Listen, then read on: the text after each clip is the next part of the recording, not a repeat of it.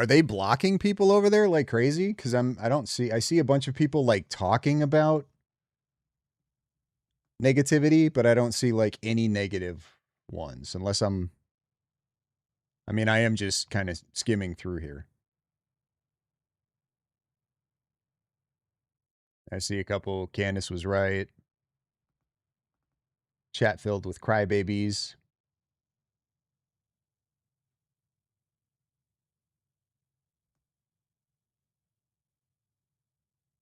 If you don't like the chat, then just like close the chat. Not justice until the real perpetrators are held accountable.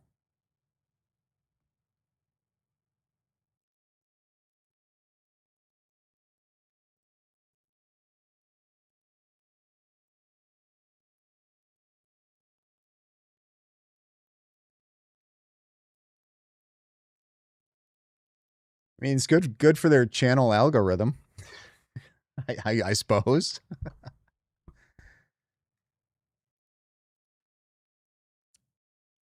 The chat needs moderators. They don't have any mods over there. There's got to be mods, right? They don't have a mod. Oh, the chat from yesterday that you were talking about. Well, it's getting kind of lively right now.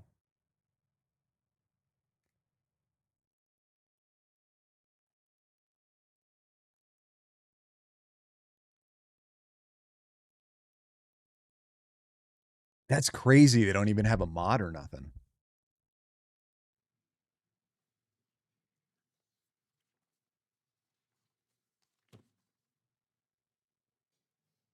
I haven't watched them do a live stream. Do they have commentary or are they just live streaming the trial? Oh, here we go. Sweet.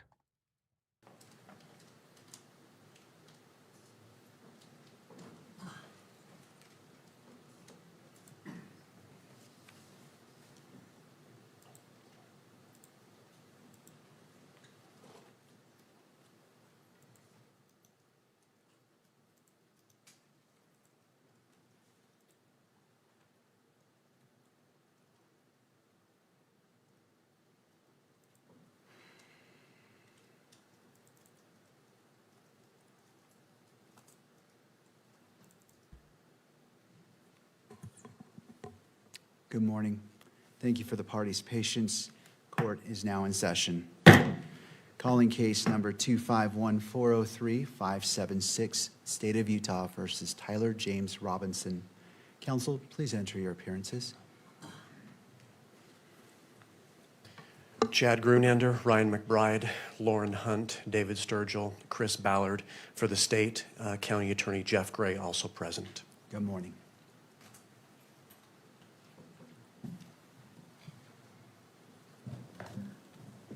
Good morning, Your Honor. Kathy Nestor, Richard Novak, Michael Burt, and Stacy Visser here for Mr. Robinson, who's seated at counsel table. Good morning. Good morning. Ooh, Kathy's back. Good morning, Mr. Robinson. And for the record, the court also recognizes the presence of Miss Erica Kirk. Sorry. Good morning, Miss Kirk.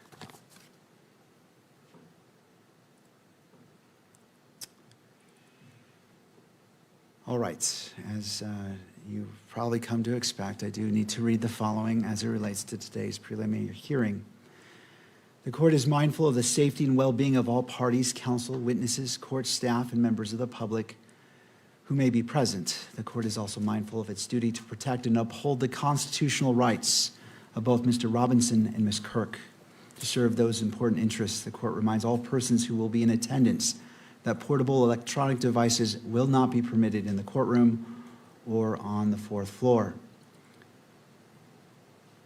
And this prohibition does not apply to legal counsel and support staff for the defense or the state or the media in this matter, or the equipment permitted under any electronic controlling electronic media coverage order, and includes the counsel for victim representative Ms. Kirk. I do ask the parties, the attorneys, if you will join me in turning off your ringer to ensure that we do not have any interruptions. So I am turning off my ringer, and I invite you to do the same. Every person who is in attendance today and every day will be afforded the dignity and respect due to them. And pursuant to the standing decorum order by the court, all spectators shall be quiet, civil, and orderly. Spectators shall not engage in any distracting, disruptive, provocative, disrespectful, uncivil, or threatening behavior of any kind. Spectators shall not make any audible comments of any kind, shall not shake or nod their heads, shall not otherwise make any gestures during the hearing. Spectators shall not wear or display pins, buttons, signs, clothing, or photographs expressing support for or against any person related to this case or to the status of this case as a capital offense. All right. As we begin this morning, I wish to I've taken a lot of time to think about the comments made by the parties yesterday, and there were additional briefings and a motion filed last night, and the court took the necessary time to readdress it and look at it and be prepared for this morning's proceedings.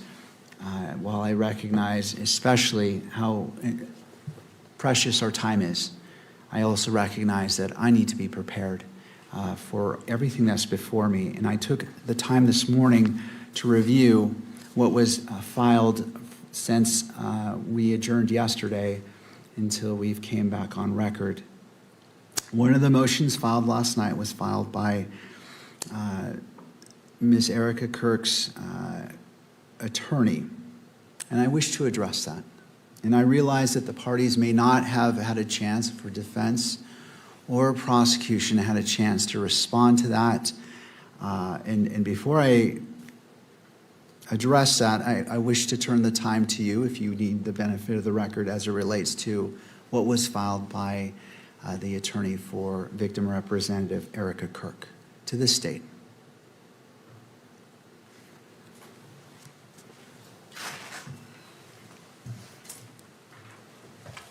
Good morning, Your Honor. Christopher Ballard on behalf of the state. We have reviewed that filing, and we believe that it fully accords with our position in our filing this morning that publishing exhibits to the courtroom is entirely appropriate and indeed honors the victim representative's right to be present in at this hearing. Thank you, Mr. Ballard. To defense, Mr. Novak. Thank you, Your Honor. I read the pleading. I believe that every order that this court has made to date complies with and respects the victim's rights under the Utah Constitution. I think that the rulings that the court has made the last few days do so, and I don't believe that the issues that are presently before the court going forward with the hearing with respect to exhibits in what I'll just call the 16 series interfere with any of the enumerated rights set forth in the Utah Constitution concerning the rights of a victim representative in any criminal proceeding. So that's our position. And I want to also be very mindful of timing issues because we spent a lot of time arguing without the court having the benefit of briefing yesterday. But we have witnesses we have to get to, including a defense witness who is not available after tonight. So I could, of course, as Your Honor knows, say much more, but the court has all the briefing, and I think we should move forward. Thank you. And as it relates to transparency and publication, does the news media wish to be heard on this issue? So we're going to get to see a defense witness today. Only That should briefly, be Your good. Honor. I've also reviewed the submission from yesterday. The court has always set this three-step process, and I think taking each of those stages, admissibility, publication to the courtroom, and coverage by the in-court cameras are three separate inquiries. Of course, the media believes the media will be the party who stands here at this lectern and says, we believe we should see as much as possible. We're maximalist in that way, while recognizing the importance of protecting all the rights, including fair trial rights. But the idea of publishing something, of keeping something off of the cameras at the rear of the courtroom, but publishing it to those who are present here also is a meaningful step towards transparency. And to the extent that the court is not comfortable with placing something on the video feed, the media does believe that allowing the media representatives who are here and the members of the public who are here to view that, even if those watching on the live stream cannot, is a meaningful victory for transparency, and we of course support that. Thank you. Weak. All right. Weak. Your Honor, the state would like to be heard on the briefing, briefly, For, the briefing that was submitted last night. all right, so I want to address the motion filed by the attorney for the victim representative, and then we'll transition to that. I'm just trying to do it incrementally so we can get it all addressed. So in regards to that, and I appreciate the position of the parties, it is important for me to hear all sides. Article 1, Section 28 of the Utah Constitution recognizes important rights afforded to victims and victims' representatives, including the right to be treated with fairness, respect, and dignity, and the right to be present and heard at critical stages of the proceedings. The court acknowledges the concerns raised in the motion regarding transparency and the ability to meaningfully observe the evidence presented during this hearing. At the same time, the court has an independent obligation to manage these proceedings in a manner that safeguards the rights of all parties. That includes honoring the rights of victims and victims' representatives while preserving the defendant's constitutional rights, including the right to a fair and impartial process. The court has considered the request that exhibits be displayed in real time to the courtroom. After careful consideration, the court determines that not all exhibits will be visually displayed to the gallery, and notes that it will use a tiered method as described. First, whether it will be admitted to the court for consideration as it relates to probable cause. Second, whether it will be displayed only to the gallery. And third, if it will be published through the camera to the public at large. This ruling is not intended to diminish the significance of the victim's representative rights or concerns. Rather, it reflects the court's responsibility to regulate the presentation of evidence in a manner consistent with the integrity of the proceedings and the fair trial rights implicated in this manner. The manner in which evidence is displayed remains in the court's discretion. That discretion must be exercised in a manner that is appropriate and appropriately balances Mr. Robinson's constitutional rights, Ms. Kirk's rights as a victim representative, and the court's obligation to conduct the proceedings that are fair, orderly, and appropriately transparent. Transparency is an important principle, but it must be maintained in a manner consistent with the constitutional rights and protections afforded to all parties. The court does not make a blanket ruling as it relates to any exhibit, and as previously stated, each exhibit will be afforded its own due in weighing whether it shall be published to the courtroom or beyond or not. And that concludes the court's ruling on that motion. All right, counsel, the last matter as it relates to the briefing, I'll hear that, and there is a slight edit to, and I'm not sure when the state wishes to publish State's Exhibit 16. So turning to the state, do you wish to be heard about the motions filed last night prior to the publication of Exhibit 16? Again, it's your choice on how you move forward. I just want to see which order you want to go. We do want to be heard on the briefing from last night, and specifically about Exhibit 16. I'm understanding Your Honor has an additional edit to that. Is that correct? I do, and there might be value in hearing that, so that may or may not change your positions. So let me just put that on the record, Okay. and then I'll hear from you. I just want to make sure you're able to be afforded everything. So as it relates to the edits, last night, I believe it was between 6 minutes and 57 seconds and 20 minutes and 29 seconds, which is not to be played, and then 32 minutes and 55 seconds to 35 minutes and 47 seconds, which is not to be played. And I believe that what I received reflects that. And is that the understanding of the parties? That's a chunk. All right, the state has said yes to the defense. I'm not saying if you agree with it, I'm just saying, does it reflect the timestamps? May I have a moment? Absolutely. Oh, of course, Novak wants a moment.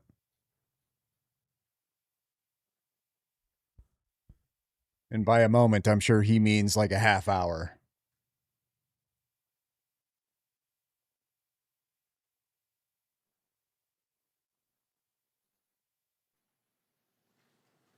Go ahead, Judge, I think, Your Honor, and then let's just see what the court is referring to. Well, I'm asking, did you receive a copy of the edited video? Okay, so I'll answer that question directly. The state sent us a copy of the edited video. The redactions of the audio were exactly as the court ordered, but we noticed that the video, which followed, ended up being inconsistent with the redactions of the audio. So I brought that to the state's attention last night. I believe that they ultimately forwarded to the court what I'll call version 2 of the redactions, which redacts the video that would have made the audio redactions sort of superfluous or You're a real one, ineffective. Ben. So that's sort of where we are. But we may be not communicating with each other about the same issue. I'm not sure. Well, okay, I just want to make sure that in regards to what was to be cut out comports with those timestamps I just gave. It does, plus the parties believe that additional video needed to be cut out to match the court's intentions with respect to the audio. Right, and this is what I'm going to next. Mr. Ballard? Yes, Your Honor, I think we're on the same page. We did, in conjunction with discussions with the defense, first of all, we prepared the redacted video as Your Honor ordered. Then after discussing with the defense, we prepared a second version. Thank you for the 5 gifted, Mike. Still maintained the audio Appreciate it. portions as the court ordered, but we took out the video portions that the defense brought to our attention. All right, and I didn't see that, but here, and this is the court's own independent finding after spending significant time last night reviewing it. So I'm requesting a video-only redaction between 20 minutes and 29 seconds and 25 minutes and 23 seconds. And so what I looked at was what was on screen. So any video showing anything other than Mr. McBride and Lance Twiggs was to be redacted, with the exception of the screenshots of the images pulled from the surveillance video and the FBI bulletin, which I believe was also briefly displayed. I think we're all on the same page, based on what the court just said.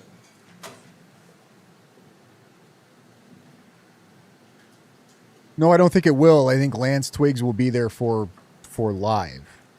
I don't think we'll see any Your of Honor, I this think video we at all. have just a 1 second difference. Our timestamp is 2522 of the additional edited version, but I think it still omits the video portion that we're discussing.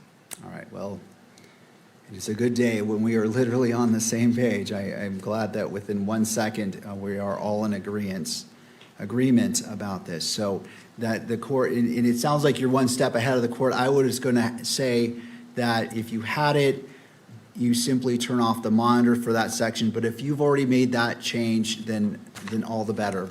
There are 2 additional changes as well. And this is very short, and so I'll leave it to the state if you wish to just in real time pause and fast forward or wish to redact it. I'll leave it to you. So the additional requested audio and visual redaction, so this is not to be played whatsoever, is 27 minutes, 18 seconds to 27 minutes and 25 seconds.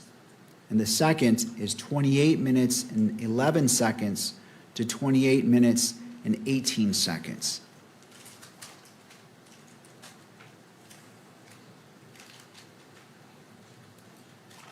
Your Honor, just to make sure that we've got that correct, the additional redactions would be 27 minutes and 18 seconds to 27 minutes and 25 seconds. Correct for the first one. And then 28 minutes and 11 seconds to 28 minutes and 18 seconds. Yes. And Your Honor, while we're talking about additional redactions, let me approach.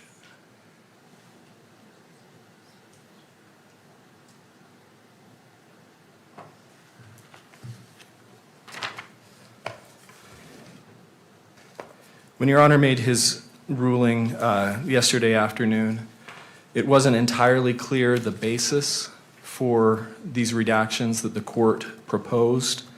The state's understanding was that those additional redactions were based on the potential that the video 1102 would be showing duplicative evidence and would be displaying evidence that would be duplicative of future exhibits, and then also potentially a concern about admissions by the defendant.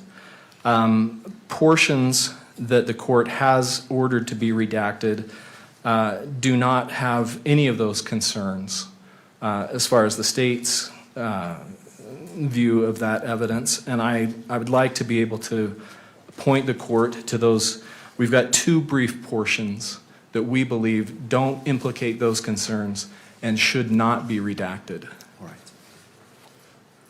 right. Does Your Honor have the transcript? I do. In front of you? Okay.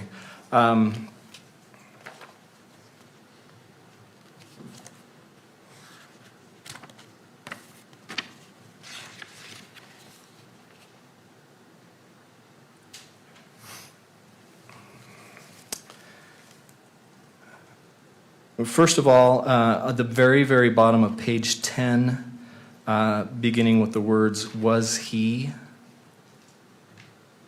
and then over to page 11, down to timestamp 1646. That portion is not cumulative of additional exhibits, and it contains nothing that could be classified as an admission by the defendant. That's the first portion. So going back to page 10, I don't see "was he" at the bottom. Where are you? How many lines from the bottom up are you referring to? You may. Oh, I see, right here. Okay, now I see what you're saying. I missed that. I was looking at the beginning of the line, but I see your point. Okay. Yeah, there's a ton of redactions So from the way it sounds. "Was he" on page 10 until, 16, the timestamp 1646 on page 11. okay. That's the first portion. And then the second portion that we would ask not be redacted is a small portion of page 19.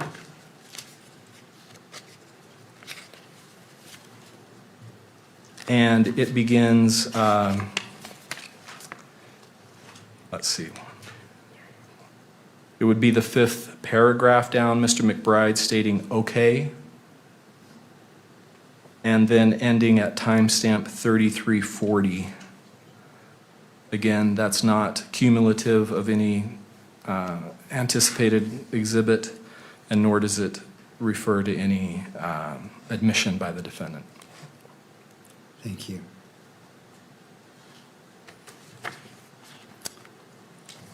Have you heard? Yes, you may.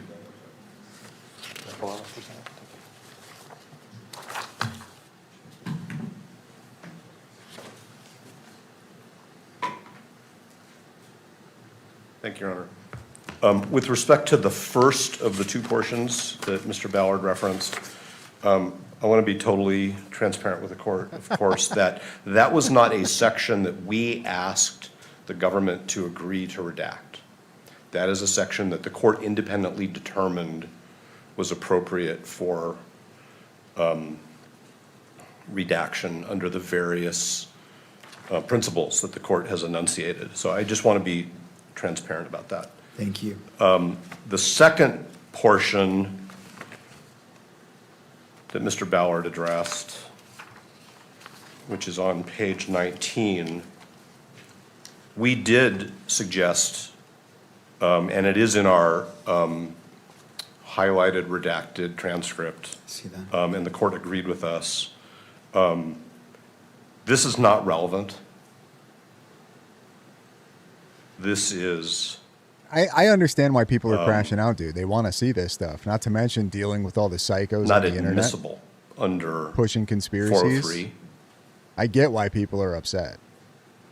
I don't understand how this questioning by Mr. McBride and the answers to these questions by Mr. Twiggs, and now I'm going to quote the Utah Rule of Evidence, has any tendency and reason to make a fact of consequence more or less true. That's the relevance question.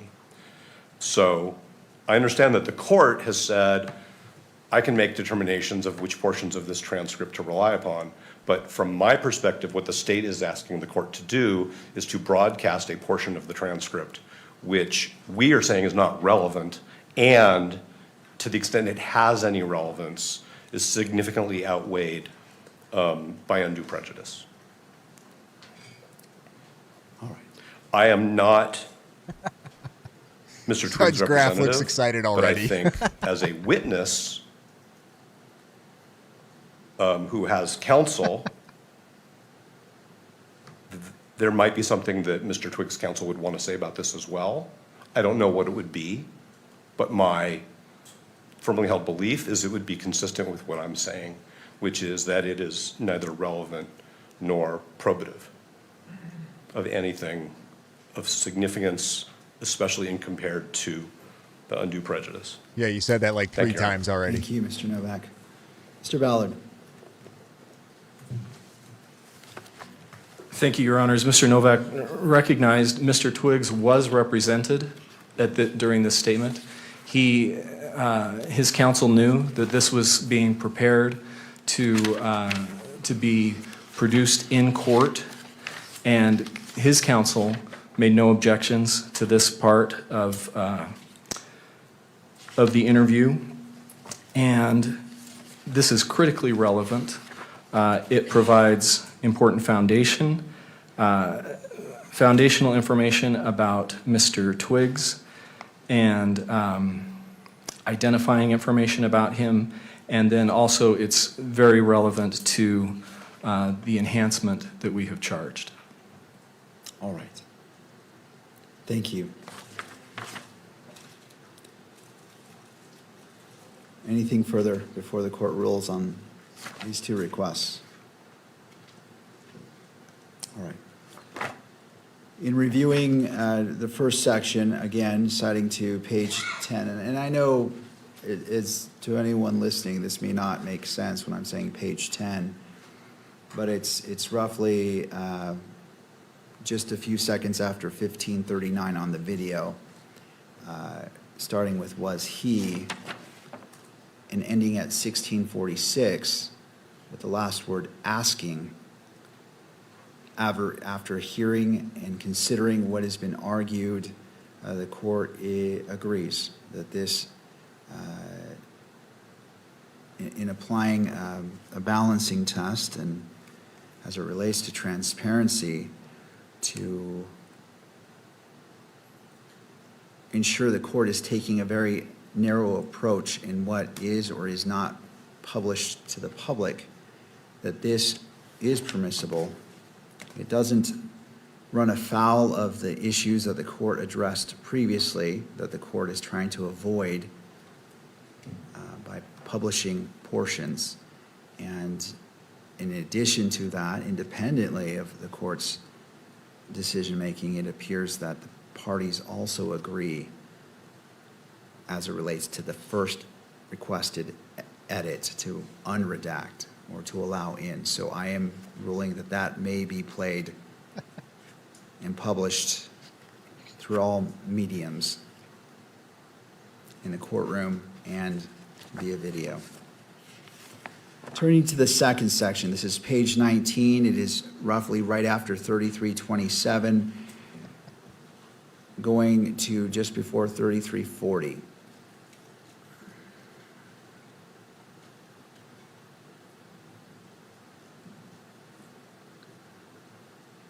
Sorry, Your Honor, just to clarify, what we asked was just before 3307. 3307. Correct, yeah. Yes. Right after 3255, All where right. Mr. McBride states, okay. I see, thank you. Let me just take a quick second to review this. I don't think so. I think this In judge relation knew to what he was that in for request today. from right after 3255, starting with okay, is that the spot you're talking about, Mr. Ballard? Yes, Your Honor. All right. And specifically to 3327, the court stands by its original ruling. That is not, there are several reasons why the court, the court's ruling isn't whether it's relevant or not. It's whether it should be published or not. And again, as previously stated, the entirety of Exhibit 16, the court is receiving without any redactions or edits. The court is considering it as it weighs probable cause. However, for publication, the court finds that the requested section from roughly after 3255, starting with okay, ending at 3327 is, the court finds that there are interests served by not publishing this to the courtroom or to be broadcast. I note the, and I recognize Mr. Novak's statement as it relates to what Mr. Twiggs' counsel may or may not assert, but the court finds independently that this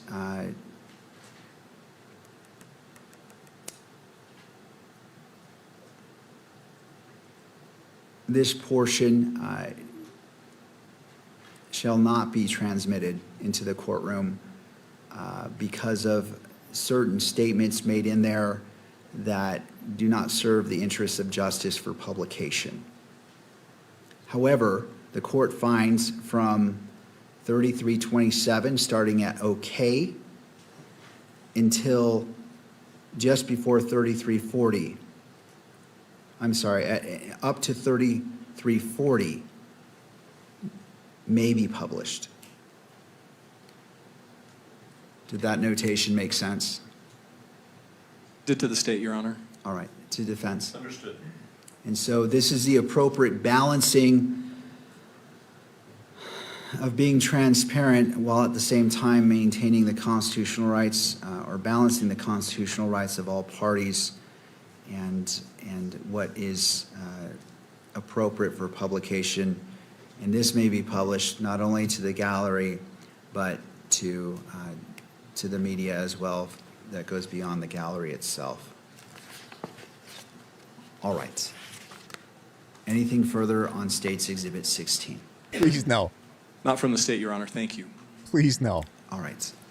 And I note the defense is nodding their head as well and not indicating any more is needed to be discussed at this point.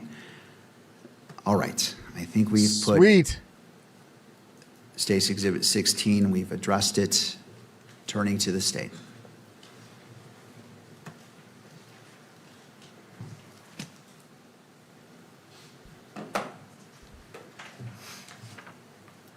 Thank you, Your Honor. We would just like to briefly emphasize a few points in the briefing that we filed early this morning.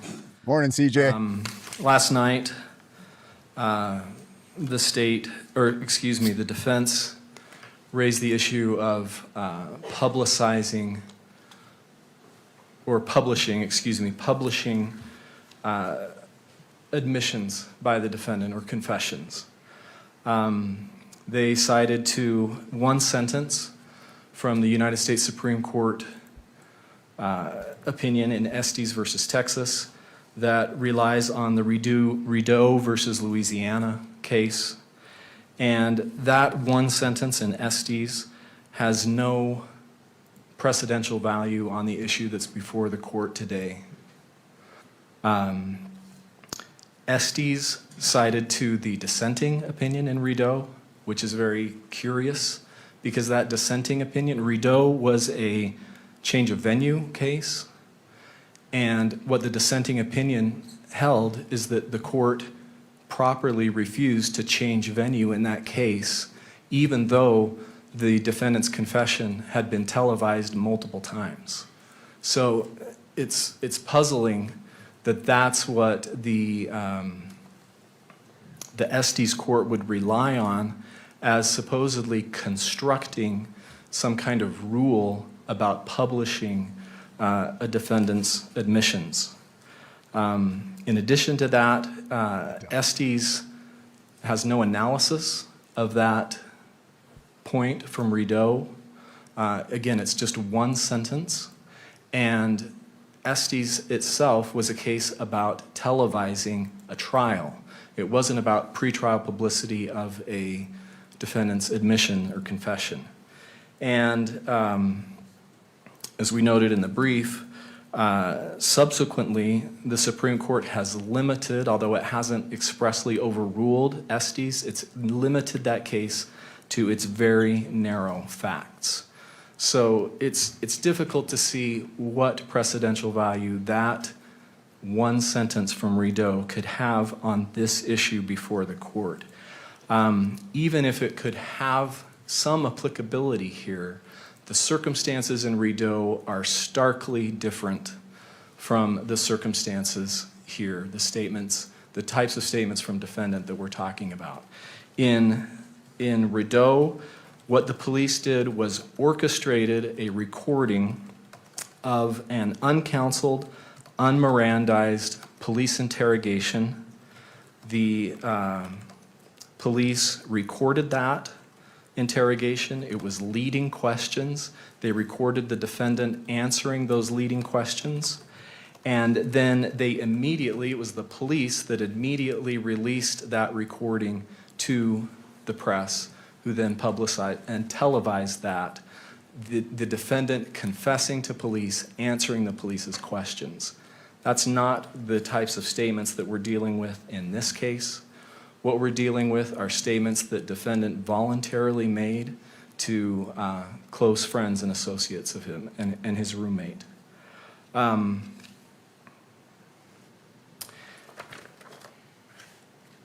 Sorry, just one other point about Rideau and that dissenting opinion. It's interesting that in that dissenting opinion, that judge that the court relied on in Estes continued on in his opinion and said it's an impossible standard to require that a trial court be a laboratory that's completely sterilized and free from any external factors. So again, it's hard to see how Rideau has any precedential value, and even if it did, the circumstances are completely different than the types of statements that we're dealing with here. The state has also cited to several other courts that have easily distinguished Rideau and have made it clear that there is no blanket ban on publishing, especially just in court, a defendant's voluntary admissions. I think the most interesting case is the Sixth Circuit case, because there it dealt with essentially the issue that we're dealing with here, which is publication of a defendant's I just want to hear the Lance Twig stuff. And that case is especially important, the DeLeslie case, because there that confession was ultimately held to be inadmissible. So an inadmissible confession was played to the public and interested media members so that in a way that it had, as if it had been played in a preliminary hearing. And even though that confession was subsequently publicized and ultimately held to be inadmissible at trial, the court did not hold that that was a violation of the defendant's fundamental rights there, that the court could deal with that through voir dire. It was not inherently prejudicial. And then the state has also cited to the Ohio case of Mamon, and then also the Alabama case, Burgess versus State, where those courts reached essentially the same holdings, easily distinguishing the Rideau sentence from Estes and making it clear that there's no blanket ban on publishing a defendant's admissions, and also that Rideau is easily distinguishable. And the court, because the court can deal with those pretrial publicity issues in the way that we've discussed several times already through the tools that the court has available in selecting the jury. I think it's also important to point out that transparency is critical in this case. This court's noted repeatedly the extensive media coverage. That's why we're having to take this additional time in these hearings to be able to discuss these issues. And transparency is critical to the state's right and the people's right to a fair trial. Where there's a vacuum in the evidence, it just fuels speculation. And then finally, as has already been argued, it's critical to the victim's right to be able to attend the hearing.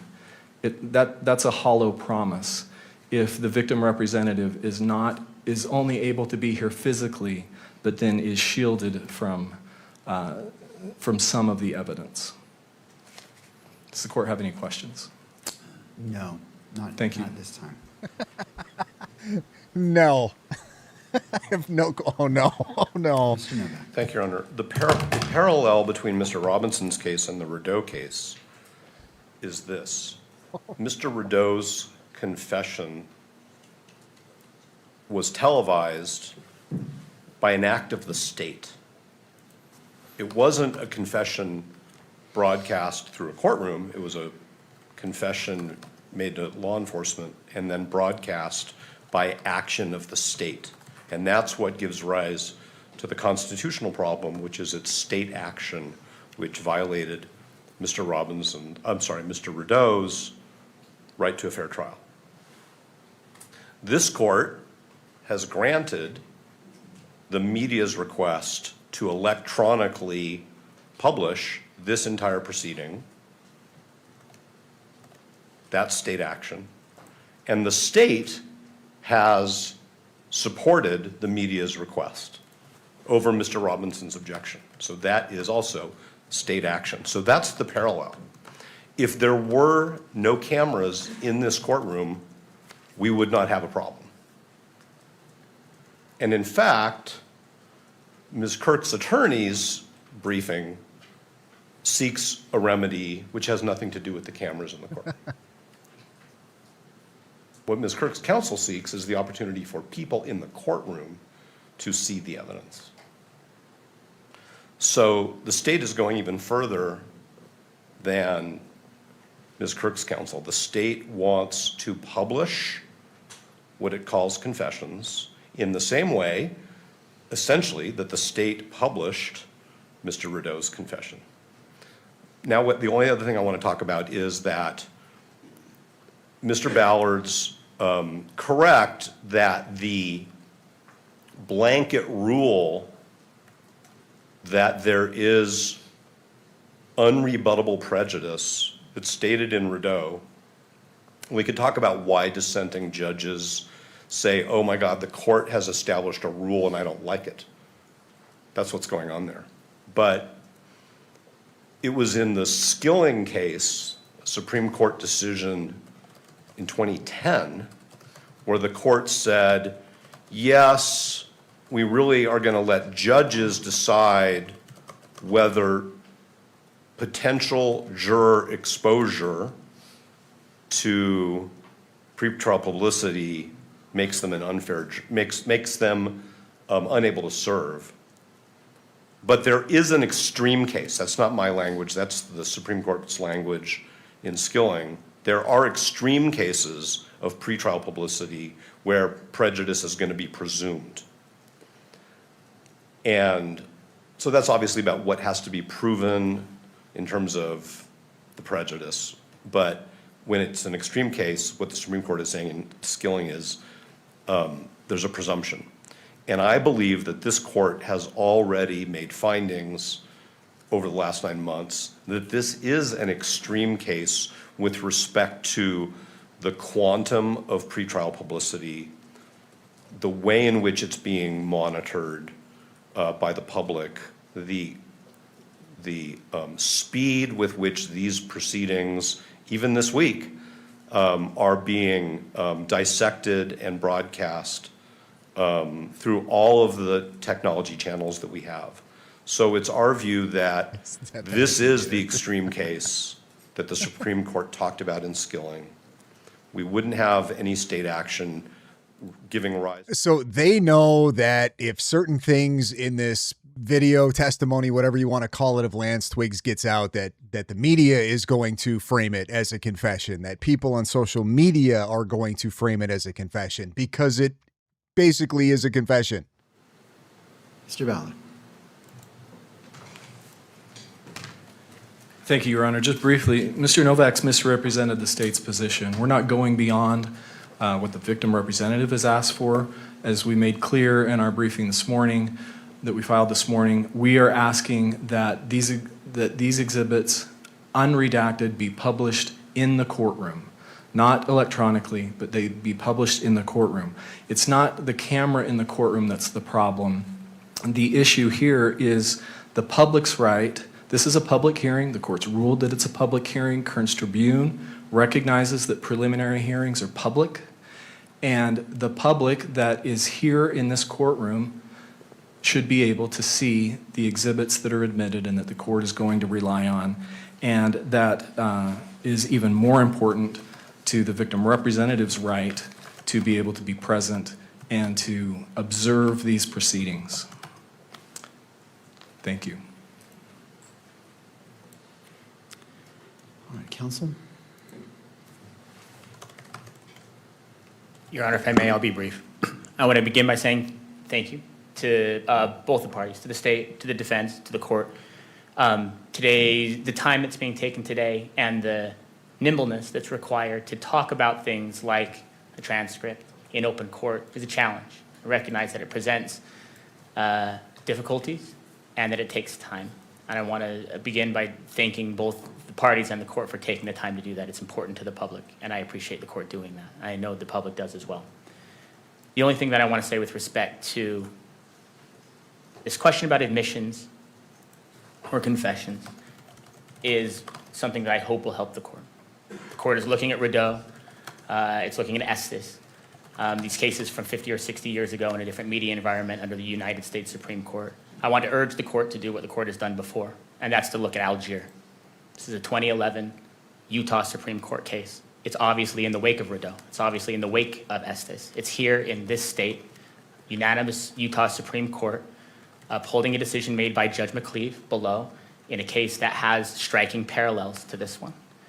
In the Algier case, there was a murder trial. The court received a letter, a notarized letter from an inmate saying the defendant in this case has confessed to me.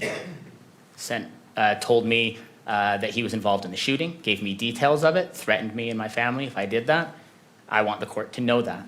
That was provisionally sealed for many of the same reasons that the court could conceivably consider keeping some of this information from the public. The court did a two-step analysis. It began by trying to determine whether or not there was a presumptive right of access to that document. The answer is yes. There is a presumptive right of access to this proceeding as well. Like Mr. Ballard just said, because this is a preliminary hearing, there's a presumptive right of access for the public. The second question was simply whether there's some kind of balancing that should be done. Notably, in paragraph 17 of that Algier case, it stressed something that we have said over and over again, which is much of the information that would be revealed through that letter had already become public at that point. And the idea of sealing a document that contained allegations or details that were already in the public sphere would only create the impression that information was being kept from the public when it was not. We stress what we did yesterday, that much of, as we understand it, much of the information that is now under consideration for the court is already in the public sphere. The right case to analyze this under is Algier. Algier would dictate in this case that the court recognize there's a presumptive right of access to this material, and that the presumption, the balancing test that would be needed to overcome that presumption of access has not been satisfied here, particularly because so much of that information is already in the public sphere. That must be an animating factor here, and we ask the court for that reason to grant access, both publication to the courtroom and, in our view, publication on the cameras as well. But we again do recognize that that middle step is a meaningful one.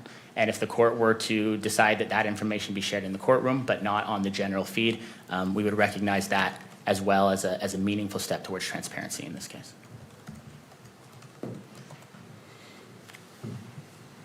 Counsel? Good morning, Your Honor. Jeffrey Nyman on behalf of the Kirk family. And we appreciate the court is trying to balance here, but the Kirk family's waited 10 months for this hearing. And they have a right to be here, and they have a right to hear the evidence. They have a right to see and feel what's going on in this courtroom, just like, and they want to understand, Judge, what you were viewing. They want to see the evidence. And we understand you have to balance, but at a minimum, this courtroom needs to be open for the evidence to be displayed openly in this courtroom, for them to see it. The Utah Constitution gives them the right to be here, and to be here and not to see the evidence, what's the point of being here? Ooh. We ask you to let the evidence be seen in the courtroom, please. Thank you for your time. Thank you, counsel. So they're arguing to show all of the Further, as it relates redacted stuff, at least to the people in court, is what it sounds like, right? as it relates to what's been briefed or any other arguments, I just want to make sure it has all been received before the court issues its ruling. No, thank you. Not from the state, Your Honor. Thank you. All right. And just to be clear, as it relates to the state's request, 16 point, well, so under the three factors, or the three levels, admission to the court, publication to the gallery, and then publication beyond the gallery, what is the request for each of these exhibits? We are asking,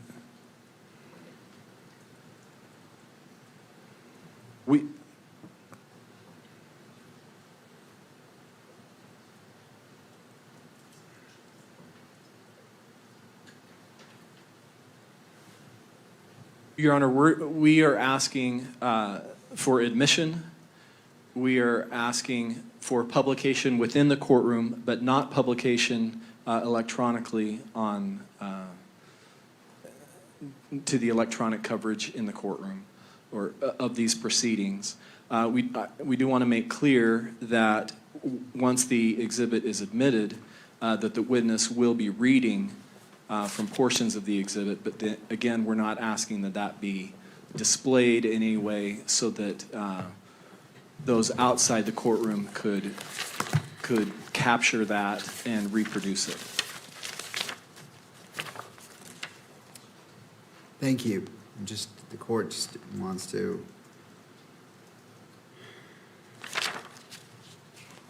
And just for clarification, 16.1 is the text messages, 16.2 is Discord chats, and 16.3 is photographs. Yes. Yeah, that's the state. That's correct, Your Honor. All right. So are we not going to get to hear anything? And finally, just gonna and this be in hasn't really courtroom? been addressed by any party, but it is a factor the court's weighing. How much of 16.1 has been published to the public prior to these proceedings? And this is open to all if you wish to weigh in. I just want to make sure that that's clear because that wasn't really addressed in the briefing, and it's a factor. So I want to make sure that that issue has been presented by the parties, if you choose to.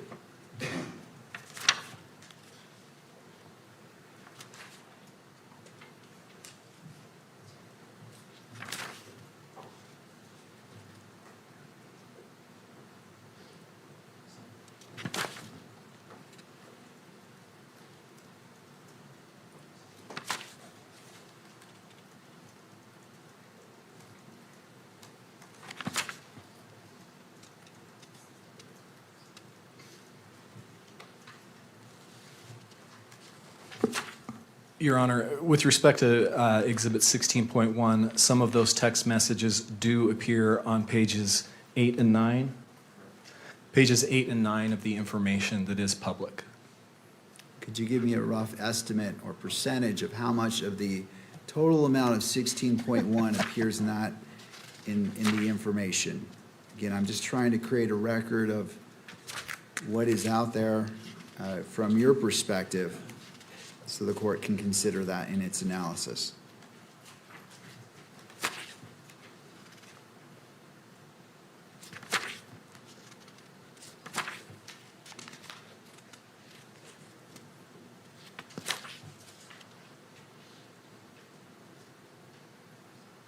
Graph is being incredibly thorough. Like this is crazy.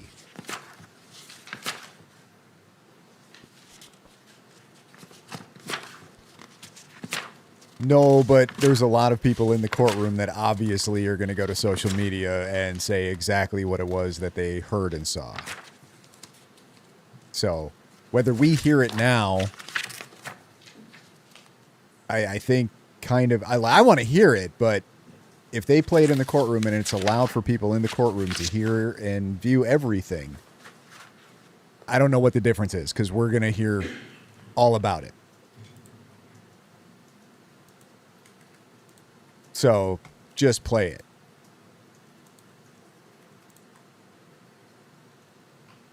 Just give it all to Elizabeth Lane so she can crap out another BS line of propaganda. Yeah, I was listening to her in an X Space last night. That woman has quite the imagination. She has it all figured out with zero evidence of anything. It's crazy where these people's imaginations go. Like they will. It's wild. If you guys don't listen to those X Spaces, I mean, I get why you wouldn't, but it's incredible how creative these people are with their theories.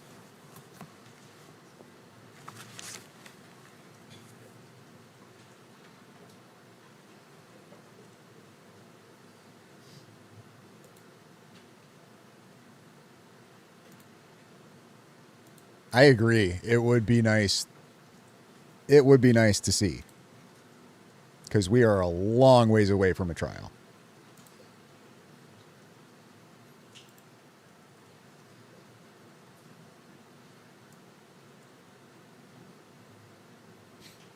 Yeah, he's also wanting to do the best he can to mitigate any kind of appeals. I understand why he's doing this, but at the same time, like, I feel like he could. He could be a little, I don't know what the word I'm looking for is. Decisive. He could be a little bit more decisive. He's being really lenient.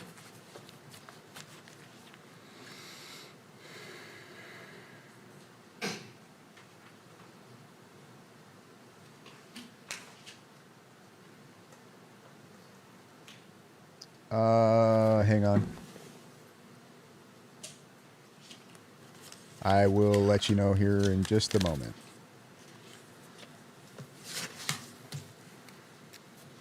Louisiana girl is the one who held the X space, I believe, if I recall correctly.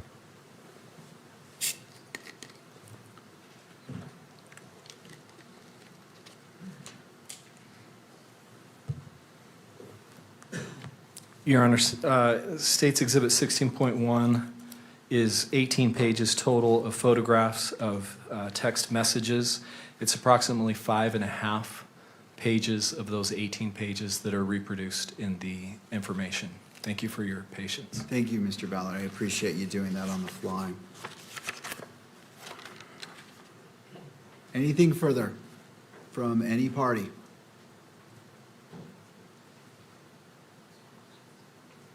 To defense? No, thank you. To the prosecution? No, Your Honor, thank you. Media? Are we going to get a decision? I'll just point out for the court that in addition to the text messages, I believe, I haven't seen the other exhibits, but I believe that at least the note itself which is another one of the exhibits is also described in the information. Thank you. Thanks, media lawyer. The Ms. Kirk's victim representative attorney.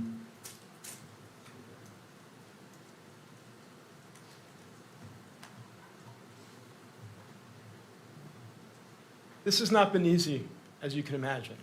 And I think the family deserves to see the evidence that's been gathered in this investigation. They deserve to know what happened to Charlie. So we urge the court to please, again, display the evidence here in the courtroom. Thank you. Thank you to all parties. I appreciate the diligence and hard work that you've put in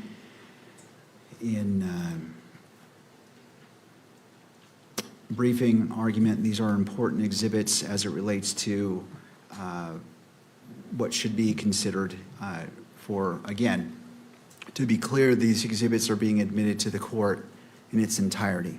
The question before the court is publication. It's in the courtroom and beyond the courtroom. And so this is the ruling as it relates to the briefing. And I know it wasn't a formal motion, but I'm just trying to be thorough in my approach. This matter comes before the court on state's request to publish exhibits 16.1, 16.2, and 16.3 during the preliminary hearing and defendant's objection to that request. The exhibits consist of text messages between Mr. Robinson and a witness, Discord messages between Mr. Robinson and others, and a written note the state attributes to Mr. Robinson. Attorneys for Mr. Robinson argue the publication of the exhibits during the proceedings subject to electronic media coverage would create a substantial risk of prejudice and impair his rights to due process under the 14th Amendment. The defendant relies on Rizzo versus Louisiana, Estes, and Skilling, and asks the court to consider any admissible exhibit for the purposes of the preliminary hearing while limiting their public display or broadcast. The state responds that Rizzo and Estes do not require a categorical restriction here. The state argues that the exhibits are materially different from the televised custodial interrogation at issue in Rizzo because they are written communications allegedly made outside law enforcement custody. The state also argues that the potential prejudice can be addressed through trial management measures, including voir dire, and that the victim representative has an interest in being present for and able to follow important criminal proceedings. The court has considered the parties' arguments, the nature of the exhibits, and the procedural posture of this preliminary hearing, the defendant's due process interests, the public nature of the criminal proceedings, and the interests asserted by the state and victim representative. On the present record, the court is not persuaded that the publication of exhibits 16.1, 16.2, and 16.3 during the preliminary hearing creates the type of inherent or presumed prejudice that requires categorical restrictions under Rizzo, Estes, and Skilling. Unlike the broadcast interrogation in Rizzo, the exhibits at issue are written communications allegedly made outside police custody and are being offered in the ordinary course of a judicial proceeding. That distinction does not eliminate the possibility of prejudice, but it weighs against treating publication of the exhibits as presumptively unconstitutional. The court further finds that any potential prejudice arising from media coverage may be addressed, if necessary, through the appropriate trial procedures, including voir dire and any other measures warranted before trial. This ruling is limited to publication of the exhibits during the preliminary hearing and does not determine their admissibility at trial, and I insert if one occurs, or foreclose any later request for relief based on a more developed record. Accordingly, the defendant's objection is overruled. As it relates to this preliminary hearing, the state may publish exhibits 16.1, 16.2, and 16.3, and the court is authorizing, with the exception of the third to last page on exhibit 16.1, because it contains information including a phone number and address to be redacted before publication in the courtroom. But as it relates to 16.1, because it was publicly distributed by the state that 16.1 in its entirety may be broadcast through electronic media. Let's That is the go. ruling of the court. Counsel, how would we like to proceed?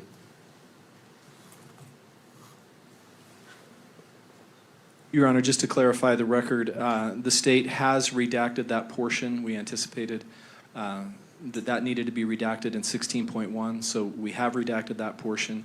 We believe that the best way to proceed now is we have the edited video ready that comports with the additional edits that the court has ordered. We propose that we take a break so that we can show that to the defense, make sure we're on the same page, and then we anticipate coming back and playing Exhibit 16. All right. Okay. All right. I appreciate the caution being exercised by all parties. We'll take a 15-minute break, come back at 10:50. Court is in a brief recess. Fantastic. All right, we're going to hop over to Andrea's stream and get her take. Let's get her analysis quick.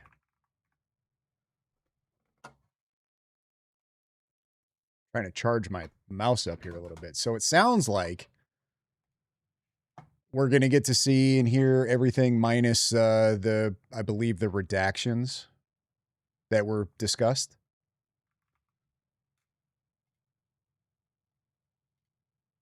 But we will get Andrea's take.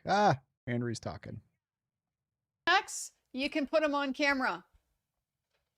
You can put them on camera. They're already out there. Didn't say they can publish the note or the Discord chats. So I don't love that.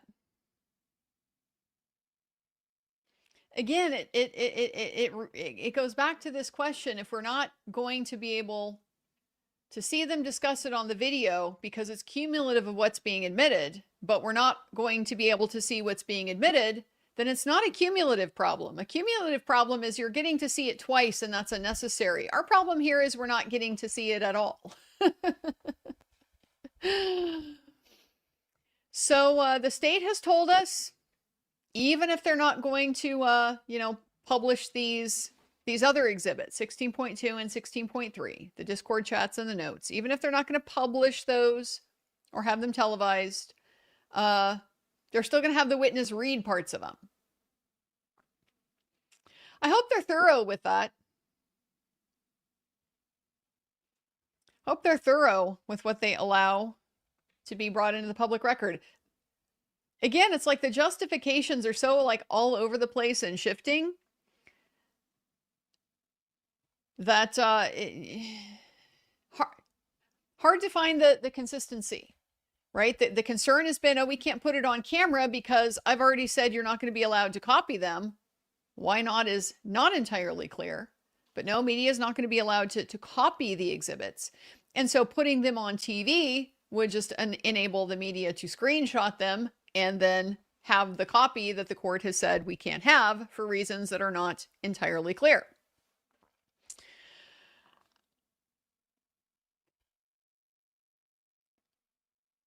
But somebody reading it under this reasoning should be fine.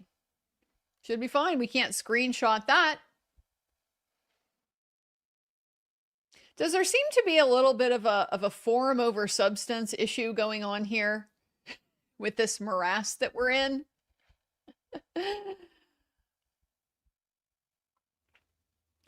It's the same information. It's just got to be delivered to us verbally in words instead of visually in writing. Instead of visually. Because it makes such a huge difference. This seems just really retarded. Not intuitive, not common sense. Retarded. Why would this matter? Andrea. Why would this distinction matter? Why does it matter? I'll say it for you, Andrea. I don't know that that's really been articulated. Why is it okay to hear it but not to see it?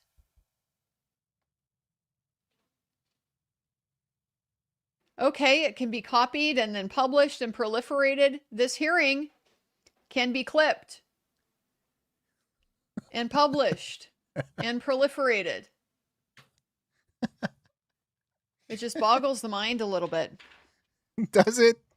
Does it? As far as the note's concerned, again, we already know what the note says. I mean, under his reasoning, if the texts, we're getting to hear them and have them published because they're already public, the note's already public. The contents of the notes are already public. And so I'm not even really that concerned about the contents of the note. I sure would like to see the photograph, though. I'd like to see the condition of the paper. Go ahead and redact the words. We already know what it says. We've been told. But I really would like to see the condition of the paper. I agree. We're all kind of curious about that. Who did that? Who did that? Is that why Lance needed immunity? Was that Tyler doing it? Consciousness of guilt? We'd all like to know. I think that seems kind of important to understanding what happened here. What's at stake? Who participated? How? And the significance of this evidence. The evidence has very different meaning if it was a note left by Tyler for Lance, as is reported in the text, and Lance himself voluntarily, of his own accord, destroyed it.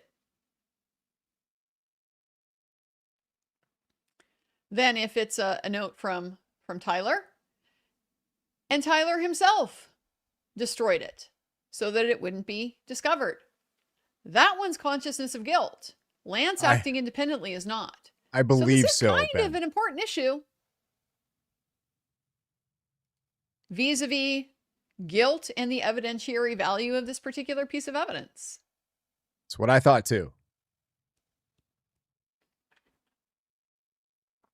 But then I recall like there was like a picture of it taken or something. I said, and I knew the court's not going to adopt a maximalist position. They rarely do, you know, find the middle ground. But I just hope they see the problems that it's creating and the inconsistency, the problems with the reasoning.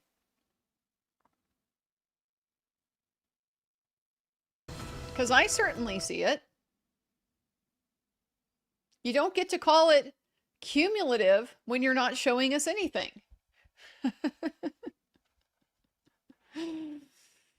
Ay. Well, we're going to have to see how this plays out.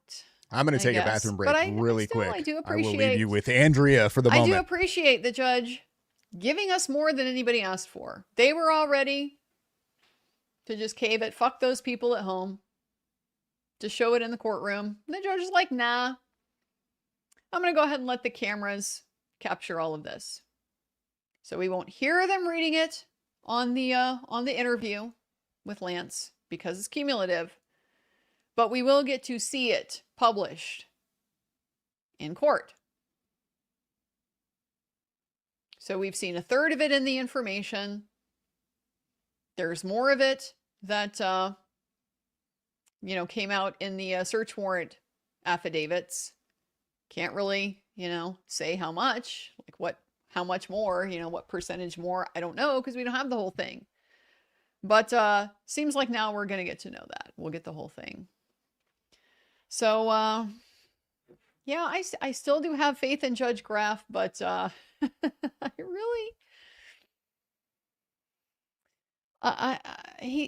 know he's got to be attuned to the difficulty that he's in. And that the logical inconsistency here is a tell. It's a tell that the logic itself is not driving the train here with these decisions. It is being used as a justification for what they want to do and what they think is the right way to handle it, which I also do appreciate. I appreciate the judge wants to do this right. But what's right is, or should be, driven by the law. And so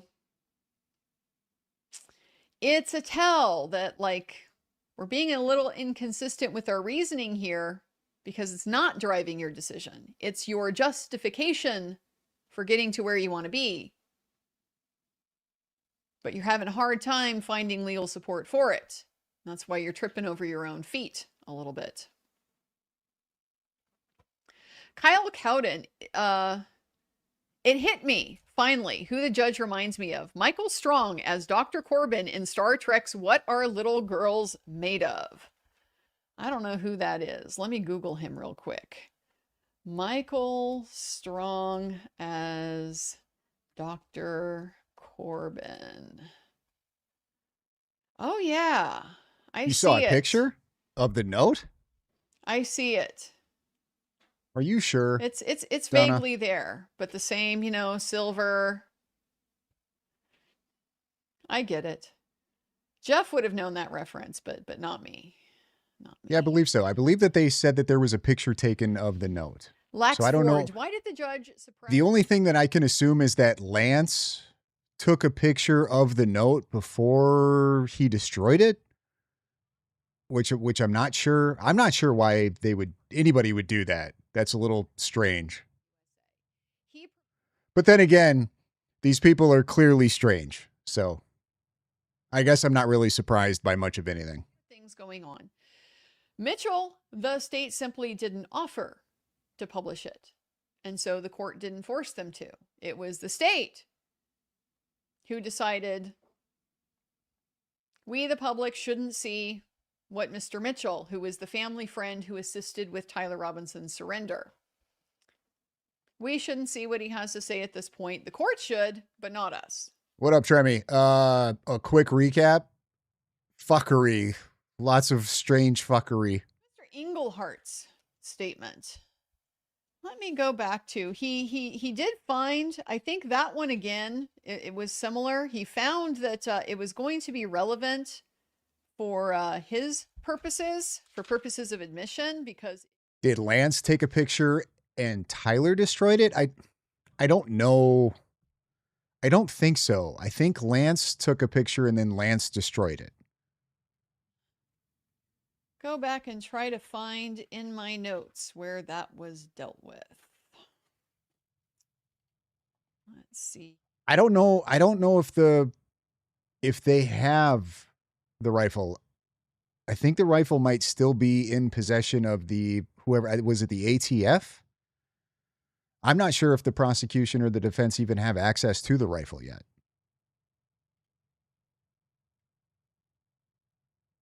Okay, found it in my notes. Here's the argument. They had a relevance problem, thought maybe he got help from one of the lawyers writing it. Has to do with Christianity. Defense thinks it's not relevant. State argues it goes to motive and the victim targeting enhancement. We had that kind of temper tantrum from McBride where he insisted he had to talk about the substance, but then he was able. It's hard to pick up sarcasm argument without through text. Reading My directly bad. from it. Of course, we had a long record. That conversation about religion and gender, do those things intersect? Religion and politics? Marlboro Light, hey, we agree on something, dude. How about that? The internet has given everyone access to things that they would never have access to without it. That's created an entitlement to everything at all times. It's not feasible. Could totally agree. Mr. Kirk. Well, I think most of us kind of, you're right, dude. Nobody has patience. Everybody wants this. And everybody wants it for different reasons. We want it to combat the tards, and the tards want it so they can poke holes in it and continue their grift. Decision. Provisionally, he's agreeing it should be, probably should be admitted, should be published, but when it's the appropriate time, or should not be published, but when it's the appropriate time, we'll revisit it. And so it just hasn't come back up, but it's out there available to to be revisited. So we'll see what happens with that too. Lax Forge, Andrea, you should ask Andrew to file that brief. Yeah, I wish somebody had filed that brief. It sounds like the state basically filed that brief. They didn't say the word Chandler in open court, but by talking about the subsequent history, that's clearly what they're talking about. And see, we can have faith in these lawyers, guys. They went far beyond what I did last night on the stream. Someone said the rifle is in Quantico. That was one of Eco's arguments to me, although I don't know what it means to the grifters and conspiracy theorists. It's just it's an argument that they have that the defense hasn't had access to it and that they're slow rolling the process to get all of this evidence to the defense. I don't know. I have no idea. But then they'll bring that up as an argument or some type of evidence that there's a conspiracy, but then like they'll accuse the authorities of not impounding the SUV and hanging on to that. Like it's not their arguments aren't consistent and they contradict each other all the time. Glad that we're finding this educational. I mean, it really is. Really is important civics stuff. Lizzie Lil, just wanted to say, love your coverage and your hair and makeup is flawless. Okay, we can. Andrea's just going to read some super chats here. I think she's sort of done with her recap. So we will go back to the live court stream here and wait for them to do something. Barron should take notes on how real lawyers act. Yeah, I agree. But there's no money in that, guys. Although Andrea, I think she does fairly well. Probably not as well as Barron Coleman does now, but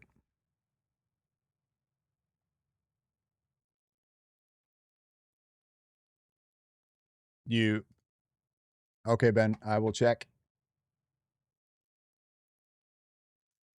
What are you saying to me? Is it bad?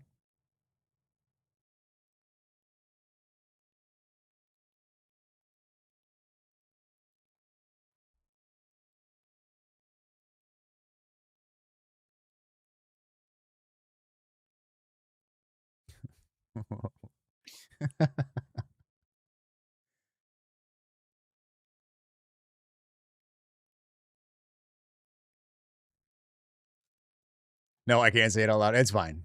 It's fine. And for you wondering in chat, it's nothing. Barron doesn't care how real lawyers act. No, he doesn't give a shit. All physical evidence would be held at law enforcement agencies at this point. Only when it's discussed in trial would it be presented unless defense. Yeah, correct. But the argument is that they have not even had access to it at all. But I feel like they could. I feel like the defense could just request to have access to it and they would be able to have access to it. Maybe I'm wrong, but yes, you can. We won't tell Scout's Honor. Secrets don't make friends, Ben.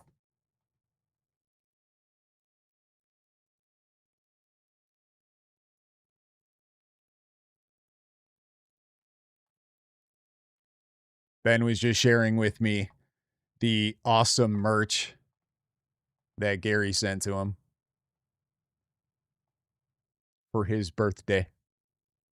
It was a hat and a t-shirt. Paramount Tactical Solutions hat and then a black Paramount Tactical t-shirt. Just want to say for the record, Gary has never sent me shit, so.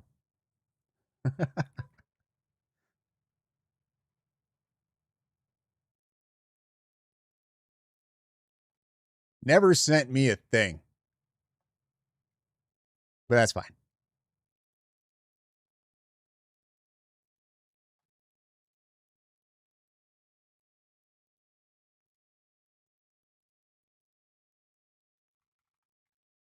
Is that real? Is Gary not on his stream today again? I wonder if he's still out of town. So if Gary's not on his stream, who's doing his Who's he got? Is Jared doing it again? Jared did great, guys. Did you watch Gary's yesterday? Jared was great. He needs to do more content.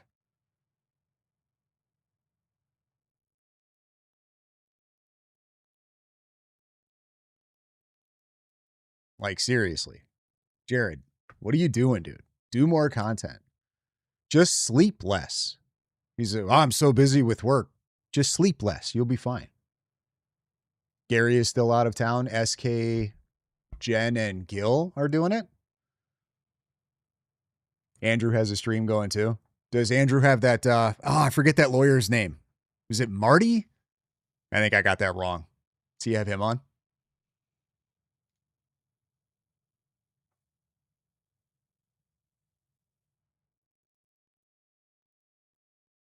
He is back, but his connection was funky because he was still driving. Okay, so was he on like a little bit?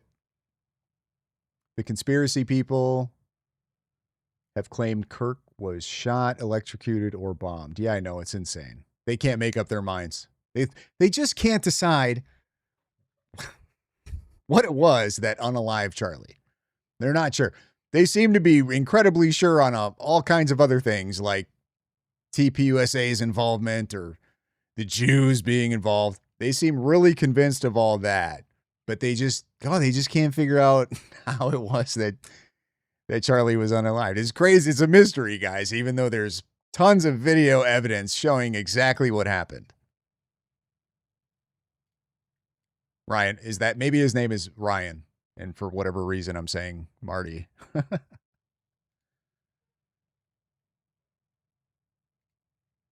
Gary sleeps like 2 hours a week. I don't think those SF guys sleep at all.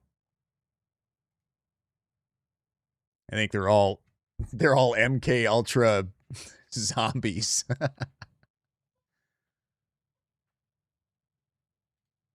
Yeah, it was just something other than Charlie being shot. They don't know what it was, but it definitely wasn't that, guys. And that Tyler didn't do it. Right. Yep. It's the Mormon bees. You know, it might be the Mormon bees. Okay, we got court back. Sweet. Let's go. We believe those have been sorted out, but we have not yet had the opportunity to show the final edited versions to the defense. All right, well, how much time do you need? Just as long as it takes to show the video, so maybe 10 minutes. All right. Well, we'll go into, well, I want to make sure sufficient time is done to do that. I'm sorry, I didn't realize that we were at this point. We'll be in recess for 10 more minutes. So by 11:05 approximately. We're going back on break? That should work, and also we can inform the bailiff as soon as we're done if it's ahead of that time. All right. So ladies and gentlemen, I apologize. I thought we were ready to proceed. I want to be respectful of everyone's time, but all at the same time keep this hearing moving forward. So court is in a brief recess. All right. Yo. Graf is over it. This judge is over it.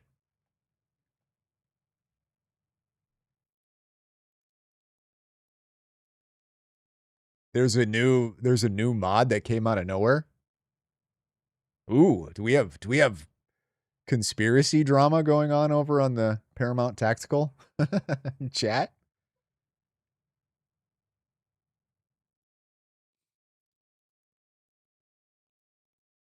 BP for America mod?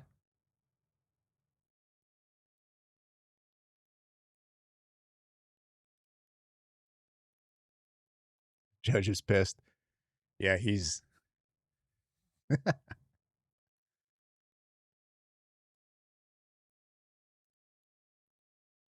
100%.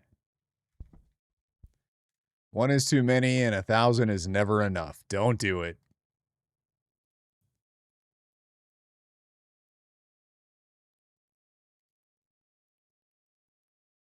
Does he seem cool though?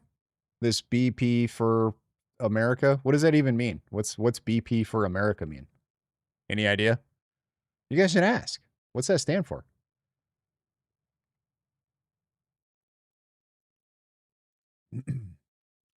Oh, you should do that, CJ. We've got to get down to the bottom of this. Is Gary being infiltrated?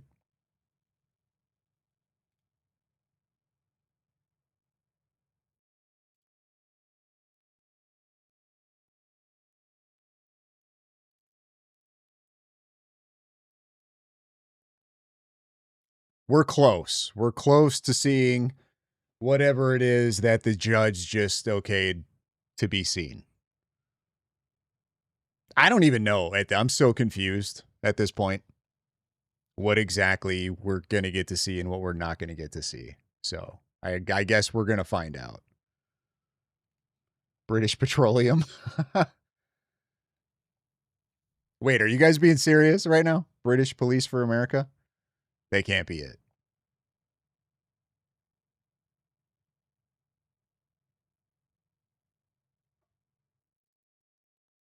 You got booted? Nothing. Nothing has happened. Nothing. The court came back from recess only to find out that the court needed to go back into recess again.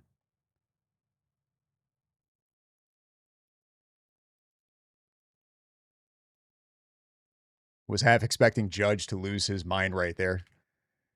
Yeah, no, he's pretty chill. He is pretty chill. But this is day 4 of a probable cause hearing. Do we know if he's going to end up being the trial judge? Or is that something like we won't know till it gets closer to that?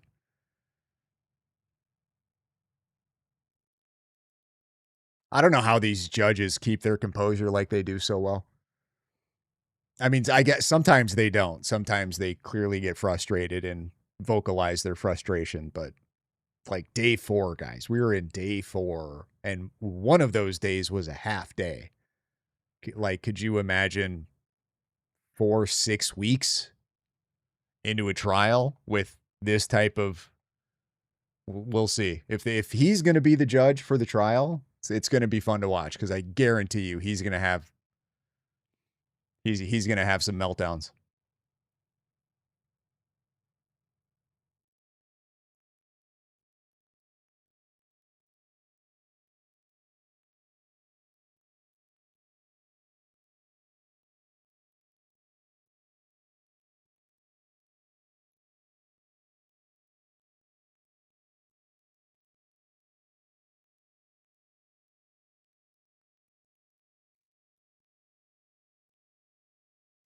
He's supposed to be, unless something happens, from what I've heard.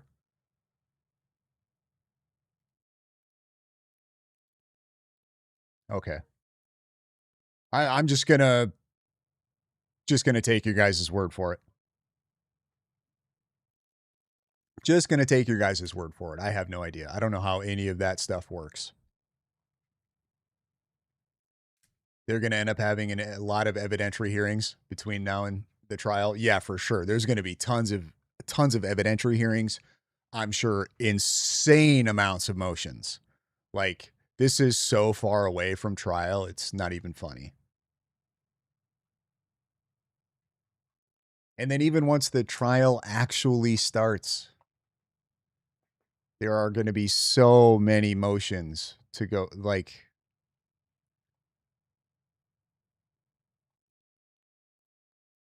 it's going to be an incredibly long, frustrating process for anybody paying super close attention to it.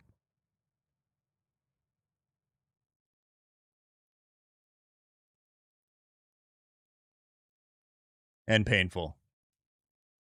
You really haven't missed any bombshells. We're going to get to hear and see something. I'm just not 100% sure what.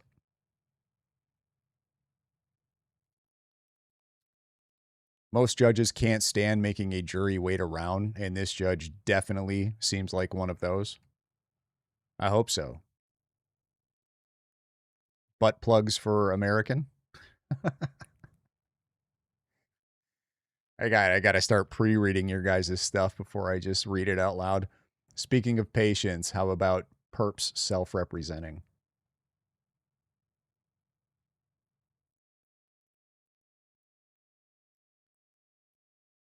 Yes, every single piece will be challenged, probably again and again, over and over. What happened to Khan? Anybody heard from Khan? Khan just check out. He's just like, I'm done with this.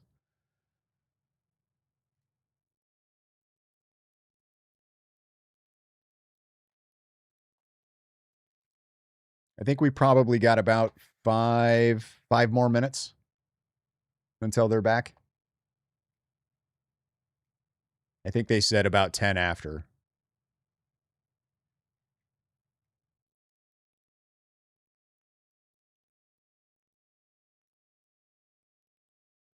You sent me? Okay.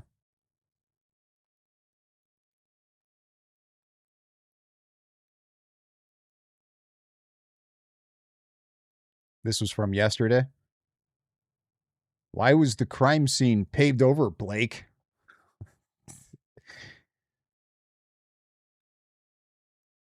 His wife can't hold that Second Amendment at night?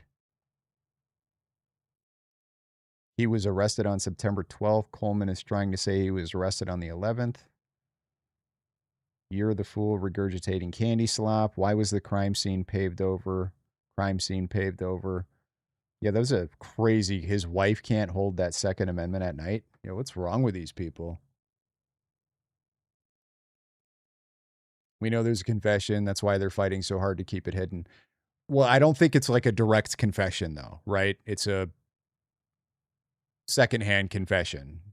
I would assume Lance Twiggs is testifying that Tyler told me this. Tyler sent me this. You know what I mean? Now, common sense people know that that's basically a confession.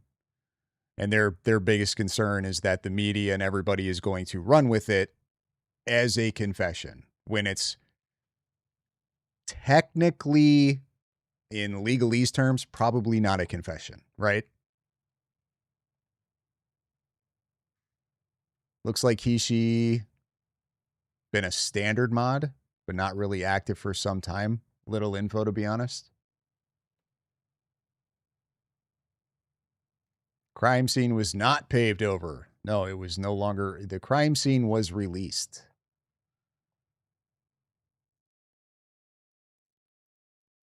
No, Khan, I think Khan left being a mod. Who else? I forget his name. There was another one that was like, I don't want to be a mod anymore. Somebody get me out of here. I forget who it was, though.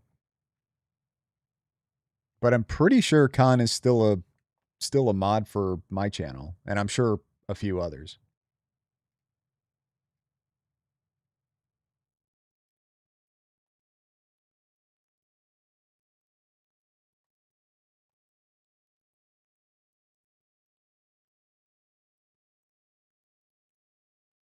Khan was also the funniest mod too. I agree.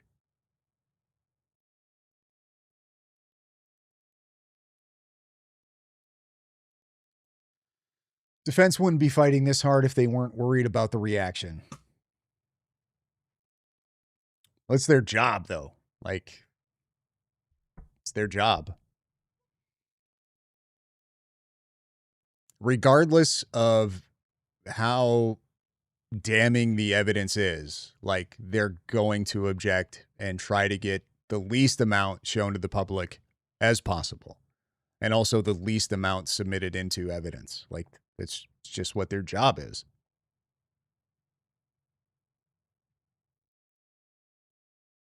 What about his parents' claims of confessing to them? Yeah, they're holding. My assumption is the prosecution is holding that one back for trial. They're not going to tip their hand in strategy when it comes to that during preliminary stuff, because that's a big one. They're not going to allow for the defense to prepare for that bombshell for the next 18 months.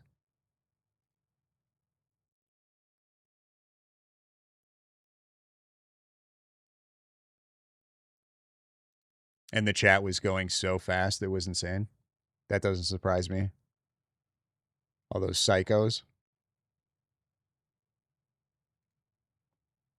Yes, it's their job, 100%. Yeah. Jeff, I think Jeff was the other. Jeff was the one. Yeah, no. He opted out of being a mod, I think, a while back. I see him in there every once in a while. But I don't believe he's a mod anymore.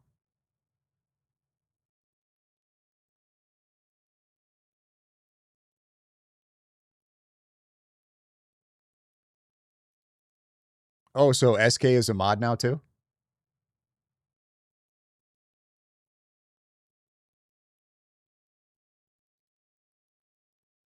And more delay tactics. Yeah. It's all part of the game. It's all part of the game.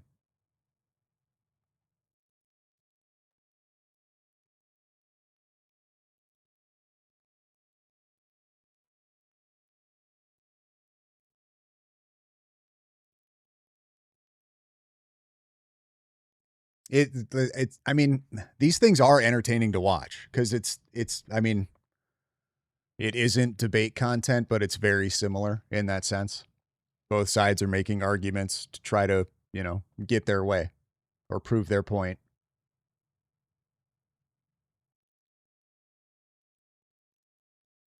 Jeff's wife is a candidate, that's why.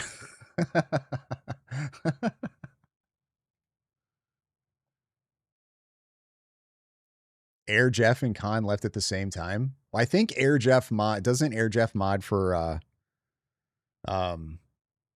fax me or whatever. I think he's a mod over there. I don't know if he got upset maybe with Gary over the whole fax me thing or what, but wouldn't surprise me.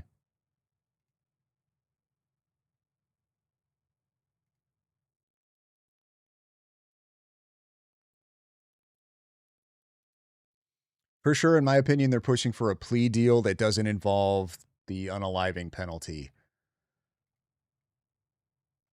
I mean, they can try to request that, right? The defense could offer that to the prosecution, but if the prosecution is feeling pretty confident about their case, I don't think that they'll do it. I think they'll say, no, we are going to trial.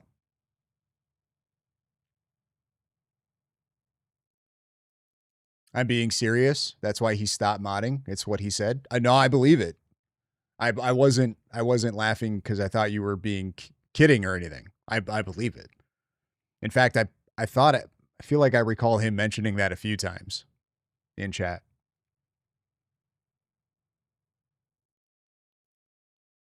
Speedy trial, good luck. Yeah, no. No.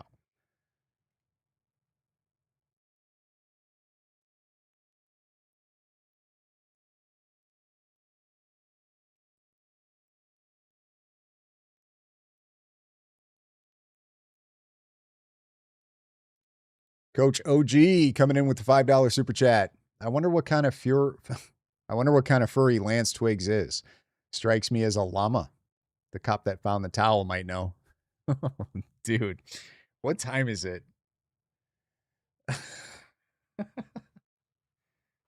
I don't even know if I'm supposed to read that out loud. I have no idea if that's TOS issues or not. What do you Thank you for the super chat. I appreciate it.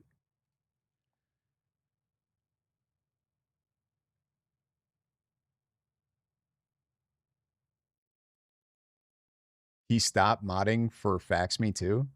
Are we talking about Air Jeff? Did I miss something? Who are we talking about, Ben? Oh, Court's camera's moving. They must be coming back.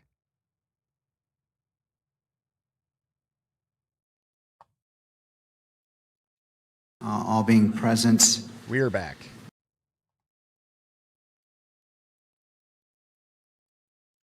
Defense to ensure that state's exhibits 16, 16.1, 16.2, and 16.3 were shared. Ms. Hunt. We have reviewed Exhibit 16 with defense, and it comports with the court's order. At this point, we would like to put Agent Davis back on the stand and continue with displaying that, publishing that. All right, Agent Davis, if you'd like to come forward, I remind you, you're still under oath. If you'd like to have a seat. There should be a water bottle to your left, and after you're situated, if you wouldn't mind adjusting that microphone and bringing it close to you so the record can pick up your testimony. Ms. Hunt, your witness. And just for the record and the court's benefit, we have made the edits that the court has ordered. We have shown them to defense. Pursuant to the timestamps that the court ordered, we wanted those to be reflected very clearly. So there are sometimes large gaps of just black, empty, silent space.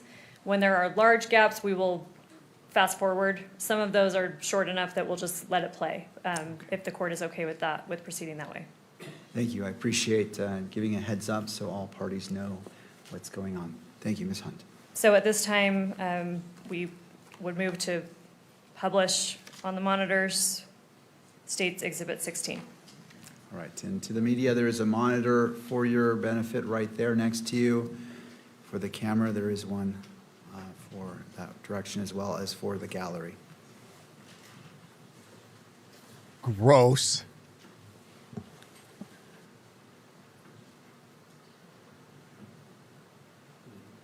All right, here we go. This meeting is to use your statement here instead of your testimony at a preliminary hearing. Understand that? Mm-hmm. Okay, so in order to do that, I need to place you under oath and also give you an admonition about false statements, okay? First, you do solemnly swear or affirm that the evidence you shall give in this issue shall be the truth, the whole truth, and nothing but the truth, so help you God? Yes. I also need to notify you that you are notified that statements you are about to make may be presented to a magistrate or a judge in lieu of your sworn testimony at a preliminary examination. Any false statement you make and that you do not believe to be true may subject you to criminal punishment as a Class A misdemeanor. You understand that? Yes. It potentially could be used as for punishment as a higher offense as obstruction of justice. In addition, I just want to make sure that our recording here is clear that you've also been given a federal agreement and a state agreement granting you immunity from prosecution for materials that you discuss now. Do you understand that? Mm-hmm. Okay. First, we're going to cover some of the things that you've already talked about, but to make it as part of this record. First, what's your name? Full name with middle name or just first and last? First and last is fine. Okay, my name is Lance Twiggs. And do you know Tyler Robinson? Yes, I do. Yeah, I do. And this is the same Tyler Robinson that's been charged with the shooting of Charlie Kirk? Yes. And would you say when you first met Tyler? I think it was 2023. I've known him longer than that, though. That was, I think, the first time I met him in person. Okay. And will you describe your relationship with Tyler when you first met him anyway? When I first met him, I didn't know him super well. He was just a new roommate, so I knew he knew my friend group, and I knew he liked playing games, but that's about it when we first, when he first moved in. Okay. Before we go on, I realized my mic was muted at the outset. Was yours on, your microphone? Okay. I'm going to repeat those admonitions just to make sure we got it recorded. Okay, so again, I placed you under oath. Just to make a record, I'm going to do it again. You do solemnly swear that the evidence you shall give in this issue shall be the truth, the whole truth, and nothing but the truth, so help you God. Yes. And again, I'm going to give you the false statement admonition. Sorry, hold on. They're saying that it's echoing, so I think this one's mic is on. Okay, sorry. I thought that was my shit. Okay, you're not on echoing. my mic, but that's fine. Okay. Get it So we together, should be good. guys. All right.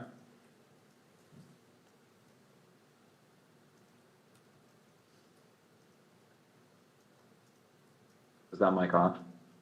Yes. Okay. I was just clicking on all kinds of shit All right, trying to fix this okay, echo. Sorry about that interruption. All right, so you said when you first met you were roommates? Yeah. Okay. And then at some point, your relationship progressed to something more than just roommates, is that right? Mm-hmm. When was that? I think we started dating 2 or 3 months after he moved in. Okay. And where did you live at that time? St. George, in an apartment complex. And is that apartment the same place you lived when on September 10th? Yes. When you lived there with Tyler, were you in the same room? Did you live in the same room or different rooms? No, separate rooms. And at that time, let's say September of 2025, what were you doing with your life? Were you working, school? I was working. I was doing like bathtub and shower repair and stuff in new construction. Okay. How about Tyler? I think he was both working. I think he was working for an electrician company then, and he was also in a trade school for being I don't know, higher like ranking electrician. I'm not sure how the trade system works for that. Okay. But yeah, I think he was both. What was his typical work day like? I think he'd leave around 7 generally and get back around 3 to 4, depending on like where the job was and how long it was for the day. And then on certain days of the week during school, like semesters, he would then later in the day, I think around 5 or 6, go to school. So, yeah. Okay. Let's jump to September 10th.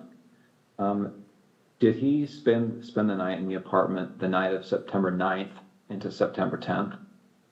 Into September 10th. Yeah, he did. Yes. Do you know when he left the apartment on September 10th?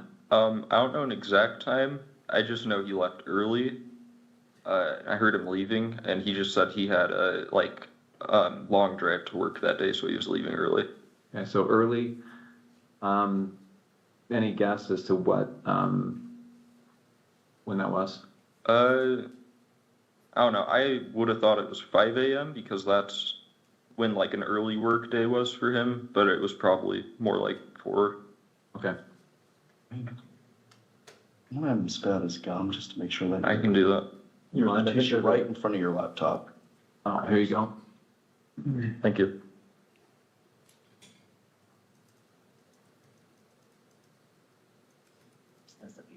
Thank you.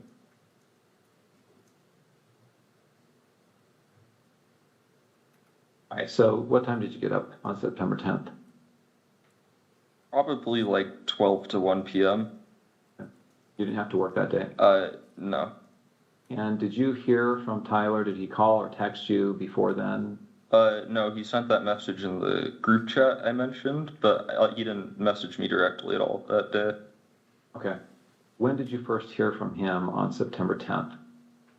It was at 11 o'clock with that like automated message. Okay, 11 p.m. Yeah.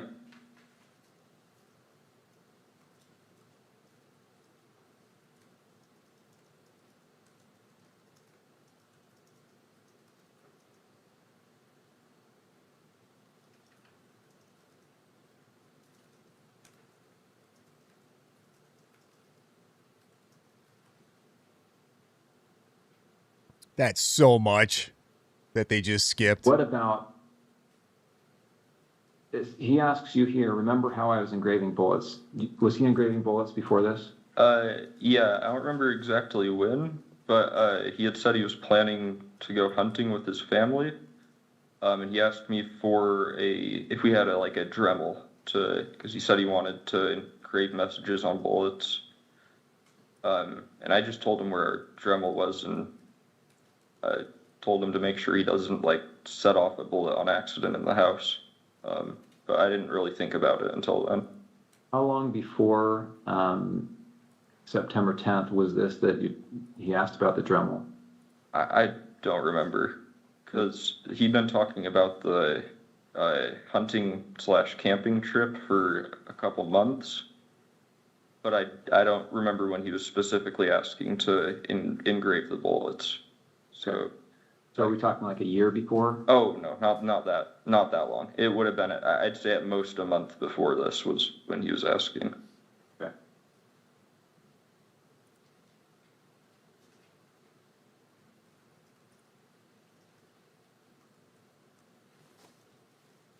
Okay. All right. You talked about the note that he left.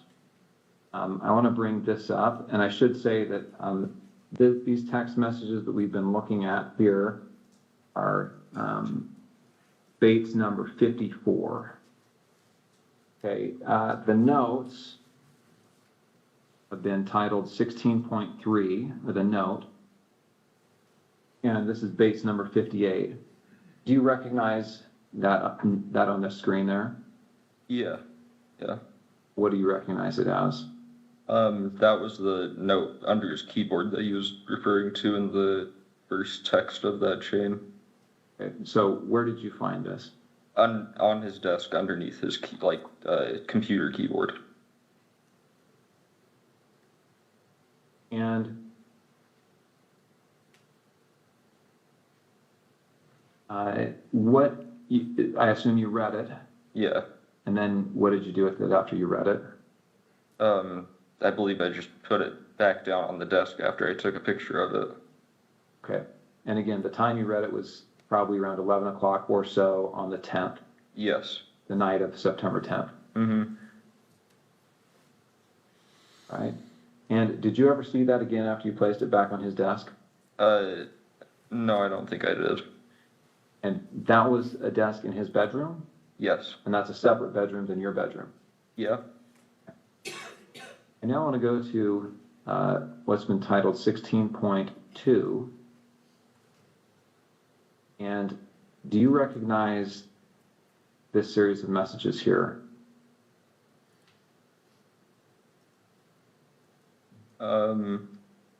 Yeah, that was the server of his friend that I was mentioning. Okay, and this is your phone again? Yeah. And I'm assuming you recognize it because the big crack up at the top. Mm-hmm. And so this is a server. Is this Discord? Yeah, this is Discord. And who are members of this server? I don't want names, just generally. Who are these people? Who are members of this is his friend group. They played D&D together every week. Okay. And I just want to scroll through this to make sure that you get a chance to take a look at it. Or go to the next page. Mm-hmm. Or yes.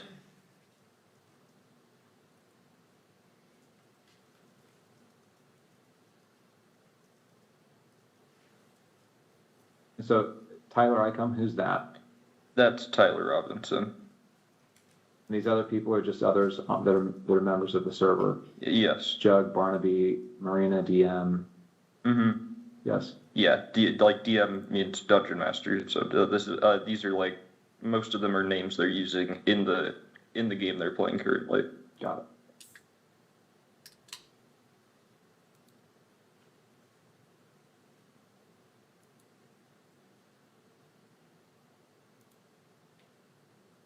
Yeah, it looks like the last text from Tyler looks like it's 8 p.m. And do you know what day this would have been? 8 p.m. on the 10th or the 11th? I would think that would be the 11th. Because at least I think so, because I don't think on the 10th that he messaged anyone before me at 11. So. And he turned himself in on the 11th, right? I thought so, yeah. Okay. So again, we're just going to go through this so that we have a record of the messages.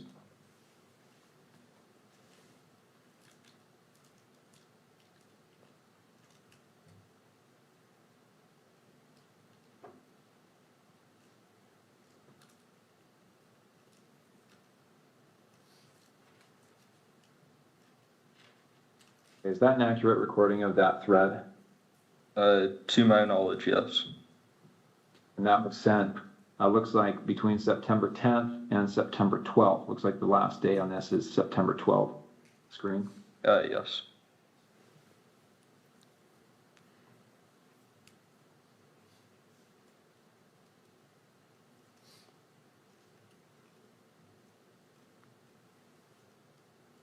Okay.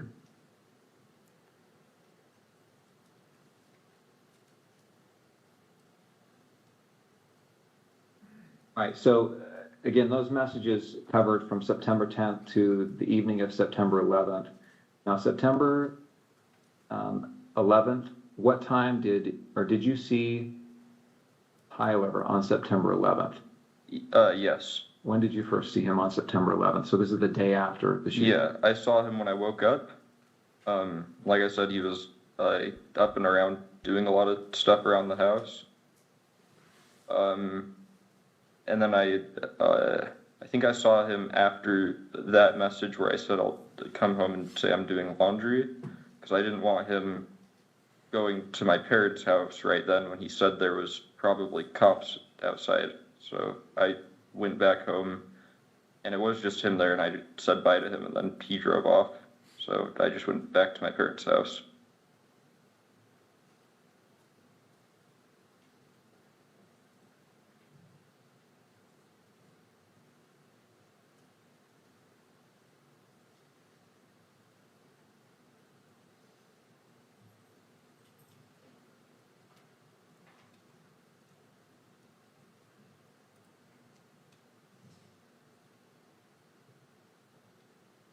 So he acted erratically.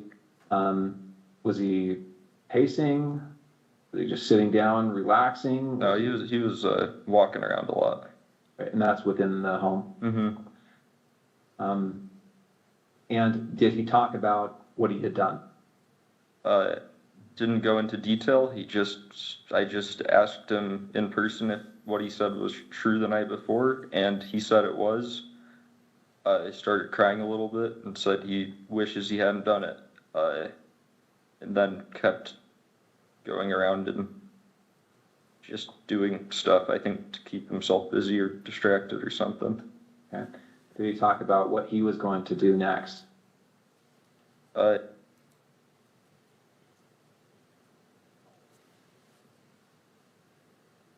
then eventually said that he would talk to his parents or turn himself over. Okay. And when you left, was that how you left, understanding that he was going to turn himself in or go to his parents' house? Yeah, and I didn't really want to be at our apartment while any of that was happening, regardless of what went down. Okay.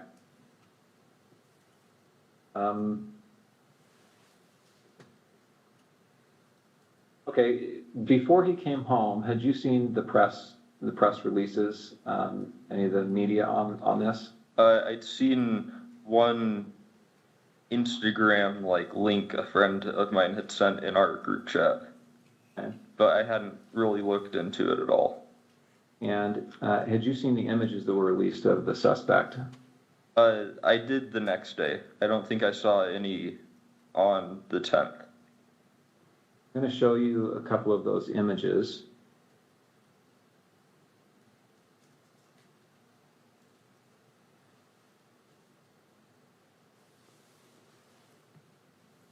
Okay, I'm on the FBI's website.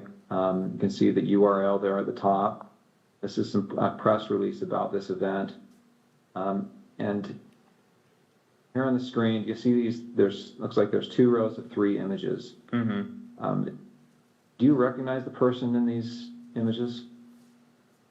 I wouldn't say it with 100% certainty just because of camera quality, but that looks like him in terms of the shoes he's wearing, the sunglasses.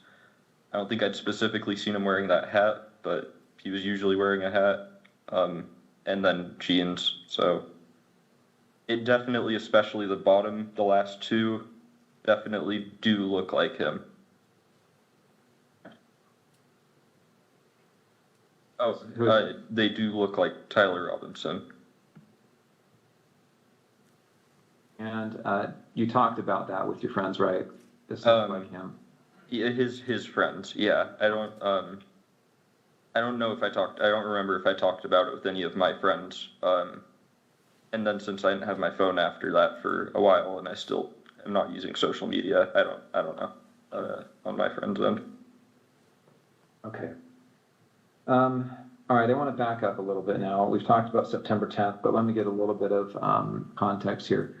So, did you game with Tyler? Yeah. What kind of games?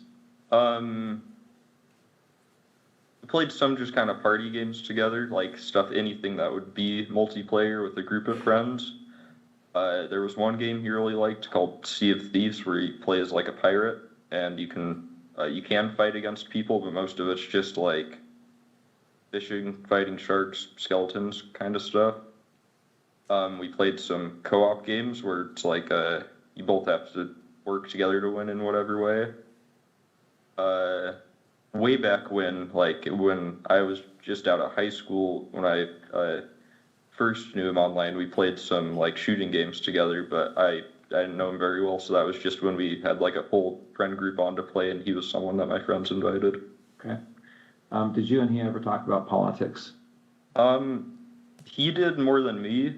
I don't really keep up with politics very much. He'd usually talk about stuff he heard on the radio on his drive to work in like their work car, since it sounds like their whole crew went in the same car most of the time. But I wouldn't say super consistently, because it wasn't a topic I really contributed much on. What about Charlie Kirk? Did he ever talk about Charlie Kirk? I personally had never heard him talk about Charlie Kirk before specifically. Okay. How about political issues? So did you ever talk about gender identity issues and LGBTQ rights? No, not really. Usually if he did talk about politics stuff, it was relating to Trump or current like policies being like issued or voted on, I think. But yeah.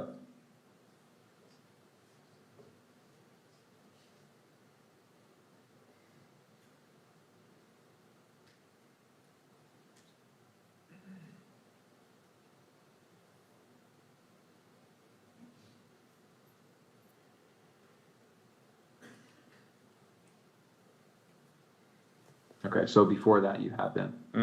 For a short time, yes. Okay. And I understand you're going by Luna at some point. To some people, yeah, but not as an overall thing.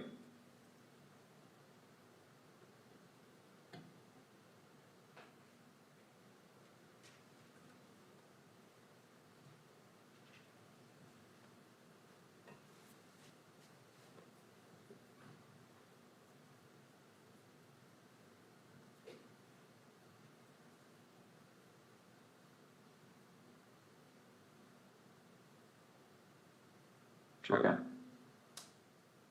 Okay. I think that's all the questions I have for this portion. Let me check and see if I've missed anything.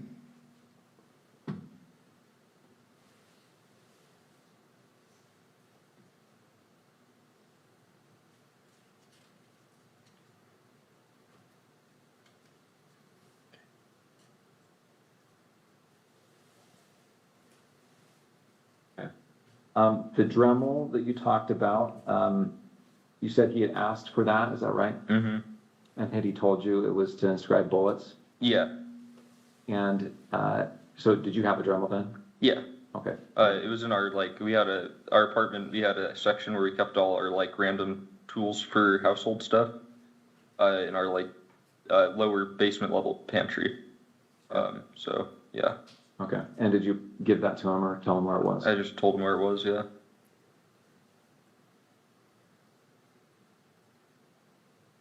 Okay, I'm going to go ahead and end the recording for the 1102 purposes.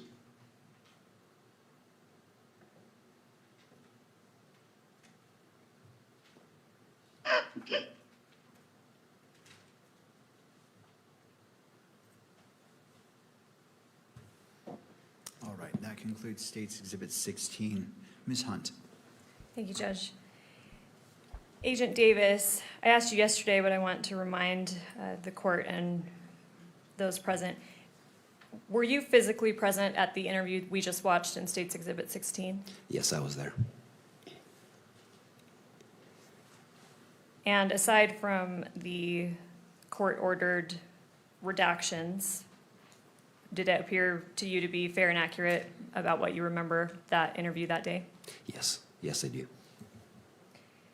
During that interview, did Mr. Twiggs, was he shown or referenced certain items of evidence? Yes, he was. What types of items of evidence was he shown?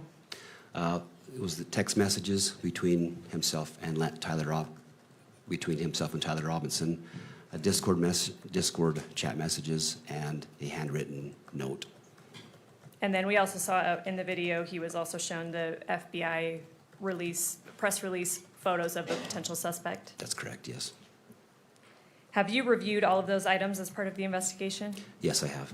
You're familiar with them? Yes. All right, I want to put just on the witness's screen what's been marked for identification as State's Exhibit 16.1. And for the record, this includes the edit that the one edit that the court has previously ordered. Thank you. Let me know when you see that on your screen.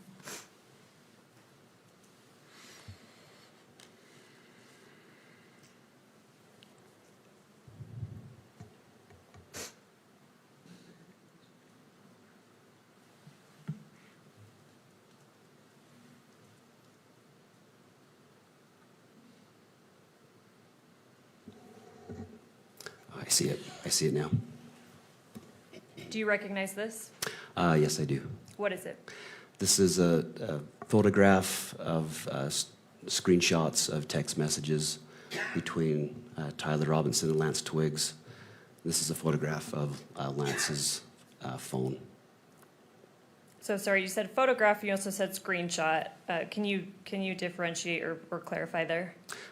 Sorry. These are photographs directly from Lance's phone. How do you know that? In Lance's first interview, he's showing the FBI agents these text messages, describes them to the agents, and at that time, his phone was photographed.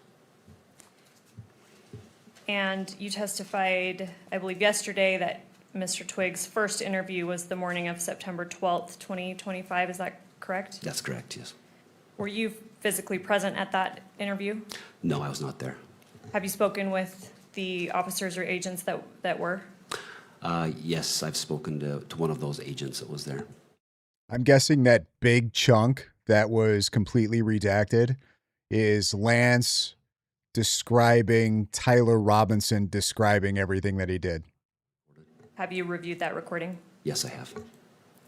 So you stated that we're looking in State's Exhibit 16.1 at a picture of Mr. Twiggs' phone. Yes. Do you know who took these photos? Yes, it was Agent Larson with FBI. Did you speak with Agent Larson and confirm that? I did. And you kind of made reference to this already, but how did Mr. Twiggs initially show law enforcement the relevant text messages? Yeah, during that first interview on September 12th, he physically, he shows them the phone and then allows them to photograph the phone. And does he identify it as his phone in that interview? Yes, he does. Does he refer to any particular features of the phone that allows him to make that identification? I believe the second interview, he refers to the large crack in the upper left screen. So he identifies that in his second interview that was given on April 20th. And according to your review of the recording of his first interview and in speaking with the agents that were there, did he have his personal phone with him at the time of the September 12th interview? Yes, he did. And was this same text thread that we're seeing in State's Exhibit 16.1 shown to him during his second interview sorry, let me get the date right, April 20th, 2026 at the Utah County Attorney's Office that we just observed part of in State's Exhibit 16? Yes, it was shown to him. Was he asked how Tyler Robinson is saved in his phone, like as a contact? Yeah, just as Tyler. Without saying it, obviously, did he identify Tyler Robinson's phone number? Yes, he did. Did you check the number that Mr. Twiggs gave as Tyler Robinson's phone number against law enforcement records? Yes, I did. And do they match? Yes, they match. is states Exhibit 16.1, a fair and accurate representation of the text thread between, or the relevant text thread between Mr. Twiggs and Mr. Robinson. Yes, it is. As part of the investigation, was a Cellbrite extraction performed on Mr. Twiggs' phone? Yes, it was. Did you personally review that extraction? Yes, I have. And according to that extraction, did Mr. Robinson and Mr. Twiggs exchange text messages on September 10th through 11th, 2025? Yes, they did. What time was that first text sent according to the Cellbrite extraction? The first text was September 10th at 11 p.m. All right, Judge, I would move to admit States Exhibit 16.1, and then pursuant to court order, I would move to publish it to the monitors. Mr. Novak. We have no further objections beyond those that the court, of course, is very familiar with at this point in time. All right, I'll note the standing objections made by defense. Those objections are overruled. This 16.1 is admitted into evidence and may be published to the gallery as well as electronically distributed through the camera. All right, Agent, I'm not going to go through every single message, but I do want to have you read aloud certain portions of them. And I apologize to counsel, these are not actually given a page number. I have page numbers, but I'm happy to confer that we're on the same page as we go.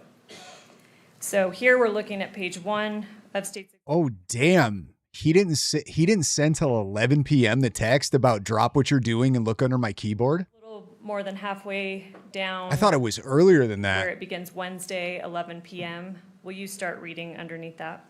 Yes. So this would have been from Tyler. It says, drop what you're doing, look under your keyboard. And I apologize. Let me stop you there. How do you know that that message would have been from Tyler Robinson?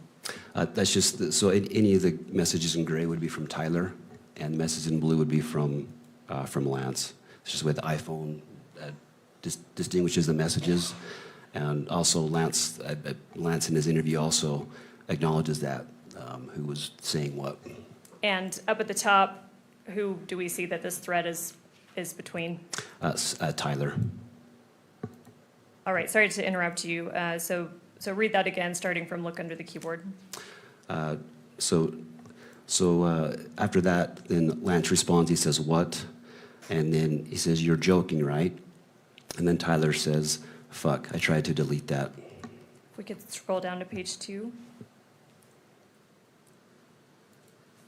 And if you can continue reading along. Okay, and Tyler says, I'm still okay, my love, but I'm stuck in Orem for a little while longer yet. Shouldn't be long until I can come home, but gotta grab my rifle still. To be honest, I had hoped to keep this secret till I died of old age. I am sorry to involve you. And then Lance replies, you weren't the one who did it, right? And Tyler says, I am, I'm sorry. Lance says, I thought they caught the person. And then Tyler says, no, they grabbed some crazy old dude and interrogated someone in similar clothing. I had planned to grab my rifle from the drop point shortly after, but most of that side of town got locked down. It's quiet, almost enough to get out, but there's one vehicle lingering. If we could scroll down to page 3. Continue reading. Lance says, why? And Tyler says, why did I do it? And Lance says, yeah. Tyler says, I had enough of his hatred. Some hate can't be negotiated out. If I'm able to grab my rifle unseen, I will have left no evidence. Going to attempt to retrieve it again. Hopefully they have moved on. I haven't seen anything in the news about them finding it. We'll update you shortly, we'll update you by midnight. And then Lance says, all right, stay safe. How long have you been planning this? Scroll down a little bit, please, Kimberly. What are you doing, media? And Tyler replies, a bit over a week, I believe. I can get close to it, but there is a squad car parked right by it. I think they already swept that spot, but I don't want to chance it. We can scroll down to page 4 and continue reading about halfway down, I'll stop you about halfway down. It says while they were spot, but I don't want to chance it while they were parked there. If they had found it, I imagine there would be more commotion. Again, I'm sorry for roping you into all of this. You shouldn't have to worry about this. And Lance replies, does anyone else know? Tyler says, not to my knowledge. All right, I'll stop you there. Let's move to page 5. So this should be page 4, so just scroll down 1, please, Kimberly. And if you could read starting,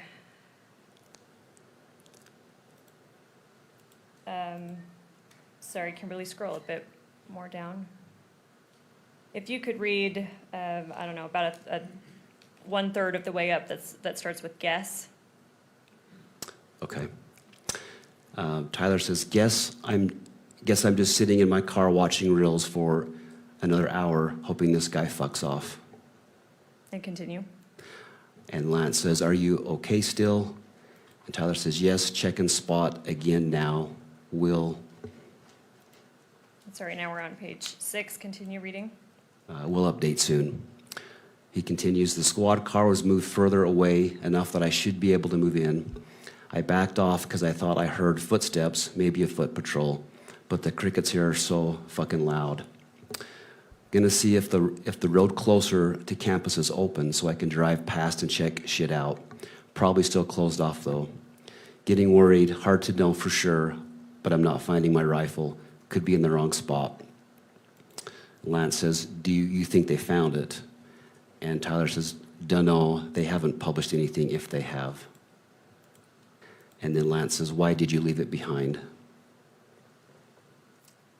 Oh, sorry, Kimberly, if you could scroll down. Originally. Also, does it have a serial number? We could scroll to page 7. And I'll continue reading. I'll stop you on this page in a little bit. Okay. So Tyler continues, IDEK, if it had a serial number, but it wouldn't trace to me, I worry about prints. I had to leave it in a bush where I changed outfits, didn't have the ability or time to bring it with. And stop there, please. And then if we could go to the next page, page 8. And if you could start at the top. Okay, so Lance says, was your change of clothes there or was that also gone? Or did you bring those with you originally? Anyway, you could replace the gun or would he notice? Then Tyler says, only thing I left was the rifle wrapped in a towel. I'll bet that canine sniffed it out. Little snitching bastard. Replace it unlikely. I don't fully know what the gun was because it was old as shit and Gramps did some modifying. There was a 4-digit serial on it. God only knows who it's registered to. Hopefully some dead guy who gave it to Grandpa. And he continues, remember how I was engraving bullets? The fucking messages are mostly a big meme. If I see notices bulge UWU on Fox News, I might have a stroke. And then continue. I'll stop you in a moment. He says, all right, I'm going to have to leave it. That really fucking sucks. And let me stop you there. And then if we could go on to the next page, page 9. Gramps did some modifying to the rifle, See guys. The first blue message we see on Feeling page 9. pretty vindicated right now on that. Can you start there? Yes. So Lance says, do you need it for hunting? And Tyler says, no, my dad wanted to use a high caliber for the rifle hunt. Judging from today, I say Gramps' gun does just fine. IDK. I think that was a 2K scope. Lance says, geez. And then Tyler says, OMW home 3.5 hours. Lance says, drive safe. And then Tyler says, delete this exchange. And I'll stop you right there. And then, sorry, we're on page 9. If we can scroll to page 15.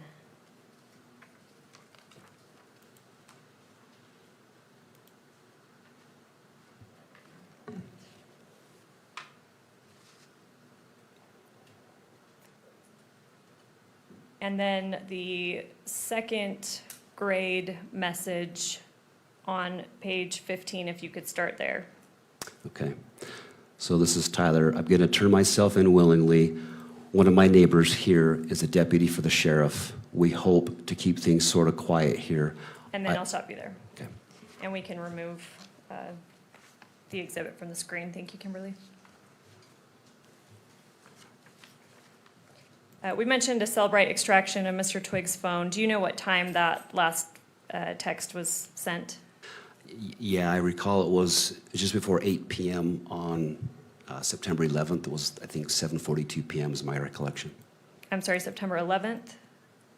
Yes. Would September 12th make sense, or you're saying September 11th? So September 11th was when he turned himself in. It would have Okay. been September 11th, yeah. Okay, thank you. Yep. Yep. All right, I'm going to show just for the witness, State's Exhibit 16.2.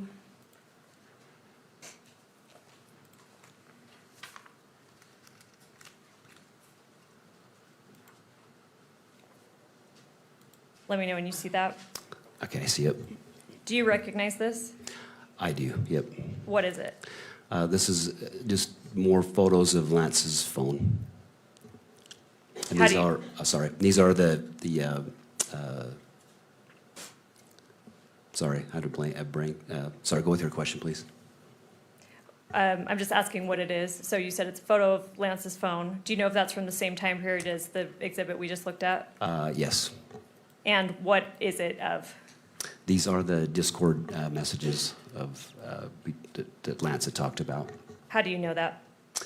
So Lance, in the first interview with FBI, shows the phone. The photos are taken by Agent Larson, and then these images are shown to Lance during a second interview, and he confirms that these are those same messages, and this is photos of Lance's phone. You mentioned an Agent Larson took the photos.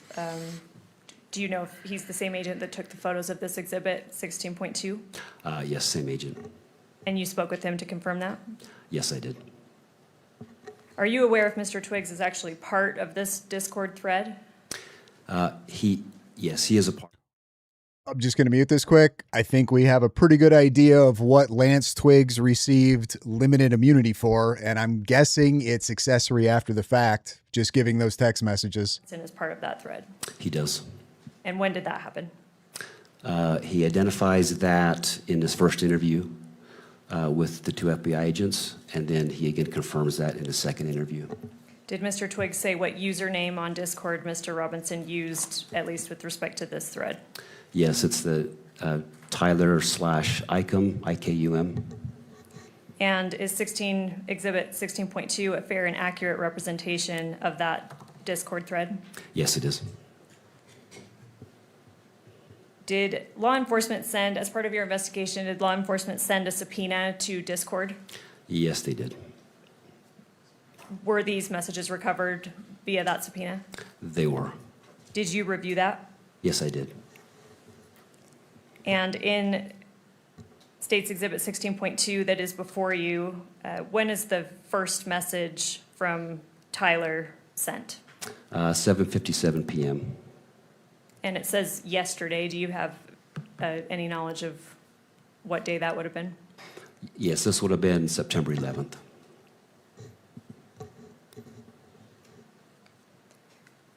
So Tyler sends the first message that you're seeing on Exhibit 16.2, September 11th at 7:57 p.m. Yes, that's correct. You testified earlier that Mr. Robinson arrived at the Washington County Sheriff's Office approximately at 9 p.m., is that right? Yes, that's correct. And although you weren't physically present there yet because you were flying down, how do you know that he arrived approximately around 9 p.m.? Just based on the police reports I reviewed and then go back and look at the video and such.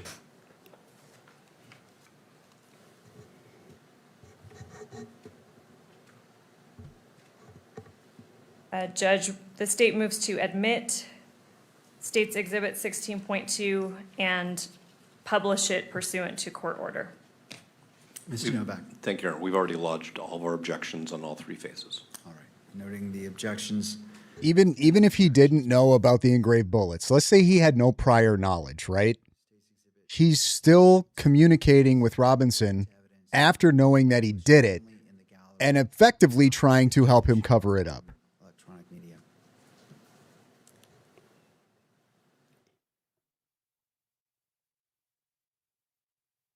That would be accessory after the fact, which is not a fun charge.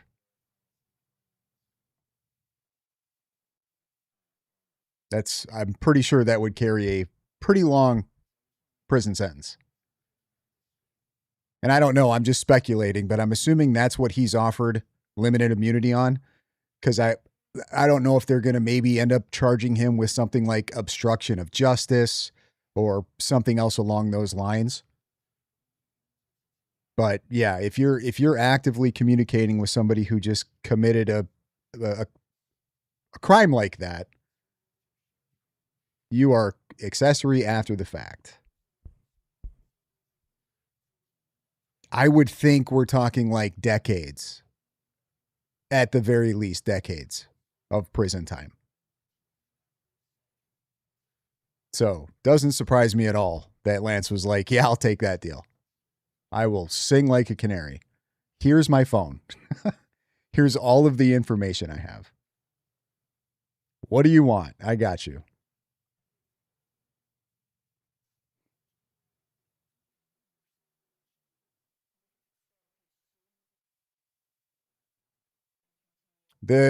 Just so you guys know, this isn't muted. I think they're discussing something, so it's not for public.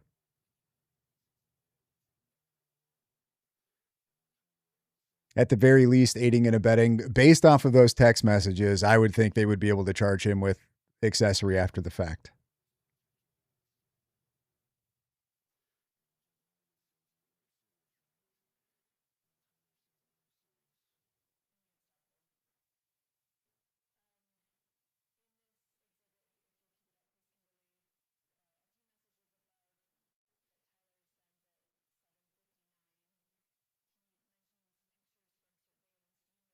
I'm really curious to see how they're going to spin that.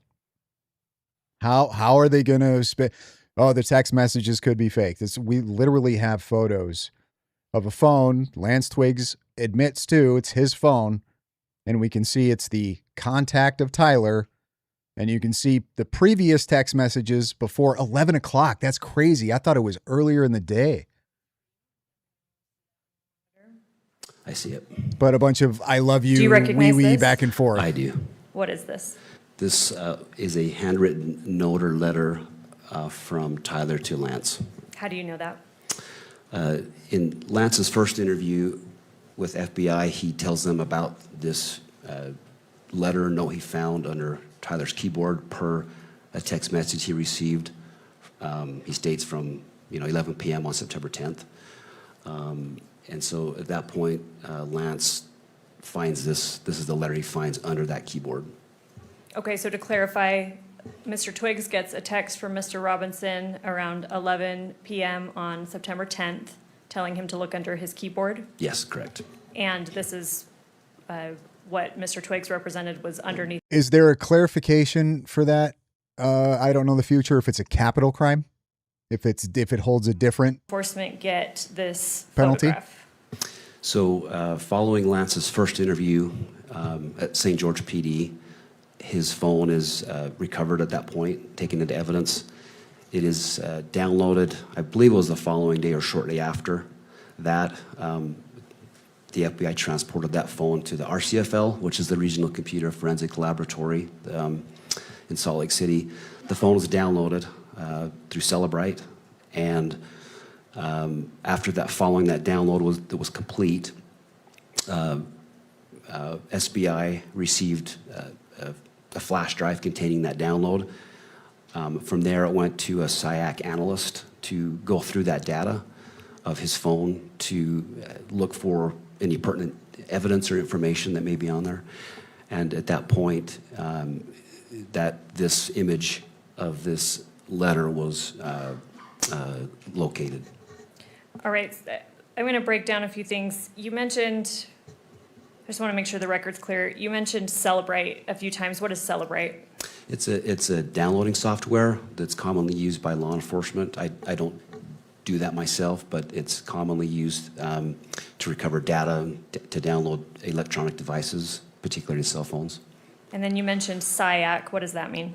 It's the Statewide Information Analysis Center. It's a division within DPS. That's a fusion center. They assist law enforcement with intelligence, various intelligence information for our investigations.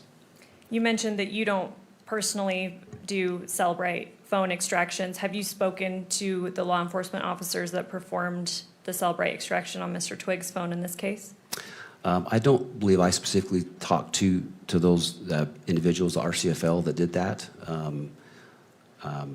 But they, yeah, that was then provided to SBI.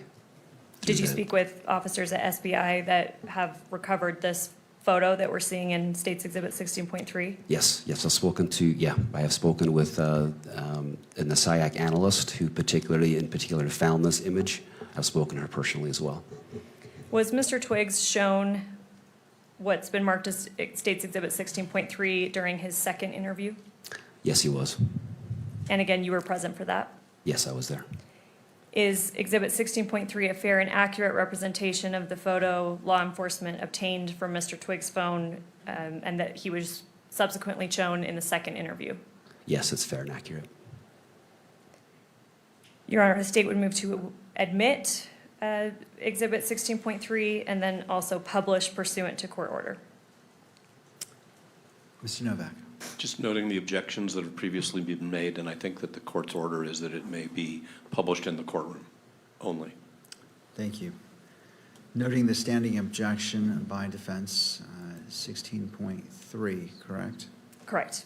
Is admitted into evidence and may be published only in the courtroom and not be shown or videoed.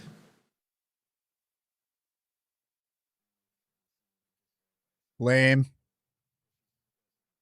I want to see this picture.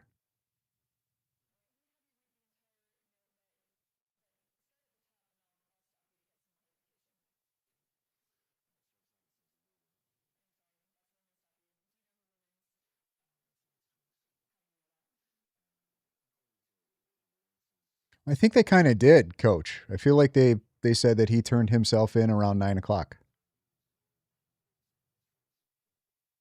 And they briefly discussed the Discord chats, but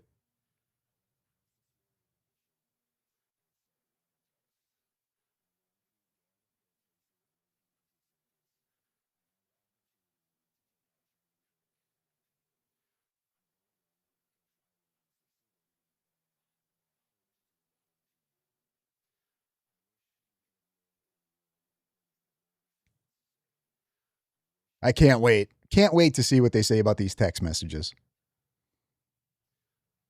That was cool getting to see screenshots of them like that. I'm gonna have to go back through because I know that they didn't read every single one.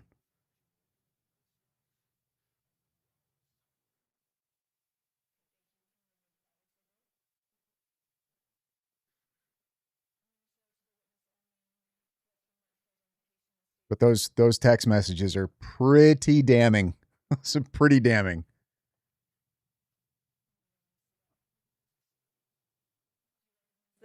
I do. What is it? These are the images that the FBI released to the public. It would have been on September 11th when those were released. And this was, those were those images that went public of the suspected EVU shooting suspect. How do you know that? I've viewed the FBI's website, and I recall seeing these images released on September 11th.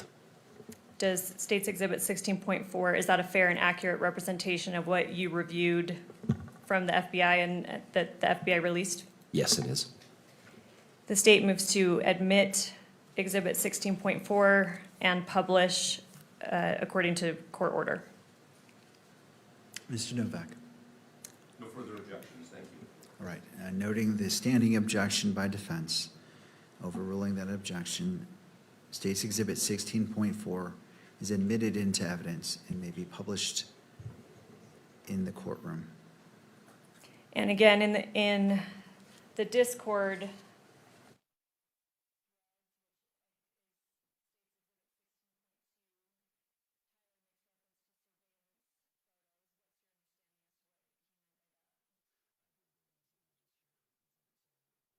Uh, the way that they read, I don't think so.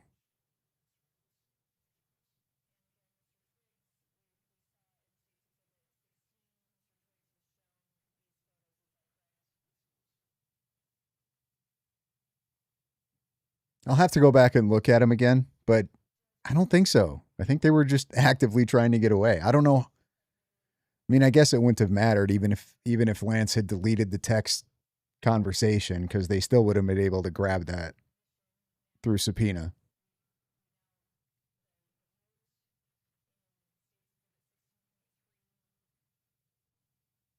But then again, tough to say. Maybe Lance was in the back of his mind, like, this is my out. I'm not going to delete these. This is my proof that this motherfucker did it and I didn't have nothing to do with it, maybe. I don't know.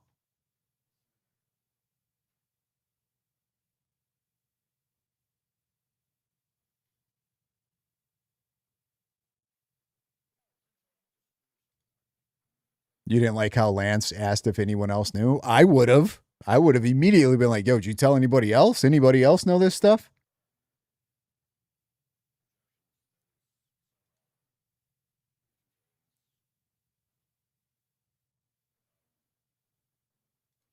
They did not make Lance look innocent at all.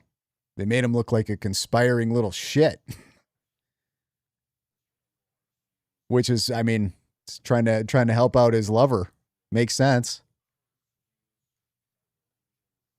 Right up until the shit hits the fan.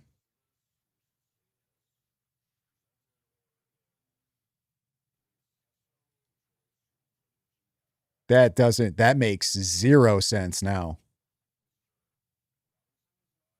That Lance is a federal asset to frame Tyler. Yeah, okay.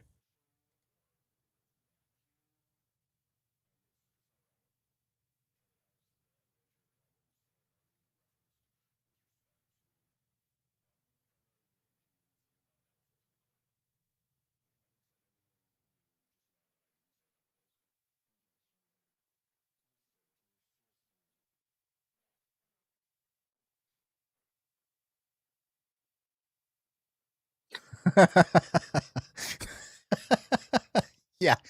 So, I'm just speculating on what they redacted out of that video, but the fact that it was that big of a chunk, it has to be Lance describing what Tyler told him, like probably in fairly decent detail. It's the only thing that makes sense. That would be that large of a redacted piece. But I get what you're saying, that they're not doing very well. I feel like they'd been doing kind of okay, but these text messages, that's a bit of a blow to the defense in public perception, I think. It's tough, guys, right? Because like we're living in the social media world of this, to where it would seem that a majority of the people paying attention to this are lunatics and completely convinced it's a conspiracy and that Tyler's innocent. So they're not going to buy any of this crap anyway.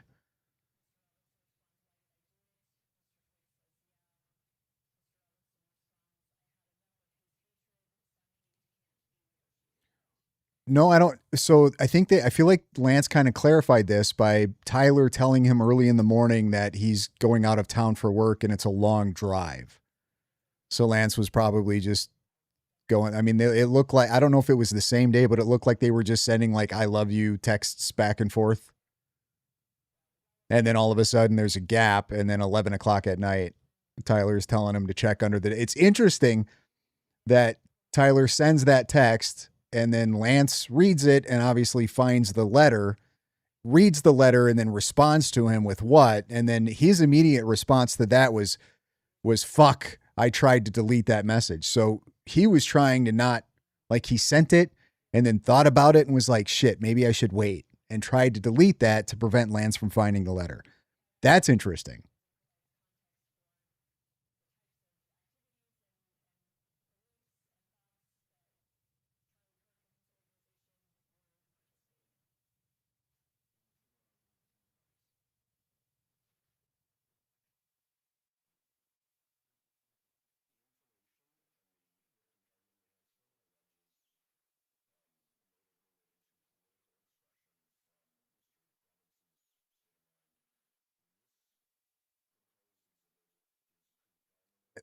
It's yeah.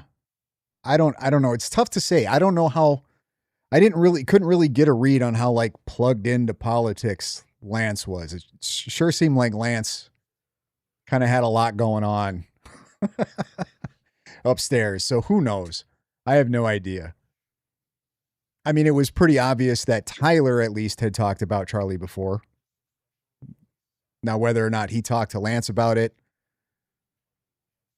I think I find it kind of hard to believe that it never got brought up between Tyler and Lance.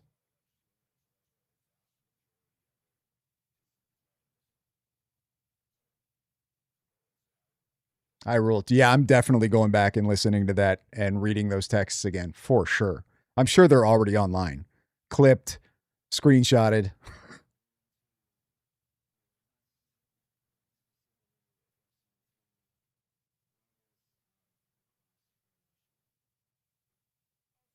Someone supposedly clipped someone in court saying Tyler was texting someone at TPUSA in the parking garage. Oh, here we go. Here we go. So I was sitting in court and heard somebody say this. Cool. Right on. Right on. Who said it? Who did you hear? When?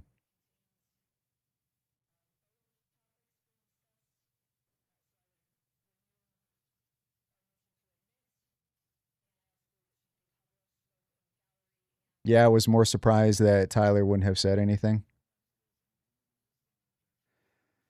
It's really tough to say. And I honestly I'm not sure what difference that really makes in the overall picture, to be honest.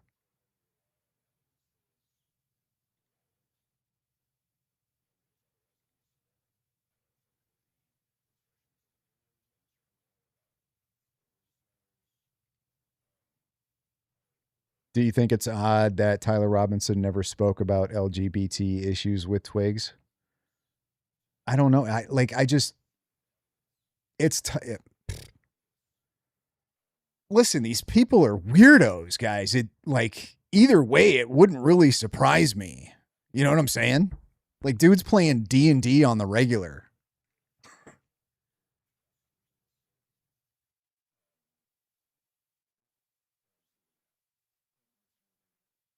Tyler approached TPUSA. I know that was clarified, or it wasn't really clarified, right? Like he had just made contact with. Does that mean that there was a conversation that took place, or does that mean like, you know what I mean? I want to know more about that. I believe it's day 2, perhaps. That sounds correct. The court provisionally admitted it, contingent on additional foundation being laid, whether through testimony or through evidence. And the court notes that such foundation and testimony has been laid in order for the foundation to be laid for 5.1 to be admitted into evidence for full consideration by this court. And so that is received. As it relates to publication and taking in consideration the argument by Mr. Novak, well, first noting the objection, the standing objections by defense, that is overruled as it relates to the admission to 5.1. But going to the publication, the court understands the argument made by defense that this is going toward perhaps religion, and that the people like enhancement- Tyler Robinson Let me just play read D&D. that I from would the think information. that should tell you Them enough of targeting what's wrong with it. enhancement in violation of Utah Code annotated 76-3-203.14 sub 2. Tyler James Robinson intentionally selected Charlie Kirk because Tyler James Robinson's belief or perception regarding Charlie Kirk's political expression, and that was also noted as an enhancement for count 2 and count 7. The court is not going to engage, the court can weigh how this is applied, but it finds it relevant, how it relates to the enhancement is for the court to weigh as it looks at the bind-over decision, and it's not engaging in that decision-making today. but finds that it is relevant, it is admissible. It will be to on the court, left. And is publishable to the gallery as well as to the public. And so if the state wishes to publish State's Exhibit 5.1, it may do so at this time. Thank you. Yes, we do.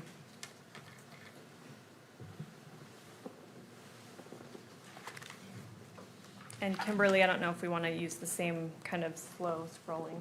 Thank you. I drank so much coffee this morning. It's 2 big cups of coffee.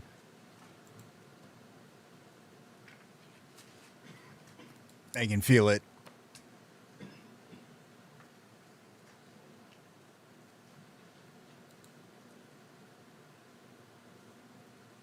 Not all D&D players are the same. Correct. They're the the difference are just the ones that act on it.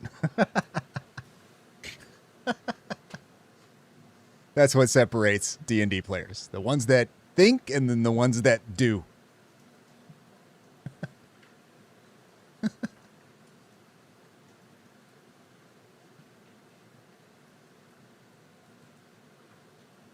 What are we looking at here? Oh, neat. Can barely see this shit.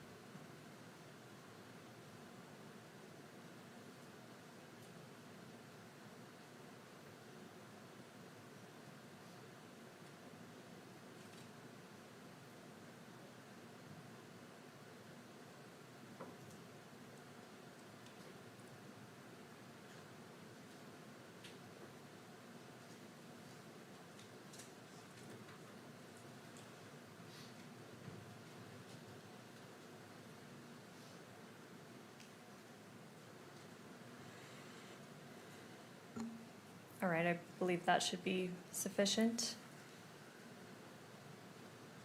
And Agent Davis, I apologize. I'm going to take you very briefly back to State's Exhibit 16.1, which is the text thread between Mr. Robinson and Mr. Twiggs. Kimberly, if you could turn to page... Ben, just ask them if they've ever thought about unaliving somebody. And when they say, oh yeah, all the time, that'll tell you everything you need to know. And because this has already been admitted and, correct me if I'm wrong, published not only to the gallery but to cameras at large, I'd ask that it be displayed in that fashion again. All right. Any input from any other party on that request? No. All right, thank you. It may be published, and the media may pick this up as well. Agent Davis, if I can direct you to the very last message on that page, starting with "if any," if you could read that out loud. Okay. This is Tyler. He says, if any police ask you questions, sorry, let me start over. If any police ask you questions, ask for a lawyer and stay silent. My lawyer should be Doug Terry. I'll see if he can reach out to you and make sure the police follow. Okay, thank you. That's all I Well, need no, from to that clarify, I don't think Lance played D&D. I think Tyler And then did. finally, Agent Davis, you testified before that you flew down to That's the Washington way County Lance made it Sheriff's sound. Office and Anyway, in that video. observed Tyler Robinson there, correct? Correct. Yeah. You got his name there. Yes. You stated that you transported or assisted transporting him up to Utah County Jail Yes. and that you were the booking officer. That's correct. Do you recognize Tyler Robinson here in the courtroom today? Yes, I do. If you could point him out and briefly describe something that he's wearing.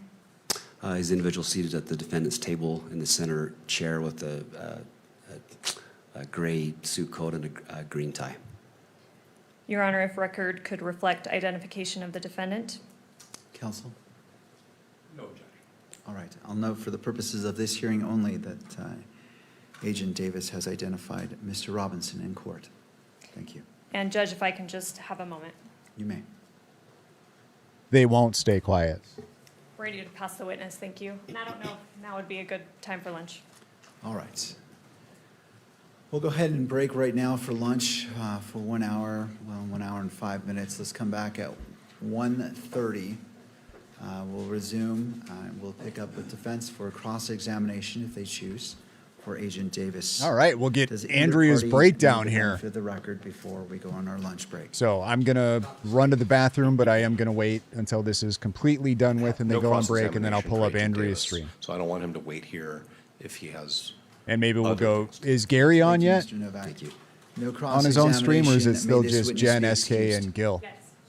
All right, Agent Davis, you may step down, Thank you. and then we'll resume with the state on their next witness. Court is now in recess. We could have some fun and pull up some opposing streams. Some conspiratard streams, see what those guys are saying. All right. Let's go to Andrea's quick. While I run to the bathroom. Run. I'm going to run to the bathroom. Oh, I'm like in a little bit of a like letdown from. All right, I will from be that- right that- back. that Gary is there? rage Okay, well, energy. maybe we'll pull some of him up too. That was some bullshit. What's up with that, Judge? Now you have arguments in open court in front of the audience that we don't get to hear? Yeah, somebody needs to be getting that transcript. Zero justification for it to be public, to be private. The whole proceeding was public. That's annoying. Really super annoying. We get the, the end result. They are clearly, it seems, at least some of what they were doing was arguing more about the 1102 of Mr. Englehart. Went in favor of admission and being able to see it, but we've got a Mr. Potato Man camera operator over here. Couldn't figure out how to make it legible. So really couldn't see what it said in real time. In real time. I know people are going to do what they need to do to screenshot it, enhance it, and make it available and stuff like that. So it likely will be out there. But I'm just not over this. How are you having an argument in front of the audience in open court that we don't get to see? I already don't like this displaying things to the courtroom, but not to the cameras. We are not second-class citizens, Judge. We matter too. What on earth is the reasoning behind this?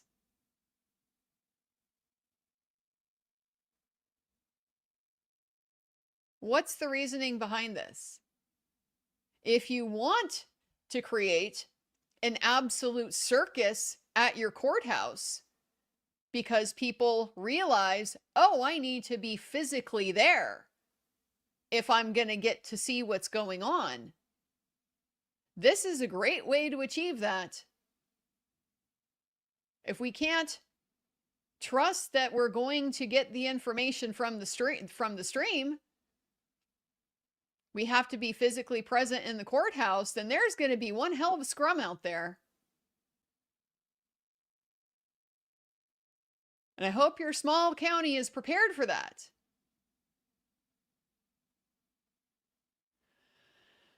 Oh, I don't like it. Doesn't bode well. Hope this is a teaching moment. Really do. What a mess.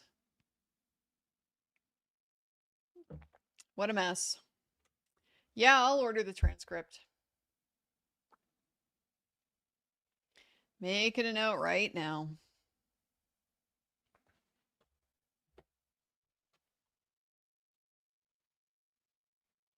Very disappointing. Very disappointing.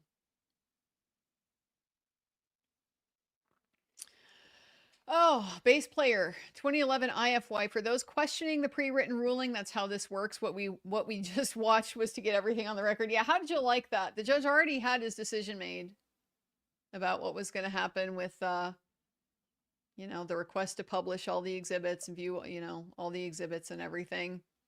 He had already made up his mind. The argument didn't mean anything. Just a chance.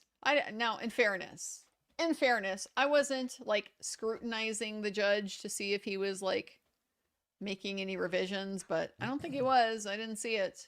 Andrea coming in hot, huh? He's doing what he does, which is being very attentive to the parties. Stupid judge, what are you doing? Does make it look like a kind of pointless formality, doesn't it?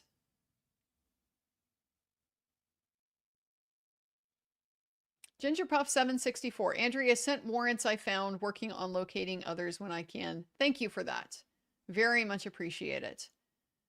I will not be getting those right this second. We got a few things going on right now this week, but I will definitely get to that very soon, and I really, really appreciate you sharing that with me. I feel like there's already a Michelle circus sees there 9170. regardless. I haven't had a desire to go look at all of these videos and texts, but now that they're being held from view, now I want to see them.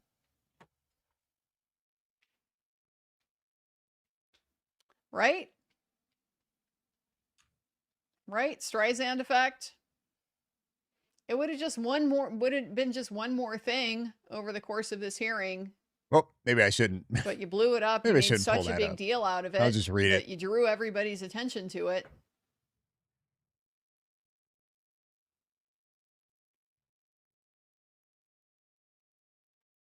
Rage Bronson, take my money. Well, she's just now getting to that. Well, if you insist, we'll try to go do some good with it. We'll try to get ourselves some court documents, some I court sent that, like, transcripts, whatever we need on the to last do break. to get the clear picture of this process that's happening. Andrea's killing my vibe. XR and numbers. The defense should want this in the record because it gives them the ability to face Lance with gotchas at trial. Perhaps prosecution does not need it.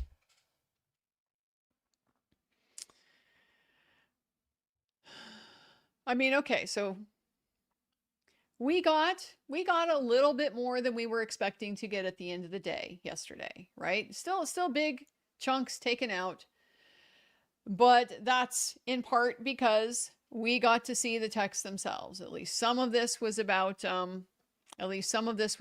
just reviewing those text messages, and so that was cumulative. We got to see the messages themselves. So we didn't really lose too much with that. There were some other small things we didn't get to see. I think it's pretty clear from what's, again, already in the public record, the part that they omitted where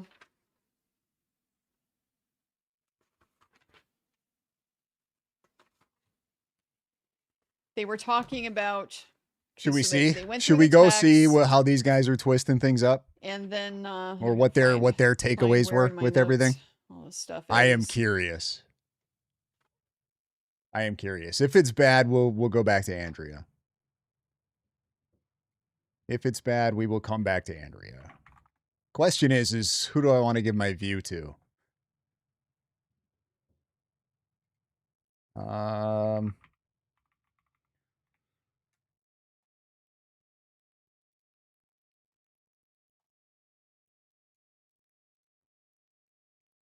Oh, this kid is guilty for sure.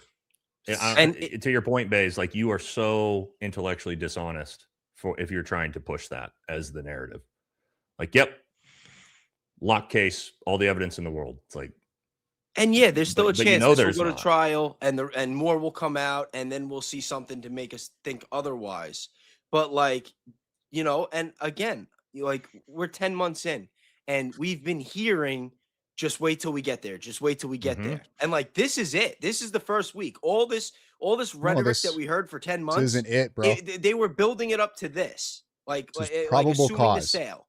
And it's like, now that we're here, it's like, yeah, I can't even think of the right analogy off the top of my head. Yeah. Yeah, chat's going absolutely crazy. They are feeling probably the same as all of us. I mean, it's right. It's just feels like it's right in our face, and it's on purpose. I just can't help but feel that way. Yep. All right, we got to do supers. We're like, you guys have been very generous today. We're gonna be here for a long time getting this done. So and we got an hour. Quick, we gotta burn them. Yeah, and just real quick, what is this? There's a huge load for some reason on StreamYard, and it's kind of acting up. If for any reason If I disappear, I will be right back. So just stay on with Valhalla, keep doing what you're doing with base and all them, Danks. and I'll be back on, and we'll be right back up and running. So don't It's leave. Valhalla, Just hang Baze, out. Trigger Smart, and Danks. Let me see. Let me get the supers pulled up. You guys have Papa John's and Papa Murphy's pizza where you're at? Papa John's is one of my favorite pizzas, man. Really? Yeah, I love Oh, Papa it's all John's. crap at it. I mean, I live in New York, so there's like. Yeah. Yeah. Oh, well, you have good pizza. I agree with Baze. Yeah, that's Papa different. John's is That's trash. different, We have government pizza. Yeah, I live in Oregon, bro. There's pizza chains. That's what you got. All right, ready? Let's do it. Yep, let's cruise. Stacy Noble, watching base react to X Base I don't combo know was if I so wanna- funny in base. If Spoon's ready. I don't know if I want to listen to him just respond to super chats. I was hoping they would be getting more takes, but as soon as we hopped over, it was, you guys think this is evidence that proves without a doubt that he's guilty. You're being dishonest. Like, no, that's not the point of what we're watching. This evidence proves that there is more than enough probable cause to go to trial. So that's the only point of this hearing. Like, it drives me nuts that people thought that we were going to get to this part of this process and that there was just going to be this like slam dunk evidence case done. Here it is. Like, no, they're just showing enough to get the probable cause to take this to wherever it needs to go, whether that's trial, whether that's a guilty plea by whatever the case. Papa Murphy's take and bake is good. It is not. It is not. Don't come at me right now. I am a pizza snob. You could pull their chat back. I don't want to. I don't want to. If you're talking about their chat, I would rather not. I would rather not. Every officer would have a supplemental report of everything they did or saw during the crime. I really don't. Especially brought into the station, they would have that to the second of all of those things. So, video showing his right leg stiff walking, then 1 second later, his left leg is stiff. Yeah, Ian showed that the other day. Did you guys see it? Yep, we saw that. Brian says Charlie did this to question to Candace once. What's one thing all enslaved civilizations had in because I'm on? There was more slaves than masters. Well, yeah. Brittany Gordon, thanks for the super. Why not match cell phone metadata and cell phone tower pings for a slam dunk day one? Weird LOL. I think that's coming. Yeah, it's probably coming.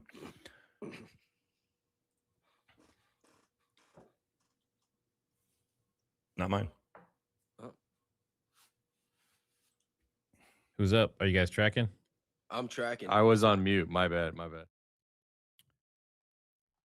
All right, these guys are just going to read super chats. Let's go to, I would assume Paramount's probably just going through super chats as well. If I had to guess.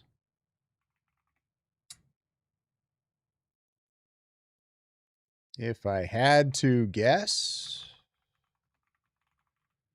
Ben, have you been over there? Are you still over there? What's going on in Paramount? They are so boring. Who's boring? But most people aren't going to slowly get indoctrinated that way, right? And so the vast majority of people are they're not even at the break yet. Highlights. A lot of this stuff is going to be shown on the news. They're going to see what was actually shown, and they're going to be like, "Oh my God!" Like, I was kind of paying attention a little bit. I hear about Candace and all these people saying this is a big conspiracy. Now that I've seen the evidence, because really, all the relevant evidence that we've seen over the last 4 days, that could be like, we could cut that down literally into like 10 minutes. That's how much productivity we've gotten out of this hearing, just because of all the procedural stuff, all the things. So you can really boil that down, condense that down to like a 10 minutes worth of. Yeah, it's how he makes his money now. It's got to pander to his audience. It's just how it goes, I guess. Dude doesn't give a shit. Gary gets sidetracked a lot and falls behind. It was actually Lance Twiggs as the shooter, not Tyler Robinson. It was the exploding mic. It was this. It was that. People are just like, you're a freaking moron, and there's no doubt about it. And you may not realize it because you've been slowly turned into a moron over the last 10 yeah, months. I think I can pull up his chat. But I just saw what the truth of this is. So that's what's going to happen. That's the big change that we're going to see on the socials, both social media, but socially in the real world too. Donna, I'm glad you watched it with me in this chat as well. Way more chill. Deserve nothing but way more chill.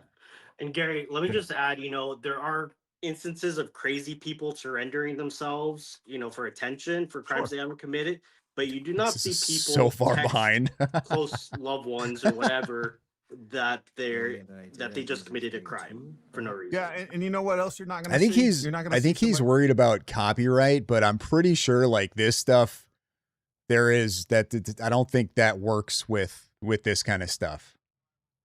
on the freaking roof from which Charlie Kirk was shot. Yeah.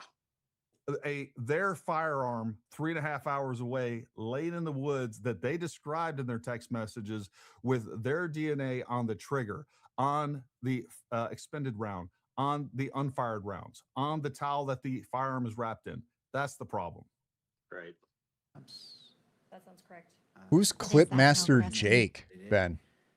Contingent on You additional and K-pop, foundation I'm gonna being just laid, whether start through throwing up testimony now. or through evidence. And the court notes that such foundation and testimony has been laid in order for the foundation to be laid for 5.1 to be admitted into evidence for full consideration by this court. And so that is received.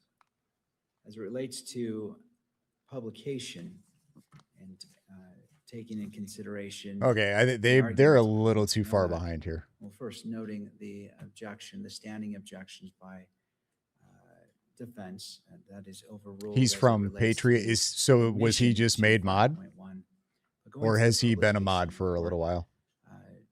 Understands the argument made by defense that this is going toward perhaps religion, and that the enhancement, and let me just read that from the information, victim targeting enhancement in violation of Utah Code annotated 76-3-203.14 sub 2. Tyler James Robinson intentionally selected Charlie Kirk because Tyler James Robinson's belief or perception regarding Charlie Kirk's political expression, and that was also. Are they behind? What she's saying is wrong is just wrong because on its merits, it's fucking stupid. And I've argued it with her before. I would be happy to do a longer form debate with her, but she doesn't want to do that because she already knows what the outcome of that will be, which is that she loses. So I'm not hyper familiar with her body of work, but she comes up in passing. Mm-hmm. Well, she Stupid. She is pretty good at disappearing from all forms of public scrutiny when it suits her. That's for sure. Mm-hmm. So anyway, but back to this. Look, we're coming up. Yeah, of course on a he hard is. Court break. I haven't had anything to eat. Of today. course I he know is. Brian, or sorry, I keep saying Brian. Ryan hasn't either. So what we're going to do is this: we're going to put you on the nuke screen. Our mics are going to be muted. We're going to take a break, and we're going to come back when this thing resumes. So you guys go get yourself your little snackies and stuff like that. All right. You want to watch these guys celebrating outside? Okay, no, his I don't want you to last name rescreen. is whatever that is. That's why I was screen if thinking we're not gonna Marty. deliver I knew there was an M in it. Cool. All right. All right. All right, we'll be back, guys. See you later. Stay tuned. All right. Well, let's go see if Andrea's given any good takes here. Just surfing back and forth now between live streams. Kristen Vasquez seems like the camera guy don't want to make any mistakes. He wants The camera to be safe guy. rather Yeah, that than camera guy sorry. sucks. I don't know what the hell he was I doing. just think it's kind of the typical situation we run into a lot where the camera guy doesn't know anything about court, doesn't know what's important, doesn't know what isn't important. He knows about drama and, creating visual drama on TV. And so for him, like, oh, if I sit too long on one thing, it's boring. And so, he's trying to make it interesting visually. He doesn't Is it that bad? appreciate Is he live by himself, or does he have like a guest on or two? Substance standpoint, what people actually care about and want to see, what matters for purposes of this legal proceeding. What's up, He Eclectic? cares about what it looks like. That would be my suspicion. It's not the first time we've seen this. We were constantly screaming at the camera guy in Depth He Heard, because he would do that a lot. They would have, some exhibit on the screen, and he'd be panning over to like look at the witness talking. And we're screaming, camera guy, you have one job. But they don't understand what that job is. During the because Heard their Depth. expertise is in what things look like and not what's important to capture in the frame when it comes to a legal process. Doesn't matter. I Later, just can't watch him 10:13, anymore. Seems like we have a solid amount of I can evidence. still Why would watch they take this Jesse to as trial? long as Are they it's trying to get a it's deal not his and the state content refusing involving death this penalty stuff. versus life? That's the obvious. I can't watch anything to inference. do with Tyler This is a Robinson, hard Candace case for the Owens, defense to Charlie win Kirk. on- It's just too on actual innocence. Said it from day one. too far out for me. It's gonna be hard. And he just gets so much shit wrong. Only reason to take it to trial is because you have nothing to lose. You don't have anything to lose if you go to trial and lose. Who if was they're who not willing to take the first death talking penalty off about? the table if you don't. The worst thing they can do is kill you either way. So you might as well go with the option where you have even a remote chance of not getting killed. Okay. So Girl Soul 11. pretty much what I've thought this entire time is that it's definitely going to go to trial and there's probably not going to be a plea. So they'll take it to trial. He will plead the not drop guilty. Point where I think this is referring to the wooded area, and he was saying that he left the rifle there and he'd had his change of clothes there, and we already kind of heard yesterday from the surveillance video the guy on camera during the morning, I think the second morning trip, went into the wooded area, had his backpack on, and then I'm right there with you. That's the only reason I know about Jesse on Fire. Like I remember watching Jesse. I think he had like 30,000 subs or so maybe when I found him. Yeah. His MMA content was great. he found this spot in the woods where he was going to be able to change his clothes and assemble the rifle and yada yada.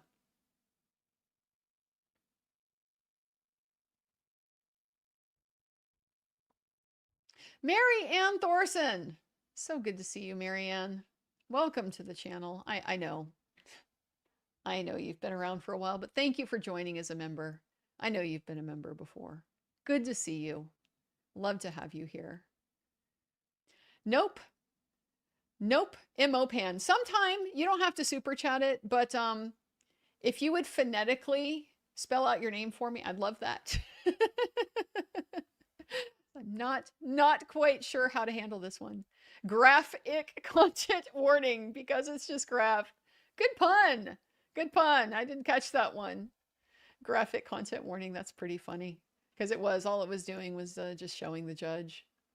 To Truth for Liberty. I move the court. Substitute media Was there? representative. I mean, never mind. I'm sure there was all kind of believe women. No, honestly, I don't really people want a on legal job at this point. her side, but I taking feel a like nice majority sabbatical. people were.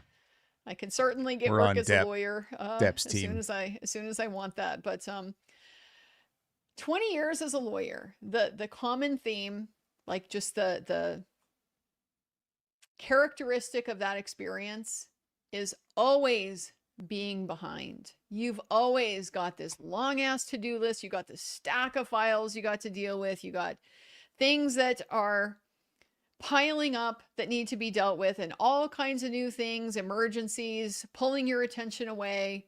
You never get to spend all the time that you want to get things done. So you're always like, have that question of like, well, I just had to stop. Did I do a good enough job? Is there something I missed? It's very, very stressful. And you Get used to it. We got almost 20 years of those kinds of comments. constantly in that state. And the reason why, big part of the reason why I'm like, it's time to hit pause and maybe step away from this, is I needed to remember what it's like to not have that, to not have anything that I have to do on my to-do list.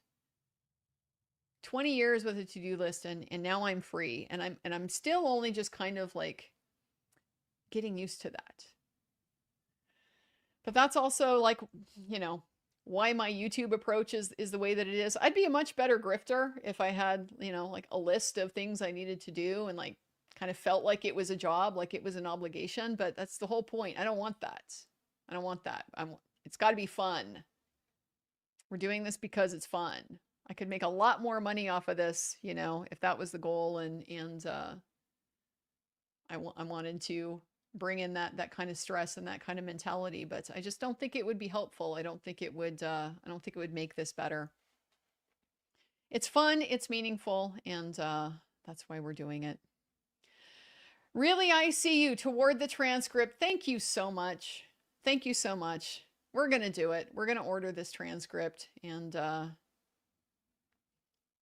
see what happens, see what needs to be done. All right, guys. Thank you for kind of talking me off the ledge a little bit through your comments. I already feel a little better, a little calmer. So I'm going to go ahead and pause at this point. We do still have go back on the plenty of ledge, break Andrea. left. We're not coming back until 1:30 according to the court. So 40 minutes, good 40 minutes left. So I will almost certainly be back before the end of the break. But I do want to pause, go do my routine, check the animals, check the trees. She's going to take a break. Maybe eat something. Okay, let's go back to these guys and see if they're talking about anything meaningful. It's just randomly pushed out. Yep. My thought as to TR's involvement, he met with TPUSA, was told to go on the roof when the event happened. He shit his pants and ran. If you believe in the patsy theory, sure. Which I do. I personally think he was a patsy. So 223/556 does not tumble on its way to the target. Yes, it does. Eventually, shoot far enough, it will. Every bullet will. Well, and even at an angle too, once it hits its target, it can tumble when it hits. It doesn't have to tumble in the air before it hits, but yeah. Yep. Bucknut 2022, 499. Barron had on show that there was an angle from where they found the 223 round, 300 yards out. It was done with a drone. Thanks for the super chat. There's a lot of dronies. There's a lot of people that are talking about this drone thing.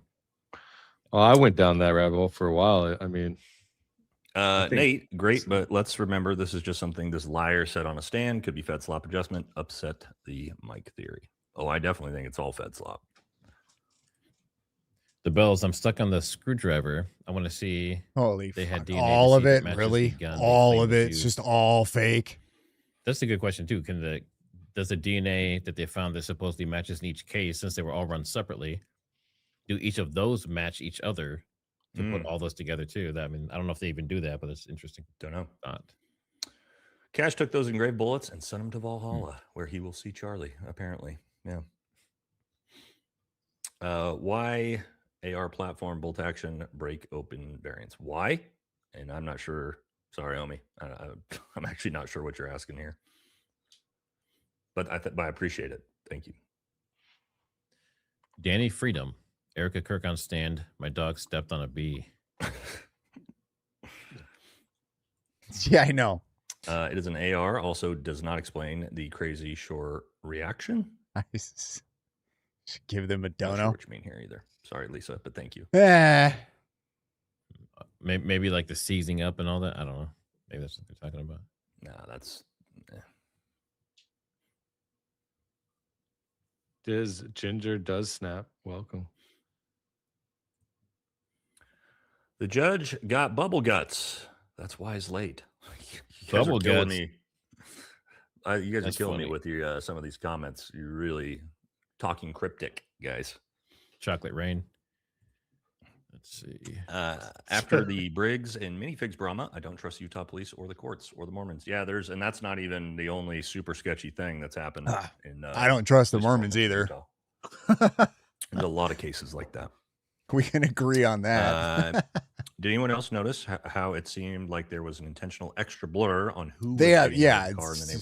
Nobody has any idea about anything when it comes to DNA. Like, it's so stupid. Like, oh look, the defense said no. The defense didn't say anything. The defense is just trying to establish some doubt in the DNA analysis. The defense didn't say that the analysis was wrong. So stupid.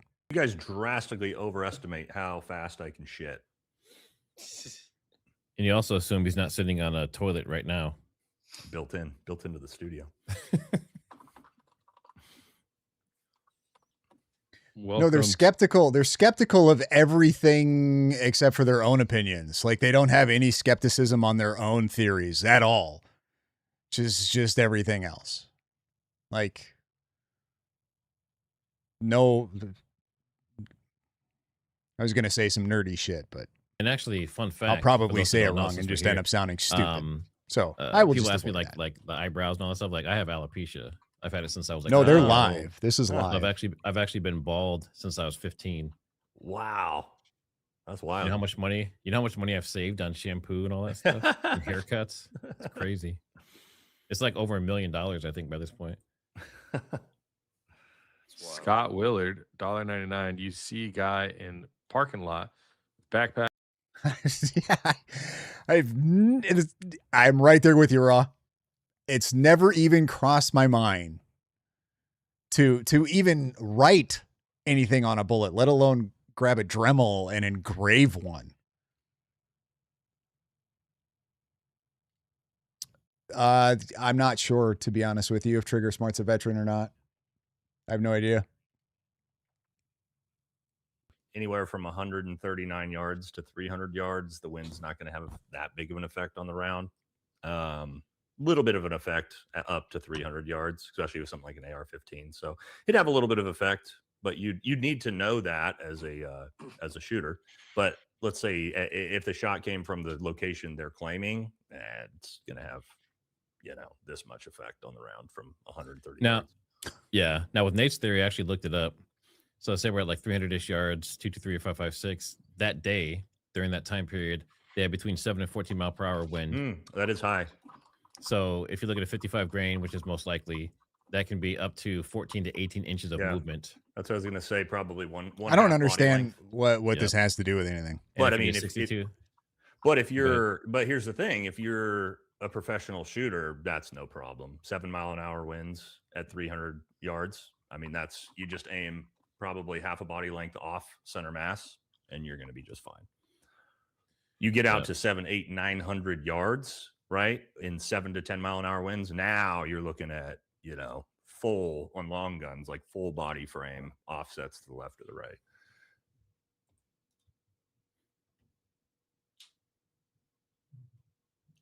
Is this me? Made a quick reference site for the evidence, charliekirkevidence.com.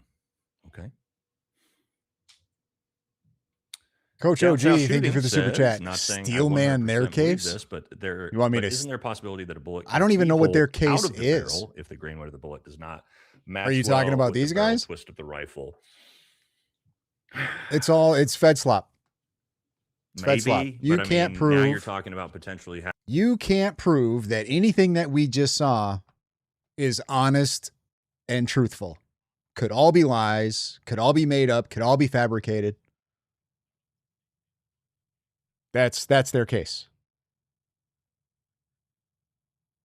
It's really like, if you think about it, it's one of the most easiest brain dead positions you can take in this. There's just nothing we have seen. Can we prove ourselves that it is 100% accurate and true?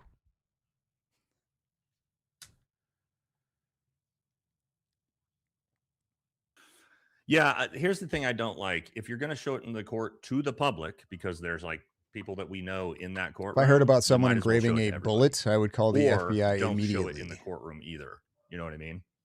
That seems bizarre to me that you're going to. If I were engraving bullets, I wouldn't tell anybody I was doing that. For that exact reason.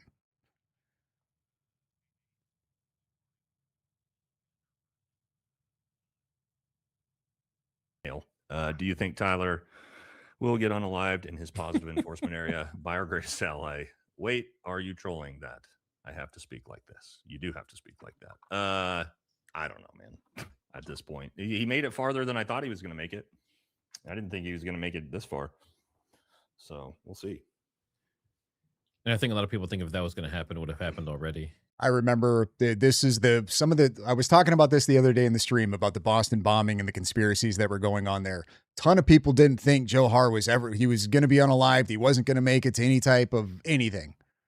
And I don't believe he's been put to death yet. I think that's still in the appeals, but still alive. Same thing with Tyler Robinson. He's never going to make it to a trial. He's never going to make it to a trial. Yeah, okay, sure thing. And there he is, sitting in the courtroom in the probable cause hearing. Operation 322, that Charlie was shot with a drone in the back of that area, neck and exit wound, and cutlass mass. Charlie fell backwards. Please check. Yeah, I've seen that. And I know, like, early on, I think Jason Goodman and a few other people were heavy into that, doing a lot of research and showing that stuff. But I just don't see it myself. I'm sure it could happen. But Was shot. Listen to this crap. Somebody proved that Charlie Kirk was shot with a drone in the back of the head, and the neck is the exit. Yeah, I'm sure somebody absolutely proved that. These people are nuts, man. That was funny. He did. She paid for that. She paid to send that chat. That's how sure she is that what she saw was somebody proving that theory. We're cooked, guys. Listen, I am black-pilled as shit. It's over. Woofy says everyone involved in the preliminary hearing works for the state, even Tyler's defense team, judge, witness, prosecution, defense. There it is. Trial, literally kangaroo court. Kangaroo court. It's kangaroo. It's all set up. It's all set up.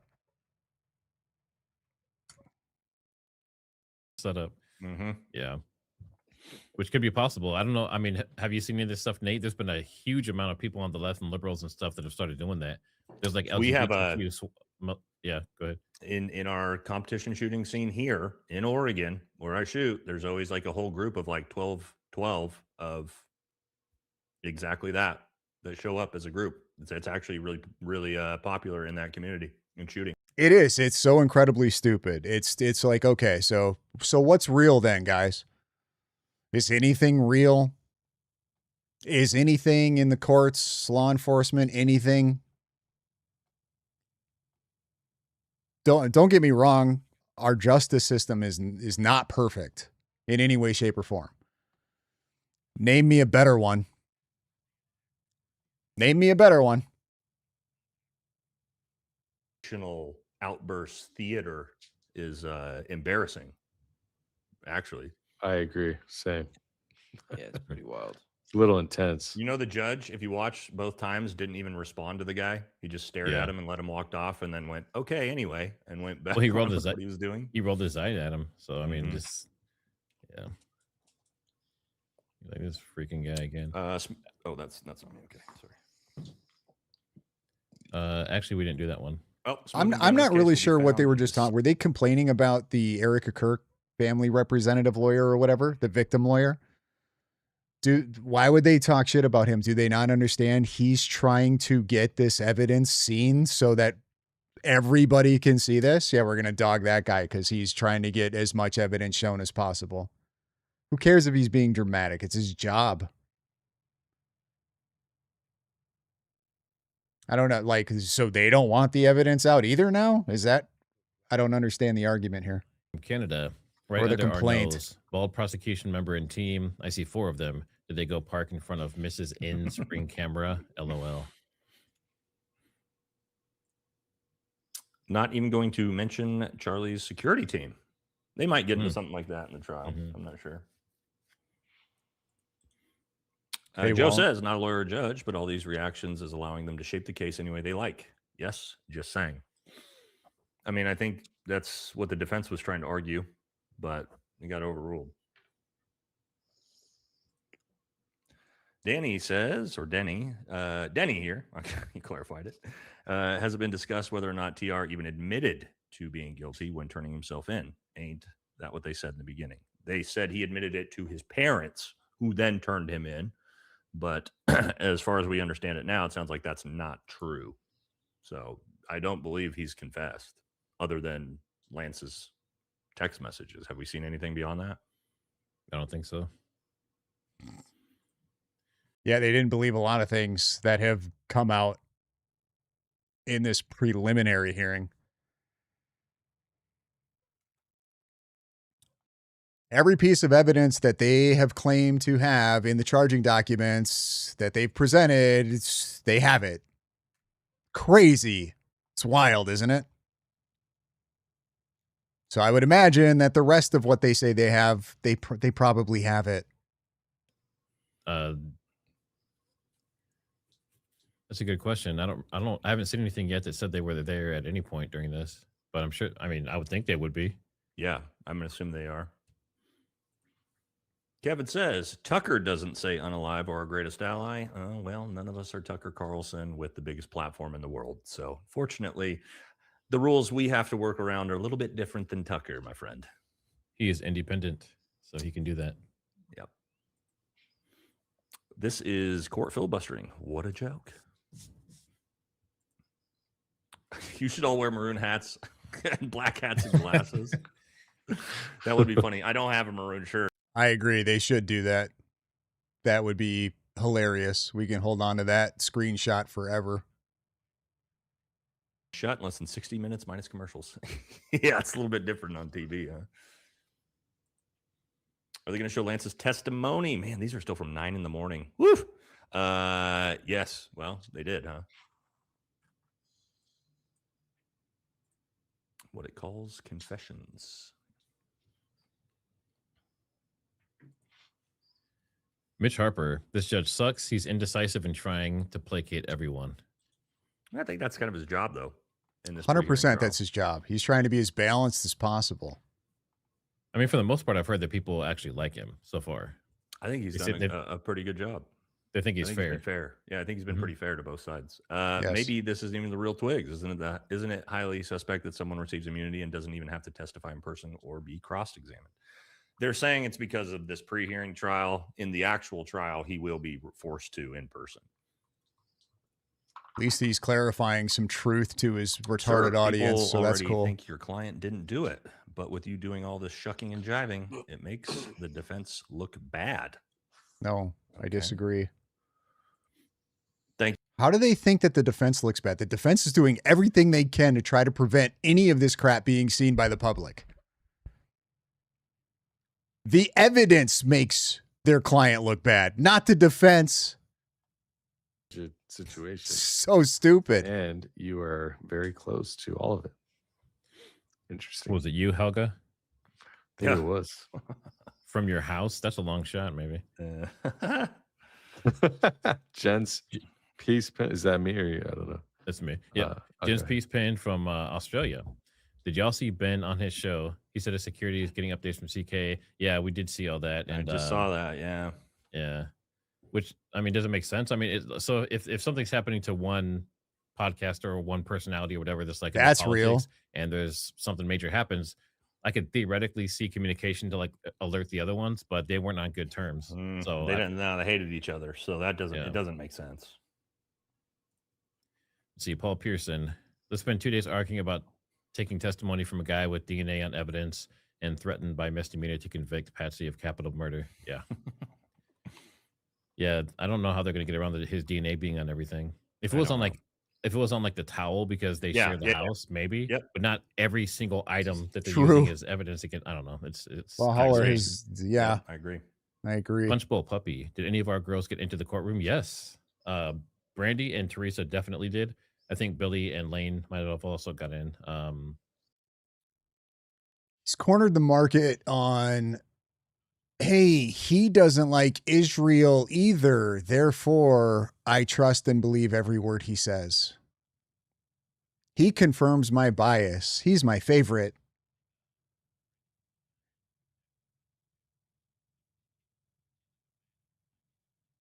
Let's see what's going on over at Gary's channel. Are they doing anything fun?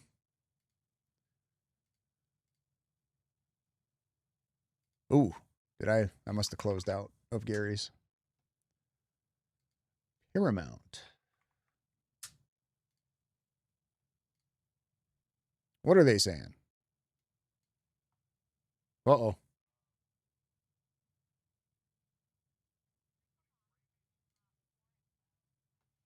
Hey, Ben, you're welcome. You're still here, Ben.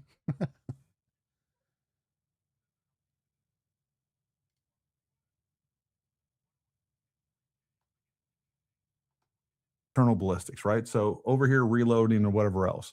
Like we spend a lot of time making sure that every shell casing is the exact same weight, the exact same trim length, all of these things. And one of the reasons that we do Danks that, is and we Iranian? I did trim not know them and that. all these other things, we want them as uniform as possible. The less uniformity, the difference of how that shell is going to expand and react to the combustion that's taking place inside of it. So that's going to give you a variability when it comes to significantly when it comes to muzzle velocity. So for us to hit the same target in the exact same spot every single time, we need the exact same muzzle velocity. We need the exact same round. We're trying to get rid of all of the variables so that we can control our impacts and just trying to make it as uniform as possible. So that's what's going on there. So yeah, you start engraving.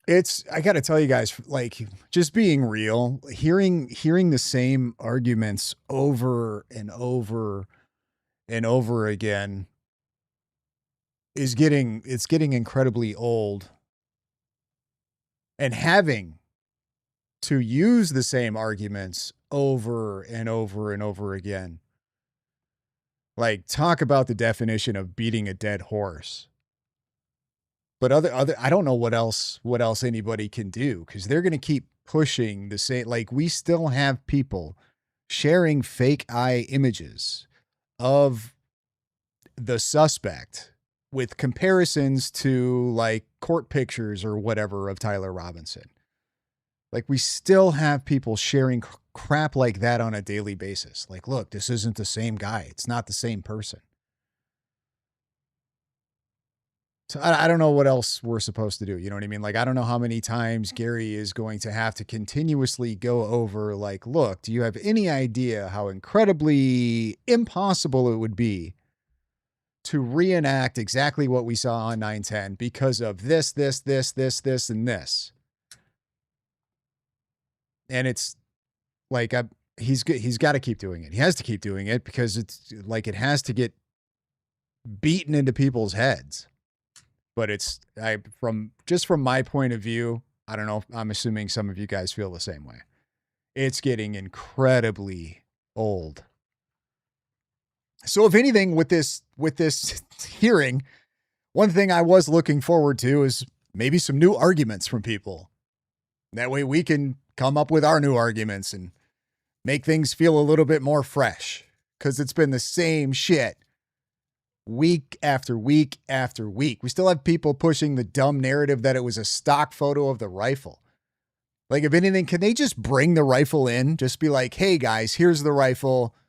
And not even like, it's just show us the rifle so we can get over this stupid stock photo shit. It's really getting annoying and frustrating. Thing is, facts don't change, but they can come up with any crazy delusional theory they want. 100%. And they have to. Like, it's their grift. They have to come up with theories. They have to spin shit. Like I said, if you guys get a chance in these X spaces, like, it's hard to listen to. I get it. It's really tough to listen to. But you get a good idea of just how insane these people are. Like, how they will just let their imaginations run wild and try to connect dots that don't even exist. We will have to put up with their crap until the trial. So here's what I think is going to happen. I think once trial, if this goes to trial and it ends, oh man, if a candidatard ends up in the jury and this thing ends up being a hung jury, like, what a travesty that will be. Just assuming what I think is going to come out in the evidence. I mean, I have about 10% room of doubt, just as default, based on what we've seen so far. That would mean that my opinion stands on a 90% convinced that Tyler Robinson did it. I would that would be considered beyond a reasonable doubt. No, bro, that Trillion dude, I can't. He makes my blood pressure. Yeah, he's pretty bad. Tom might be one of the worst.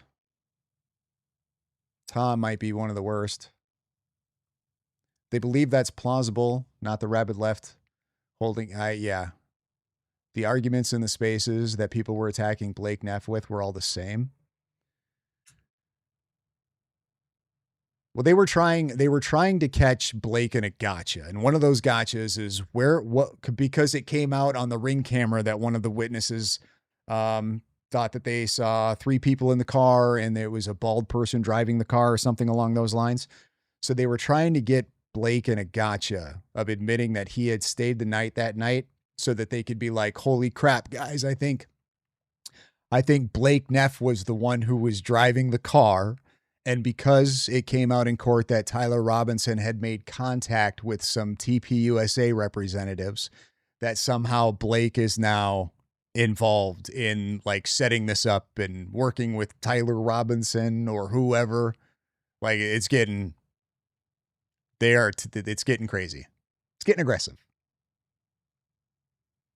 It's the condescending tone. I agree. Like they absolutely know something for sure that, and then they're arguing to be like, well, you can't know for sure. It's like, correct. You can't either. So stop fucking pretending like you know for sure. We're just out here looking at evidence that's been presented and trying to draw conclusions based on the evidence. They are trying to draw conclusions based on holes they believe that they're poking in the evidence. Blake shouldn't have even given these people any conversation at all. To be honest with you, I think Blake enjoyed it. I think he saw it as an opportunity to sort of troll them back and just kind of tell them to fuck, because he was pretty short with a lot of his answers. They're like, who were you riding with? He's like, I don't remember. What time did you get there? I don't remember. My bad. Sorry. I don't remember, guys. I feel like Blake's seen it as an opportunity to have a little fun, to be honest with you. And then it was, I forget what the question was. Exactly. Oh, who was it? Who did he have contact with? Blake's like, I don't know. And even if I did, I wouldn't tell you.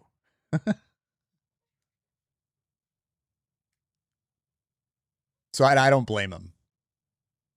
They were very aggressive and wouldn't even let him talk, especially that witch Liz Lane. Oh, she's so annoying. She doesn't shut up for 2 seconds. Like, ask your question and shut up. That was so lit when Myron got in there and was like, your question's retarded. It was a retarded question. Shut up. You're stupid. That was awesome. I don't care what you guys think about Myron, but he went up a notch for me. Like, oh, thank God. I've been waiting for somebody to tell that woman that she's stupid. And she is. She's got one of the, like, oh, isn't that cute? Oh, look at the picture of Gary. Aw. You got this. You got an SF guy. Who's the dude in the middle? I wasn't paying much attention to anything he was saying. I was more just watching to see how Gary was going to do. But you got like 3 super dorks and then Gary.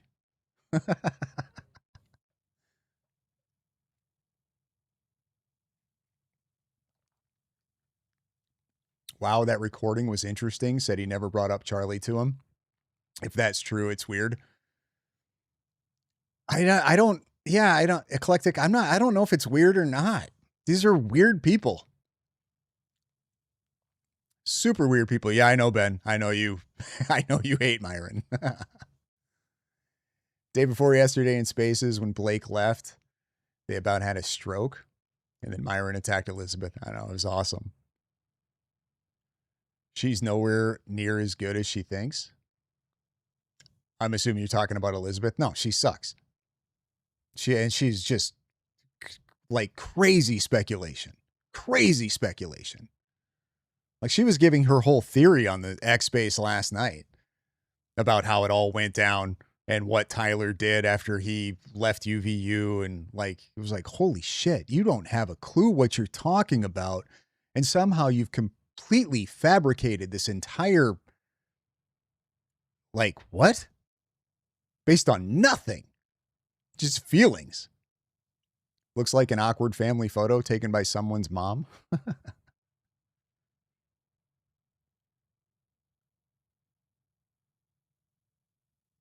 That couch is a bit much. These people sold their souls. Hold on, I gotta read this. These people like Valhalla are lost causes, sold their souls for money. They can't be helped, and F their opinions. I don't care about anything these people have to say and won't entertain liars. Lance Twigg sounded very different than I imagined. Also, have you looked at what Andy No has posted on him and his theories?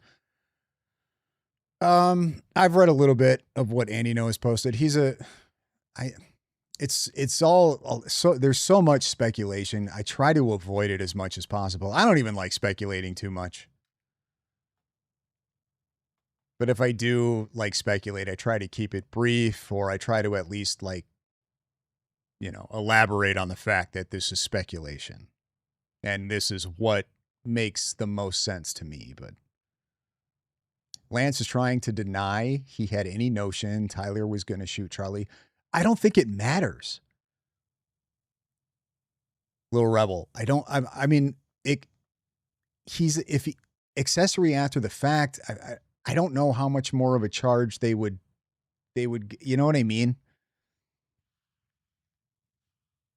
Or I guess I don't know why he wouldn't have just been honest about that to begin with, because if he's going to be a key witness and Tyler was the one who in fact did the shooting, I still think he might have been offered some type of immunity for his testimony, as opposed to him just being another person that they have to try on this and him not speaking and not talking. So I don't know. It matters because of his credibility. The defense is already going to try to raise credibility issues with him anyway. I'm sure that's definitely going to be their strategy. What kind of drugs were you on? What's going on with all of these crazy scribbles and ramblings? Are you of sane mind right now? I'm sure they'll do some type of, bring in a psychologist or whoever and do tests on him, see if he's sane. Who knows? He went off on Erica calling her a bee while saying Charlie never said Shabbat Shalom. He got irate and just weird. Jobless bozos at home giving legal analysis and critique really is making me want to punch a wall or something. These people are insufferable.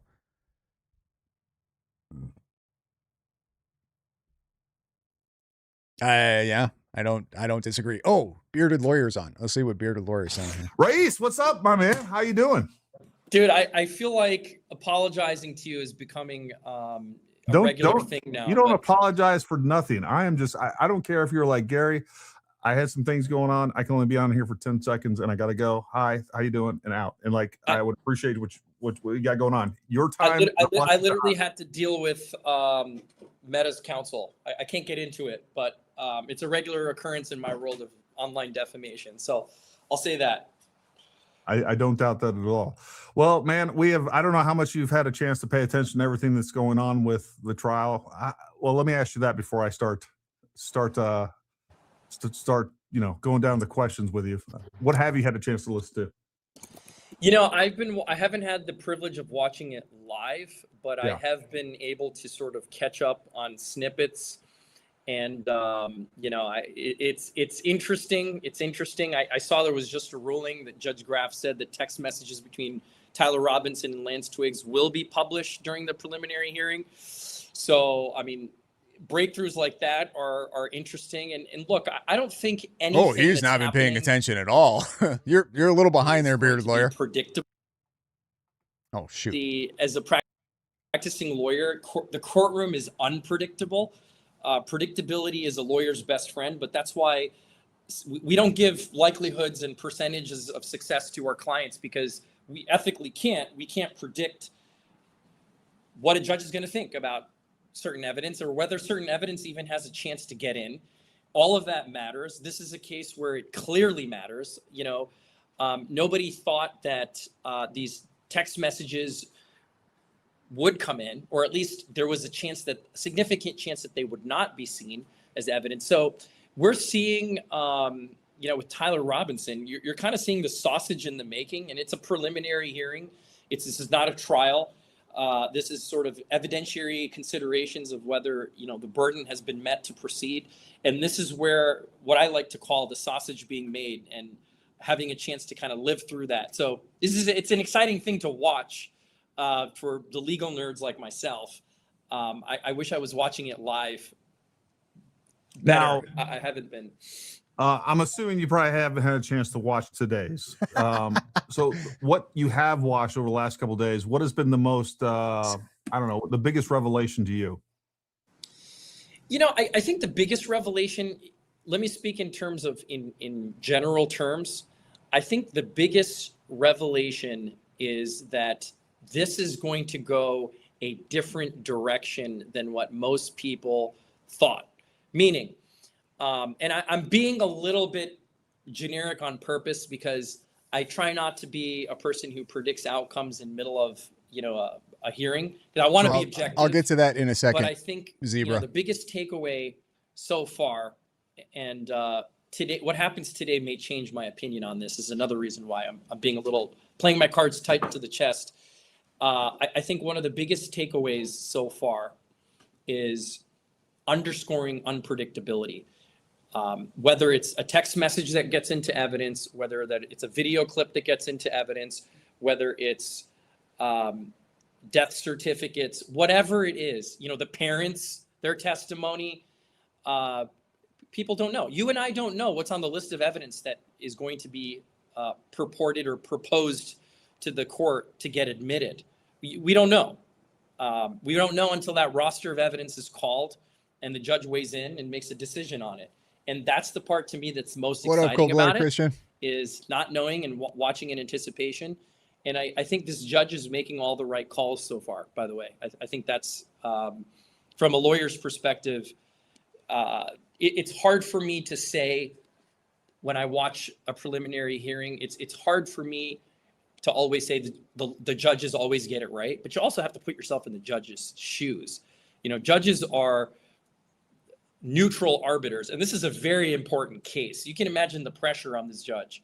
Yeah. But I think Judge Grabb's doing an excellent job, and weighing the evidence carefully, asking all the right questions, and examining, for example, I think a key part of the evidentiary portion of this preliminary hearing is going to be, looking at metadata, authenticating the evidence, making sure it carries weight, making sure it's not prejudicial. Those are hard things to do in a very politically driven case, in a case where it's red shirt, blue shirt. You and I have talked about that before. In a case where people have emotions, people want to predict innocence or guilt before evidence is even presented. We're human beings. We all prejudge. And I think the judge really has a difficult job, but is doing a great job. I love his demeanor. And I know a lot of people that are watching this because they're watching it. Quite frankly, a lot of us are watching it for entertainment value, and I get it. They don't like that, but I think he's done a really good job representing justice as a whole and being objective, being careful to, just protect both the victim and the victim's rights, making sure that this is a fair trial, but also obviously. Okay, well, guys, bearded lawyer is not up to speed. He has no idea what even happened today. So we don't. Is Andrea back? particular case, it does seem like we don't have a particularly publicity hungry defendant. That definitely isn't always the case, and that's not always going to be the case for high profile crimes. There's a reason why high profile people are targeted. And a lot of time it's, you know, related to the attention that the shooter wants. And so we don't want to give them that. We don't want to feed that.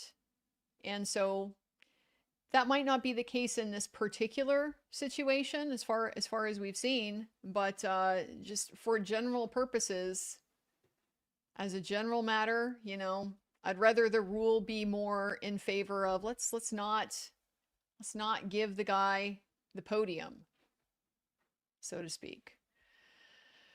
Then there is the defense attorney side of me. Says, you know, that does get to be problematic. It does get to be problematic because, you know, yeah, then you do get the screenshots and the selective, you know, depictions of him, and then the characterizing of it, the body language stuff. But mainly it you know, it becomes the 2-minute hate. You know, it's just a reason for the 2-minute hate. And I certainly understand people feel that way. And we now have people taking. Do you guys remember that image that came out of Lance Twiggs, where he's like, I think it was one of him in Texas or something, where he's got the hat on and he's kind of like looking back over his shoulder, carrying a backpack. We now have people taking that image and then an image of the video that we saw today and questioning if it's the same person or not. Like these people are delusional. think it's better as dispassionate It can't. as This we can't can be real. Obviously, Most of I'm this not stuff personally. has to be like. There's no way these people believe this shit. It has to be rage bait for the morons. It's the only thing that makes sense to me. The people that are getting all of this attention by posting crap like that has got to just be rage bait. Thing. Seriously, sincerely devastated people. I am the absolute last person who's going to tell them what to feel or not to feel. Bass player 2011 IFY. I don't think drop spot is significant. To me, it sounds like Tyler being dramatic. That text exchange belongs in a Shakespeare play. It does sound kind of dramatic, doesn't it? Doesn't it? What the takeaway that I got from it when I read it the first time, and definitely then when we got the part about, you know, I'd hoped that I could take this to my grave. Of course, it sounds dramatic. They're half a. They're. I gotta be careful. YouTube. They are of that breed of people. They're dramatic. That's just how they are. Bunch of queens running around, guys. Of course it's dramatic. That's not like nobody's ever going to convince me that those are falsified or made up or over exaggerated for any other reason than they're. Thank you, Urban Angst. I'm not going to pull that up, but yes, exactly. You know what I'm saying. You know what I'm saying. You guys know what I'm saying. Of course they're going to have weird text messages like that. Of course. Is the anybody that's surprised by that, I think is heroism. I think is maybe a little sheltered. little too sheltered. Right? This delusion. Yeah, they're nut jobs the and clothes, they're get the half gun a out and stuff like that. And so the wooded area away from the cameras makes sense. Makes sense. Guys, be careful. Be careful in the chat.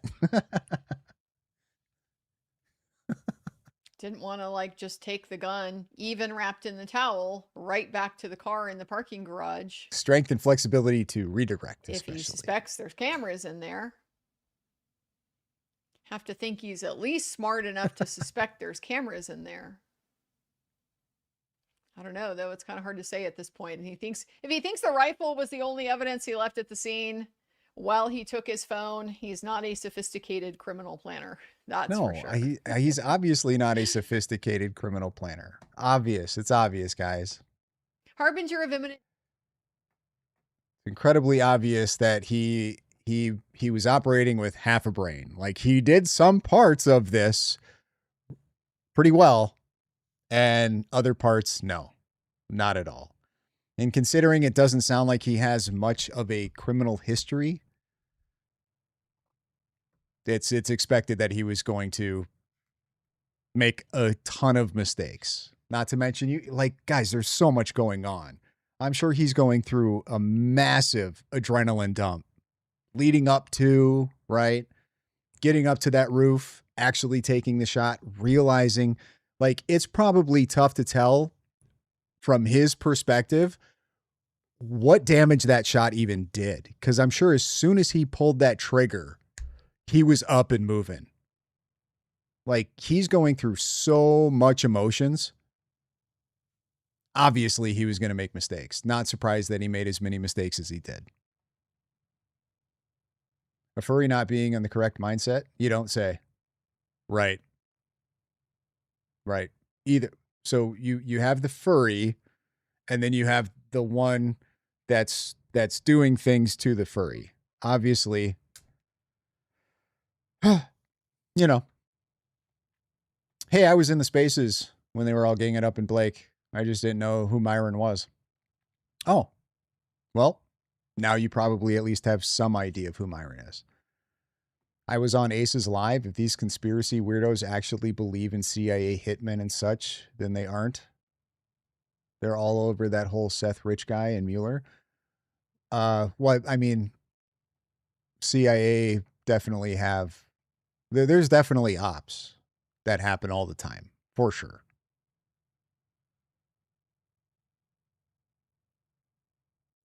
Also trans, yes. Ooh, are we back in court now? All right.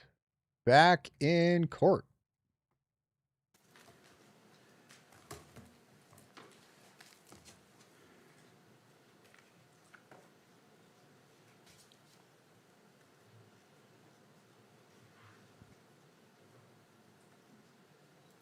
I have to think that Tyler Robinson was at least somewhat Right, mentally Sergeant, if you'd off like to come forward, to you're begin still with, under oath to even make from those the choices. Previous testimony from the previous day. So, if you'd just like to come up to the witness stand, be seated to your left.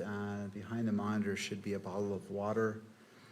After you're situated, if you wouldn't mind just pulling that microphone toward you to ensure that the audio is picked up. Myron still Mr. is McBride, fresh and fit. Your witness. Sergeant Falmuina, good afternoon. Good afternoon. We briefly covered some of your involvement in this case the other day. I want to return back to your initial assignment to this case. When were you first assigned to go to the campus of Utah Valley University? On September 10th of 2025. What time did you get that assignment? I believe it was approximately 1:30 p.m. And where were you when you received that assignment? I was at our headquarters office in Salt Lake. And did you go directly down to the campus? Yes, I did. And will you describe what you're seeing as you arrived there? Yes, when I arrived there, I actually arrived onto or near the south end of campus, and that's where I saw multiple police cars as well as multiple officers from various agencies. Then I was asked to respond to our command post, which was in the Fugal building there. And the Fugal building, we've had some testimony about this, but is that just to the south of the courtyard? Yes, that is. And were you there while officers were securing campus? Yes, I was. And do you know generally how that was done? I don't know the specifics, but I do know that officers were canvassing the area, trying to look for a suspect, but also trying to see if anyone else was injured, and then making sure that the scene was secure and that no unauthorized people were allowed in. And I think you testified earlier. What was your primary assignment? My primary assignment at the campus, as well as throughout the case, was to oversee the crime scenes as well as the physical evidence. Before you could do your work on the crime scenes, did the campus have to become secure? Yes, it did. And did that involve making sure there was no active shooter on campus? Yes. And did that involve officers searching buildings and clearing buildings throughout campus? Yes. You mentioned that were there multiple areas that were processed by you and other crime scene analysts in this case? Yes, there was. Would you like me to go over them? Let me direct you to a few of them. Well, yes, please mention the scenes. Yes, so one scene was a courtyard area, or I guess what we could also refer to as the amphitheater where the event took place. The other scene would have been the Fulton Library, where there were 2 bus stops. And then another would have been the wooded area. And then the last one would have been the Lolosi Center building, as well as the ground below. All right, let's start with the rooftop. What was who was assigned to process the rooftop area? The team that was assigned to process that was the Utah Bureau of Forensic Services, or also known as our state crime lab. And generally, what does processing an area involve? Have a good one, Urban Ace. Processing includes documentation, sketching, as well as taking photographs, marking, as well as labeling evidence, and then determining how to package them properly, as well as also just trying to ID anything probative. On the rooftop was evidence found? Yes. What types of evidence were found on the rooftop? One item of evidence that was found was a screwdriver. Another one would have been what we believe was the shooter's perch. That was determined that was easy to see at night. Using oblique lighting, we could see disturbances in the gravel on the rooftop. And then on the northeast edge, our team also found some swipes on the ledge of that rooftop that was also collected. Okay, so northeast ledge, and is this the dropping off point? Yes, it is. You said swipes. What does that mean, swipes? Swipes is, I would describe it as kind of hand marks or any type of marks that is left by something that causes some type of disturbance. Okay. And where on the ledge were those located? Those were located right on the edge of that right on the edge of that rooftop. And then right below, we also had some other swipes as well as some other impressions. And then below that was a glass window where we also located some latent prints. Okay, I want to return to what you've referred to as the perch, the sniper position. Were measurements taken from that sniper position to the tent where Charlie Kirk was seated? Yes. Do you know the distance? Yeah, so the distance from the perch area directly to the tent where Mr. Kirk was sitting was approximately 415 feet. If you take into, if you break it down, so from the perch to the tent, you're looking at it basically like this. And this is the perch and this is the tent. And now He's obviously a stutterer. You're describing an angle, a slope downward from the perch to the location of the tent. Is that Yes, accurate? I am. Okay, Thank go you. ahead. Yeah, so the angle, so again, the distance, the perch to the tent was approximately 415 feet. If you think about it, or without taking into account the elevation drop, it was actually 410 feet, so just horizontal straight across. And then the elevation difference between that is approximately 68 feet. Okay, 410 feet from the perch to the tent with a 68-foot vertical drop. Is Yes. that right? On the rooftop, were shoe impressions found on the rooftop? Yes, there was. Did those who processed that area of the crime scene collect the latent prints and the shoe impressions that you've talked about? Yes, they did. And this is a good point to read a stipulation into the record. All right. The language of this has been agreed upon by the parties. The parties stipulate that investigators at the crime scene observed latent fingerprints and a palm print on a glass window near the area where the individual landed when the individual jumped from the rooftop of the Low-C Center at UVU. SBI fingerprint examiner Elisa Farmer examined images of these latent fingerprints and the palm print and determined that only 3 of the latent prints. It's a cross between your comment, Ben, and also this is going to be messed up, but I enjoy listening to people who stutter. I find it funny. I don't mean to be mean about it. It's just funny to me. So when you mix those two together, I lost it. I could not contain it. Prints by the FBI were inconclusive. That area that was described in that stipulation, is that the area in the glass window that you're talking about? Yes, that is. That's on the northeast corner of the Low-C Center? Yes. And that's the area where we see in a video an individual drop from the roof? Yes. I want to move on to another area. I got the courtyard. First, will you describe what that area of the crime scene looked like? Yeah, so when I arrived on scene, you have different steps. I believe there were maybe like five or six covered in grass. When I was there, there were personal belongings spread throughout. There was a tent towards the west end of that courtyard area, as well as some banners and some barriers as well. Was that area processed for evidence as well? Yes, it was. What was done to process that area? Photography, as well as just examining the tent area to see if there's anything there. She's got like such a slight stutter. The courtyard area. She's really doing well. I want to take you to another area. Because normally in like was there a wooded area situations like this, the stutter is extra. Will you describe she's doing first good. off She's where doing that really area good. is? Yes, so this area is located northeast of the Low-C Center building, and it is across from Campus Drive. Your Honor, could we publish Exhibit 35, please? Yes.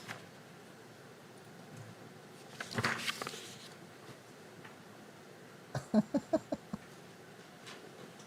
if I may approach the witness, I'll put up the hard copy of this exhibit as well. I can't. No, keep asking her questions.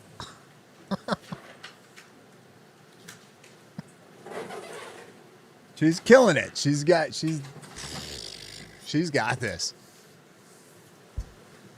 She's good. She is not going to let that stutter get in the way of her testimony. Oh, thank you. All right, on the screen in front of you, will you take a look at Exhibit 35? Yes. Do you recognize that? Yes, I do.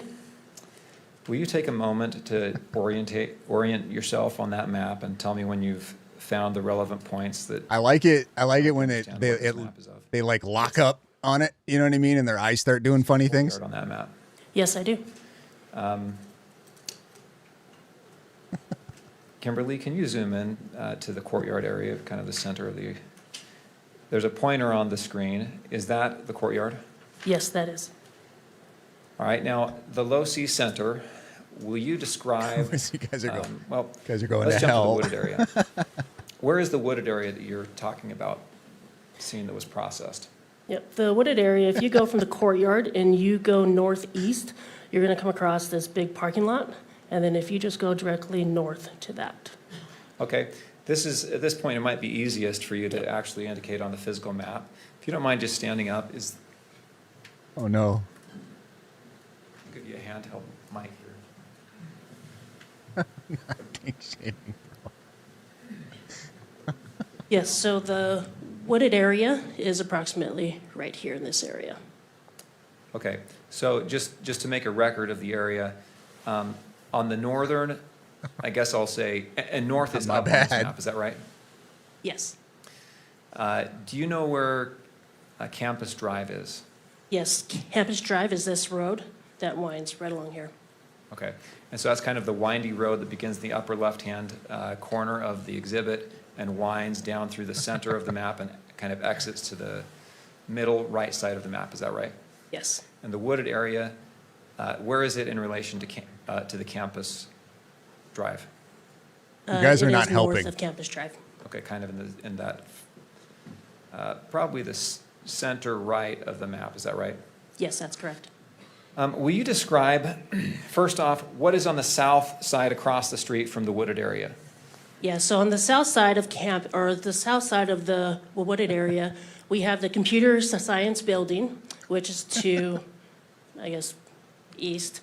And then we have a parking structure, and we have a walkway along here in between that connects the computer science building and the Lolosi Center building. And then right onto the southwest of the parking lot area is going to be the Lolosi Center building. Okay. Now, you referred to the area across the street from the wooded area as a parking structure. That's a parking lot, right? I'm sorry. And there is a parking structure on campus, correct? Yes, there is. But that's different than the parking lot you just mentioned. Yes. Okay. All right. Back to the wooded area. What was found? Was anything found in the wooded area of evidentiary value? You can sit down. Thank you. You can take that.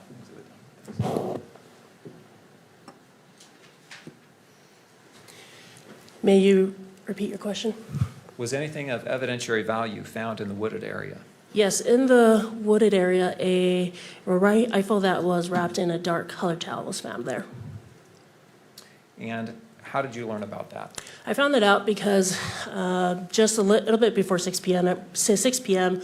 That day, I received a call from Utah County Sheriff's Office, who was tasked with searching that area. Do you know why they searched that area in the first place? Yeah, so they searched that area because I received a video that was from the UVU security footage. This was received by our command post on scene, and it showed who we believe was the shooter on the rooftop run from the southwest corner all the way to the northeast corner, jump down, and then continue to the northeast side of that campus, and then cross the street to Campus Drive, and then the suspect was out of camera's view after that. Okay, so he ran basically toward and into that wooded area. Yes. All right. What were you told from the sheriff's office?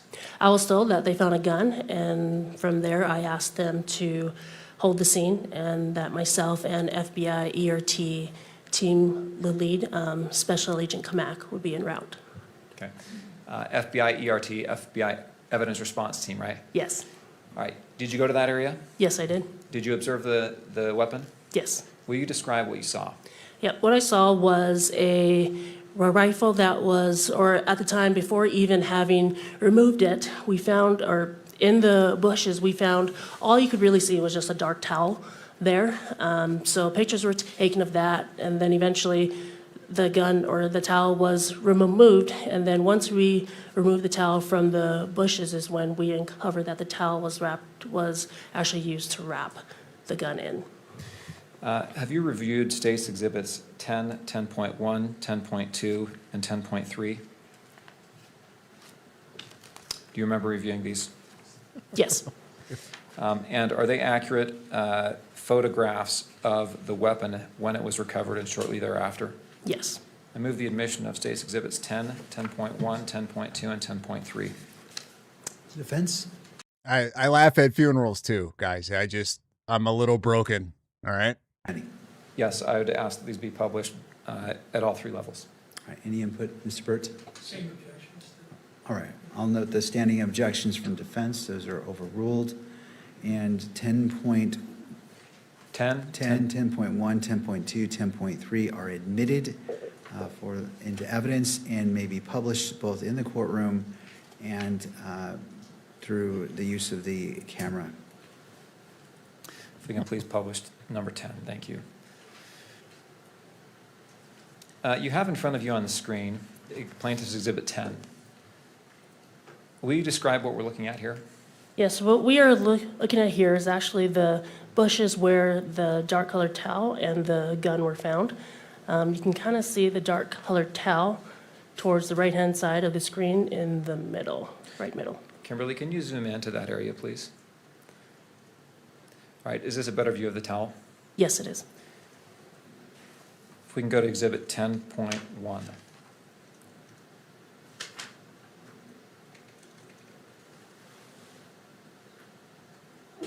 Will you describe what we're looking at in Exhibit 10.1? Yes, this is a mid-range shot of, again, the towel that was used, or of the towel and within the bushes. All right. When this was found and you arrived on scene, what happened with that weapon? Yeah, I didn't see shit We either. moved it from the bushes, or say FBI Special Agent Kamak moved it from the bushes. We then placed it on a cardboard box, took pictures of it, and then we removed the towel, packaged the towel separately, took additional pictures of the gun, and then rendered it safe on scene. Okay, I'll ask you about that more in a minute, but let's go to number 10.2.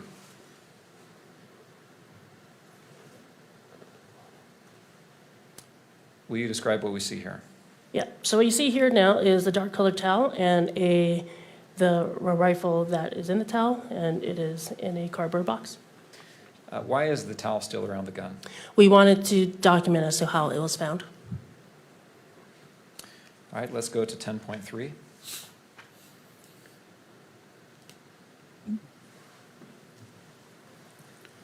Is this the rifle? Yes, it is. You described making the rifle safe. Will you describe what that is? Yep, so what that is that we ensure that there isn't anything in the chamber and that there's no Oh, other shit, look at cartridges that in the gun rifle. that would have it go off. So to Guys, do that, because it is a looks bolt like the action other gun, picture we would saw. have to manipulate the bolt or the lever back, and then from there see if anything Here we was go, in the guys. That's chamber, not and the then, same rifle. Watch this. It's coming. I'll say carefully remove anything that was in the chamber and below it. All right, what is the difference between a bolt action and an auto ejecting gun? Yep. A bolt action is one where the user actually has to manipulate the bolt. So they would actually have to turn, or they would actually have to pull it back and forward to, whether it be to load it, lock it, as well as extract anything that's in it. Unlike a semi-auto gun, that is one, every single time you pull the trigger, a bullet will be fired, and then from there, a casing will be extracted out, as well as a new cartridge will then be automatically fed into the chamber. So if you shoot a bolt action rifle, does that spent shell casing automatically exit the gun? No, it does not. It will stay in there until Stock the photo person that's handling reappeared. the gun actually removes the bolt, or actually pulls the bolt back, and then the casing will be extracted out. Were you present when this weapon was made safe? Yes, I was. Will you describe what was found when that happened? Yep. So when we rendered the gun safe, we found in it, when we removed the bolt back, we found one 30-06 cartridge case, or say a fired cartridge case, and we also found 3 unfired cartridges, all with engravings on them. Okay. I want to make sure we understand the language you're using. When you say cartridge case and you Stop say it. cartridge, what do you mean? Yep. So a cartridge is basically the round itself, right? The whole round. Really is. And the round consists of the cartridge she's doing case, fantastic. and then the powder, and then the bullet Yes. on top. So the cartridge case, the term is used for something that has been fired already. A cartridge is an unfired round. Okay. Cartridge is the unfired round that still has the bullet, the powder, and all that. Yes. Cartridge case is the fired, is a round that has been fired and it's just the empty brass casing, is that right? Yes. Okay. Was there any, so there was, I just want to make sure I understand, a fired cartridge case and 3 unfired cartridges? Yes. Was there anything distinctive about these items? All 4 of them had engravings on them.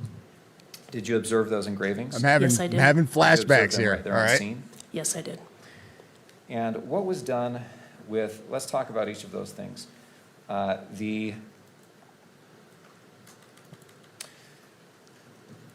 First, the towel. What was done with the towel? The towel was packaged and then it was eventually provided to the FBI. What was done with the firearm? The firearm was also packaged and then provided to the FBI as well. Did the firearm go to the FBI or the ATF? Oh, sorry, correction. It went to the FBI, and then to be in their custody, and then it was then sent to the ATF lab. Okay.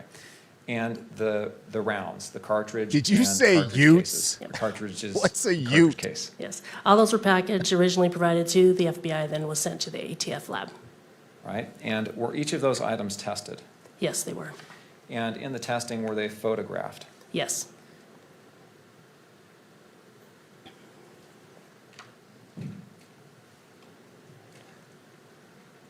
She's gonna get.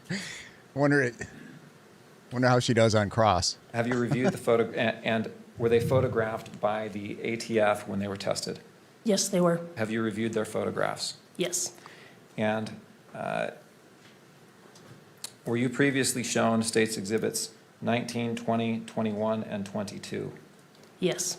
And are those photographs that the ATF, or that you received back from the ATF, of those cartridges and the cartridge case? Yes. Did they have the same appearance and etchings that you saw when you observed them removed from the gun?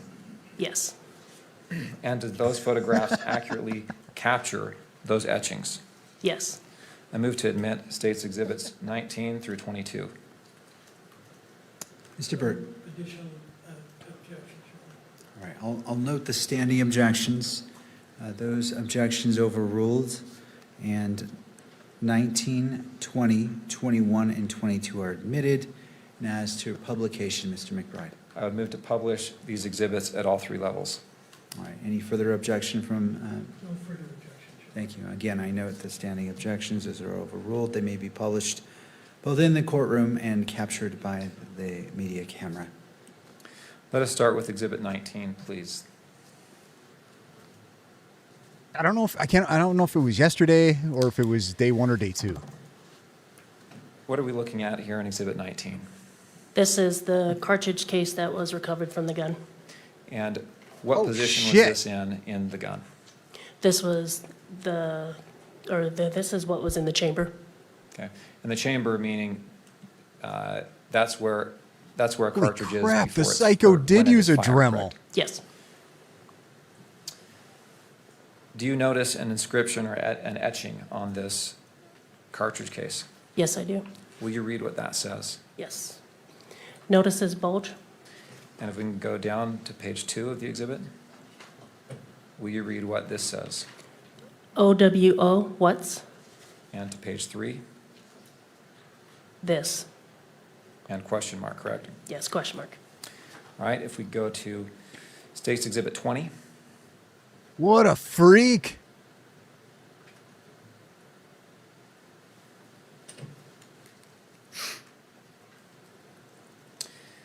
is this a photograph of one of the cartridges that was found in the gun? Yes, it is. And what are we looking at here in this view of page 1 on Exhibit 20? This is the head stamp of it, and it says it is according to the head stamp, it is a Remington 30-06 Springfield. Is that a It's different caliber it's a than power a tool. 223 round? Yes, it is. Will you look at page 2 of Exhibit 20? Will you read the markings here? A fascist, And page 3? Catch. catch, And page 4? up arrow, right arrow, down arrow, down arrow, down arrow. Wow, he did. All right, let's go to Exhibit 21. What a freak.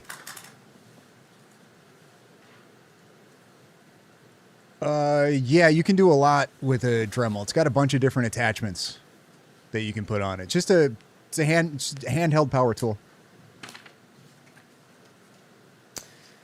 And was this another round that was found in the gun? Yes. I've We got read the one. Once inscription this here. goes on a break, I can grab Bella one and show Ciao? you guys what a Dremel is. Page 2. No, I don't engrave bullets. Chow, chow.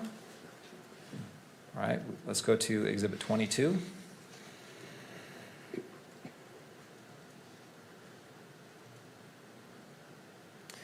Another round that was found from the gun, correct? Yes. Will you please read the letters here? If you read, Page 2. this comma, your, or correction, this comma, you are Page 3. gay.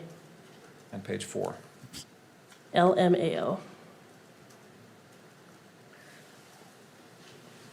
I mean, you could do your nails with it.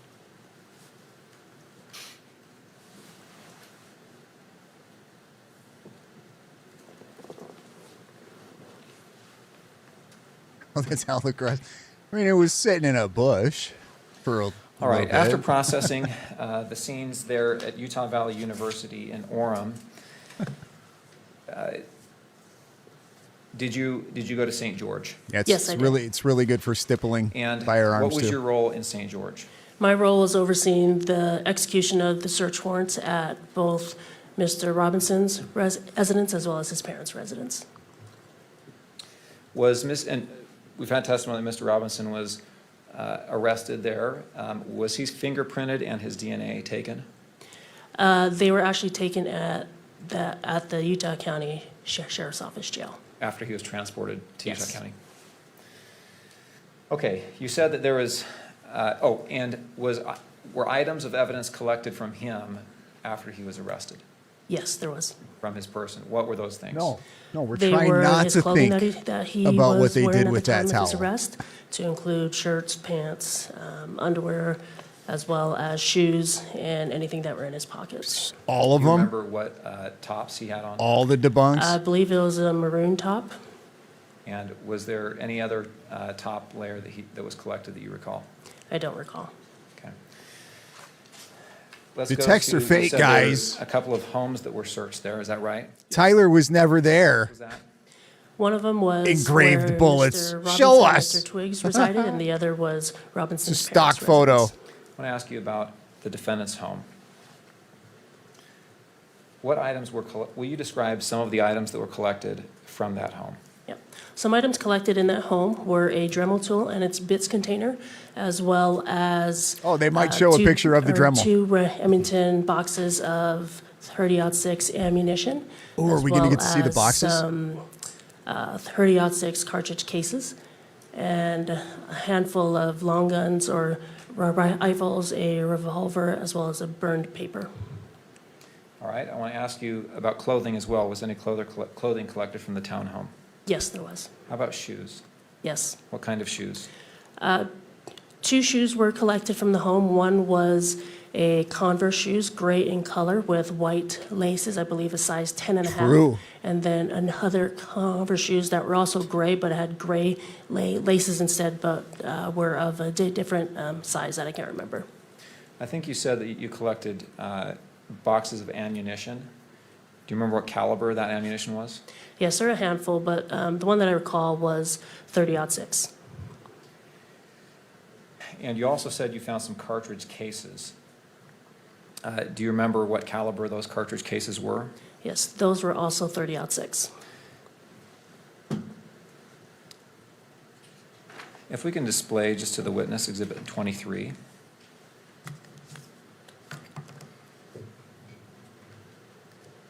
Do you recognize Plaintiff's Exhibit 23? Yes, I do. And is that an accurate photograph of the cartridge casings and some of the bullets that you found? Yes. I would move the admission of Plaintiff's Exhibit 23. Mr. Burt? No further objections, Your Honor. All right, I'll note the standing objections by defense. Overrule those objections and admit into evidence State's Exhibit 23 as to publication, Mr. McBride. I would move to publish at all 3 levels. All right, it is published to the courtroom as well as maybe broadcast via the camera. Those two judge grabs. That's coming up.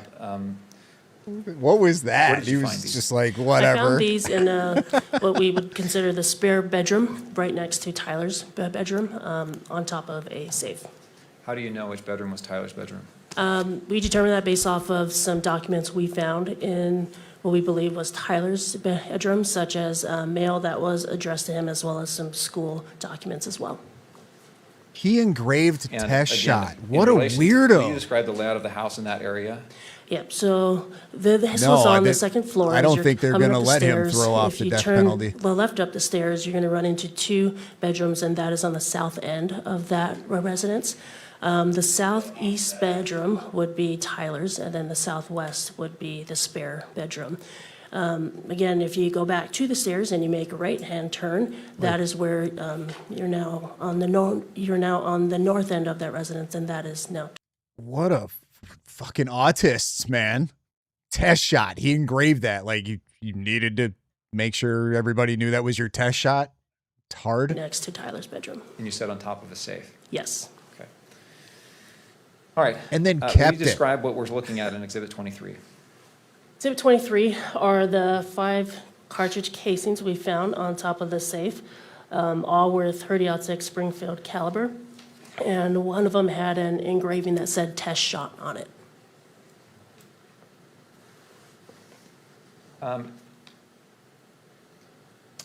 You've talked about Springfield, Remington. These 30-06s? Just fucking whatever. Do it. I don't care. Okay, sounds Are they good. the same type of round as was found in the gun? Yes.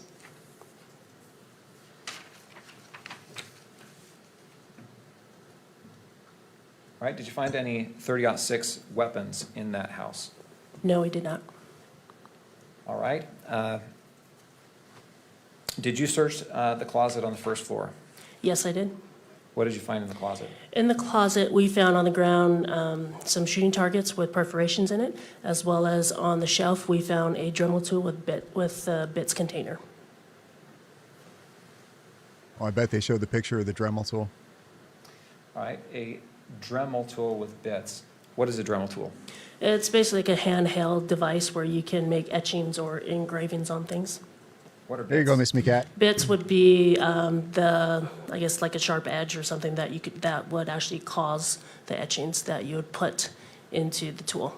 Is this kind of like a drill bit? No, yeah, Yes. he fired the test shot and then kept And the what did you do with the Dremel casing. and the bits? We photographed them in place, took additional pictures, packaged them, then sent them for testing to the ATF. All right. You also mentioned targets. Were those targets photographed? Yes, they were. I want to show you on your end. Have you reviewed Plaintiff's Exhibit 25 before? Yes. And is that an accurate photograph of those targets that you found? Yes. I move the admission of State's Exhibit 25. Not if he expressed No further regret objections. to All right, note the Lance. standing objection, and those objections are overruled. And then- Stacy, Excuse me, sorry. oh, well, did you want to, in regards to publication? Yes, I'm so used to admission before publishing. I would move to publish those at all 3 levels. I can't wait to Further see how they comments, twist all Brooks? this up. That's so stupid. It doesn't make any Noting sense. the, This is all Fed slop. Standing objections, those are overruled. Stacy Exhibit 25 is admitted into evidence. and may be Or published or Tyler Robinson is just a psychopath retard. on camera. Will you describe what we're looking at here? Yes, so these were shooting targets we found in the closet, and each of them have have perforations in them. When you say perforations, what do you mean? Holes in them. Those holes consistent with? Objection, foundation on this opinion. Mr. McBride, do you want to weigh in upon that objection? Doesn't surprise me. They have to. What else are they No, going I'll to submit do? it. I'll lay foundation if the objection is sustained. What other I'll argument do sustain they the have? objection. They don't have any. All right, holes. Have you ever shot a gun before? Yes, I have. When you hit a target, what happens to the target when it's hit with a bullet? A hit with a bullet, there's holes in it, what we call perforations, because there's a entrance as well as an exit. Looking at State's Exhibit 25, I'm going to ask the question that was objected to. You said there's perforations in those. Are those consistent with bullet holes? Yes.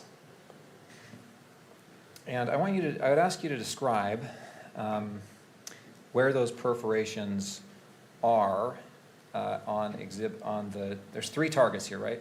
Yes. I don't know what the hell was going on with target 3 here. Let's look at the far right target first.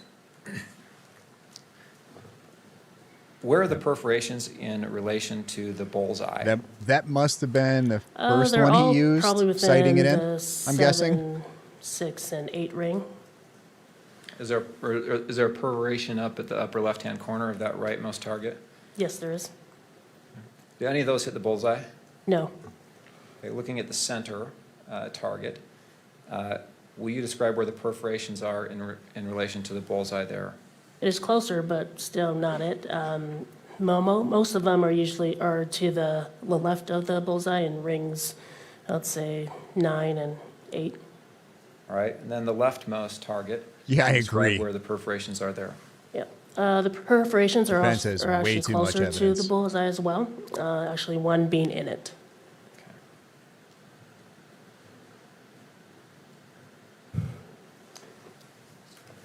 All right, you described also collecting a burnt note. We can take down 25. Thank you.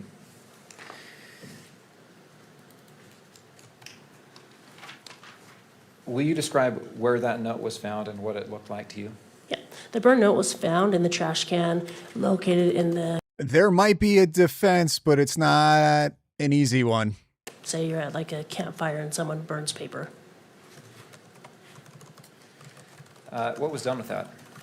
That was also collected and that was sent to the FBI for analysis. Was it photographed? Yes, it was. And have you reviewed State's Exhibit Couldn't 24? be him. He couldn't hit a target. Yes. Is that a photograph? Which would of the explain note? why it hit Yes. him in the neck. the omission of There's no plaintiff's way he exhibit was aiming 24. for that. That's a stupid place to No aim further for. objections. All right, and to publication. I move to publish at all 3 levels. All right, I'm going to note the standing objection by defense, overrule Yeah, those objections. yeah, I'm sure some of them got in there. And State's Exhibit 24 is admitted into evidence and may be published in the courtroom and may be captured by the media camera. Did the defense just You stand up? see This here is on all the screen, fence slop. State's Exhibit 24. Yes, I do. It looks like as to Objection, the Your Honor, evidence fed tag, it's slop. actually upside down. Is that right? Yes.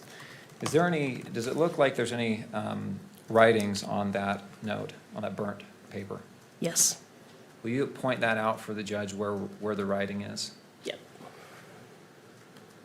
And describe what you're pointing at, kind of the general location on the image. Yeah. Yeah, don't we all? The part that I'm pointing out is Don't the we paper that you all? can kind of Piece you can of still shit. see the lines in them, and as well as some handwriting as well to the edge, the left edge of that piece of paper.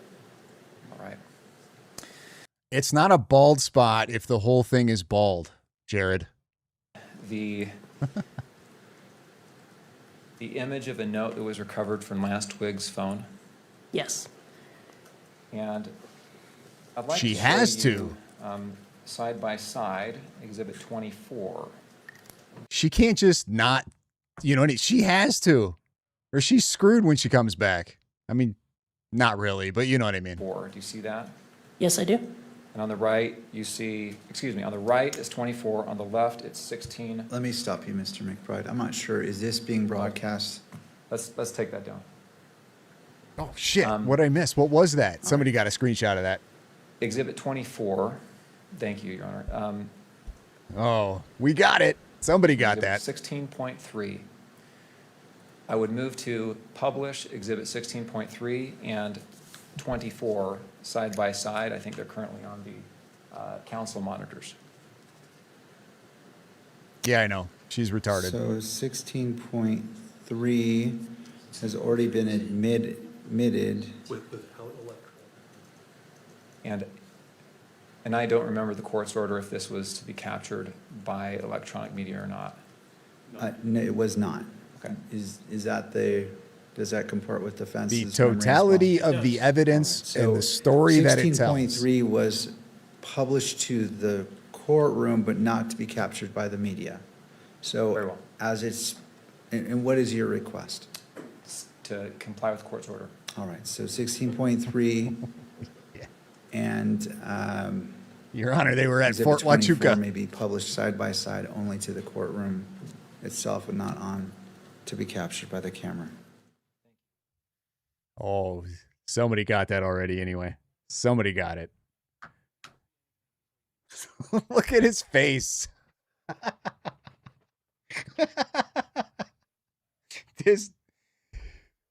Yo, Graf, this is day 4 of a preliminary, dog. Oh.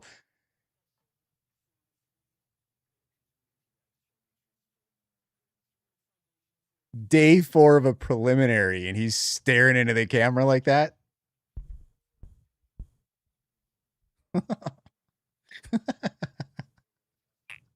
Holy. This is awesome. I mean, it's not, you know what I mean. This is terrible. And it sucks that this is even happening, but you know what I'm saying.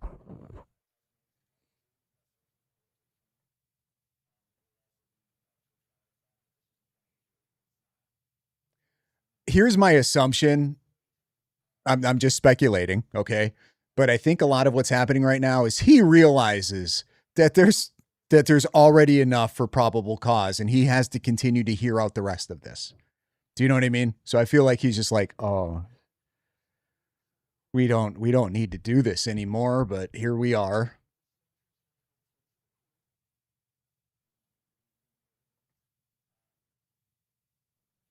That's my assumption. I could be way off on what's going through his mind, but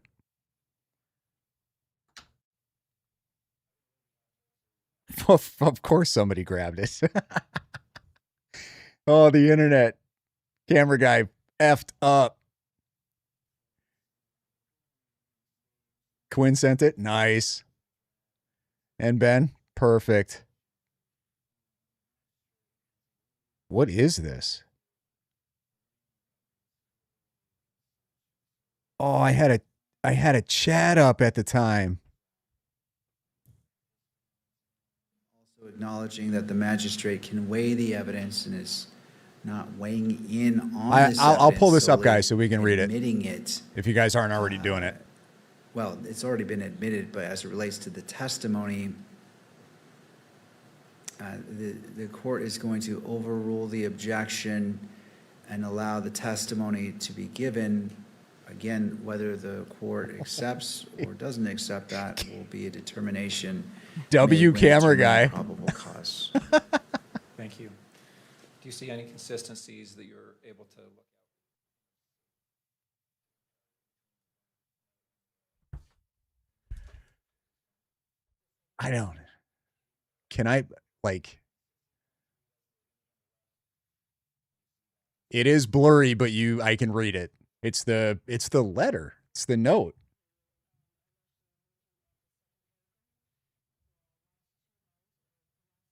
Here, I'm going to mute this. I hope I don't miss anything. I'm just going to read it. Luna, if you are reading this per my text, then I am so sorry. I left the house this morning on a mission and set an auto text. I am likely dead or facing a lengthy prison sentence. I had the opportunity to take, I mean, we already kind of know this. I had the opportunity to take out Charlie Kirk, and I took it. I don't know if I will / have succeeded, but I had hoped to make it home to you. And then my super chat, or not a super chat, just a regular chat cut off something we could have lived in. Something.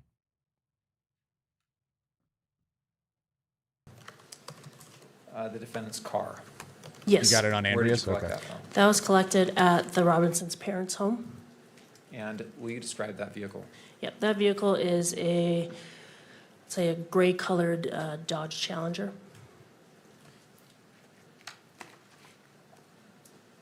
It's just, I wish we could have lived in something. All right. You've mentioned that you sent several items to the ATF and the FBI for testing. And did you receive reports back from And then both those images of it entities burnt with up. results of their testing? Yes, I did. I'd like to show you on the Yep, I'm witness looking at screen it only right now, Adri. Council screens, Exhibit 30. All right, while you're doing that, Mr. McBride, and also, could we go ahead and take down State's Exhibit 35? I know it's just in the background, but just Yes, it was a pic of the actual paper. be consistent on displaying of exhibits.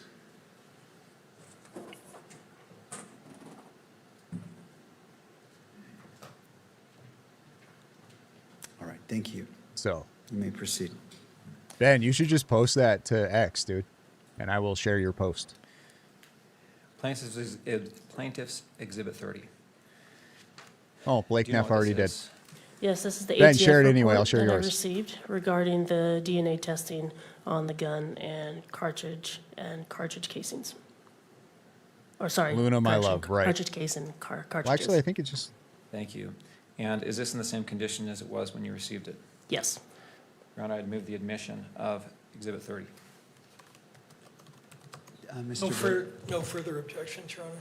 I don't know what it says. It I says note, something at the top, The but then it standing just says objections Luna, as comma. well, and as to publication, Mr. McBride. Yes, Your Honor. This exhibit deals with DNA testing on the rifle and the cartridges. Luna's, Lance's We would move to have it other published at name. all 3 levels. All right, so noting the standing objection by defense, I'm going to overrule that objection pursuant to Utah Rule of Evidence 1102. State's exhibits, and this is 30? 30. State's Exhibit 30 is admitted into evidence and may be published on screen in the courtroom and for the media camera. Hurry up, Ben. You're missing a key moment here, dude. Viral. I want to ask you a little bit about the format because it may be helpful to understand here. But on page 1 under the exhibits, we have here a list of items that were sent in for testing and comparison. Is that right? We get furry names. And throughout the report refers to the items compared by the lab number. Is that right? Yes. So if we can scroll down just to the bottom of this first page, and here in the DNA analysis section, again, we see that the report or the author refers to the items by their exhibits numbers, right? Oh, I gotta go to the bathroom again. If we can Terrible go to timing. Page 2. And same question here. The exhibit number on the left, if we want to know what exhibit number that is, we have to refer back to page 1 for the description, right? Yes. Okay. I'll be right back. And let's keep going to page 3. If we can just scroll through page 3, 4, and land on page 5. Actually, pause right there, if you will. This is page 4.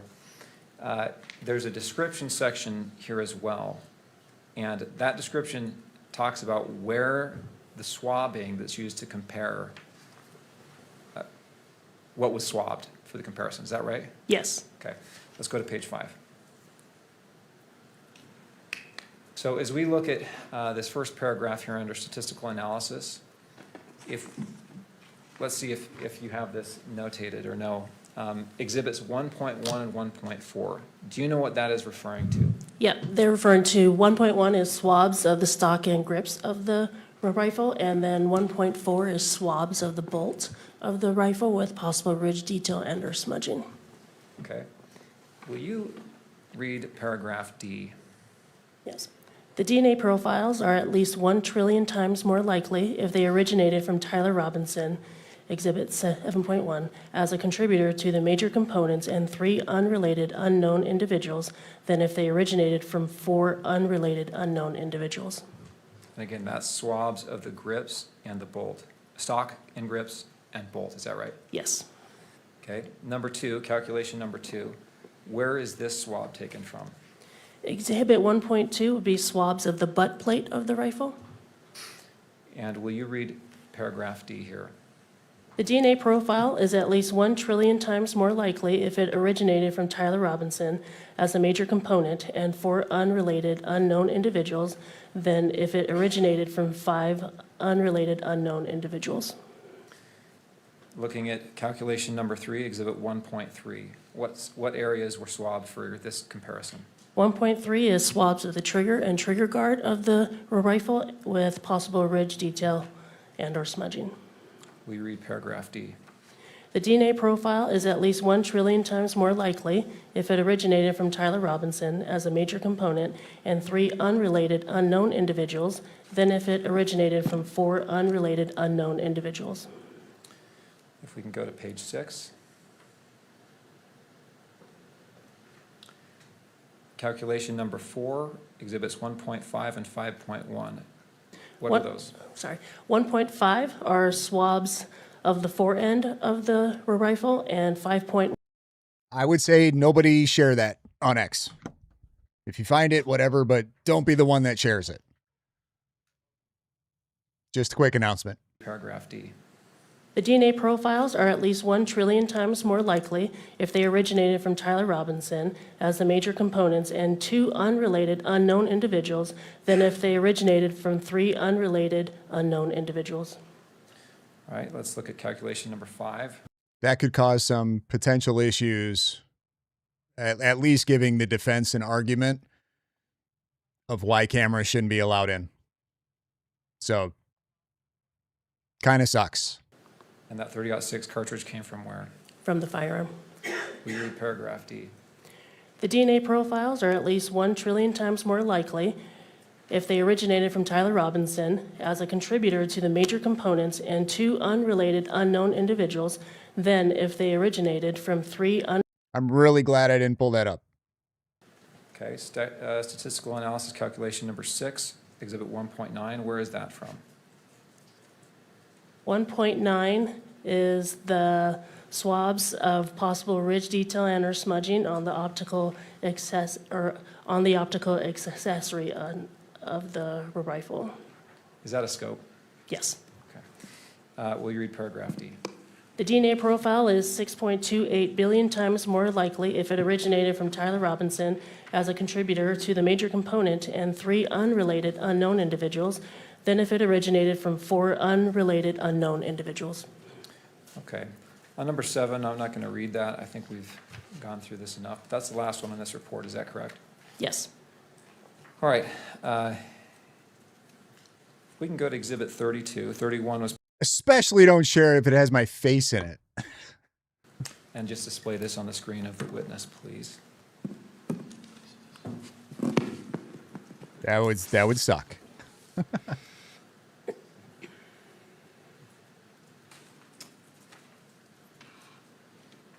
I hope you guys are smart enough to understand this and can explain it to me, because I'm way too stupid for DNA analysis stuff.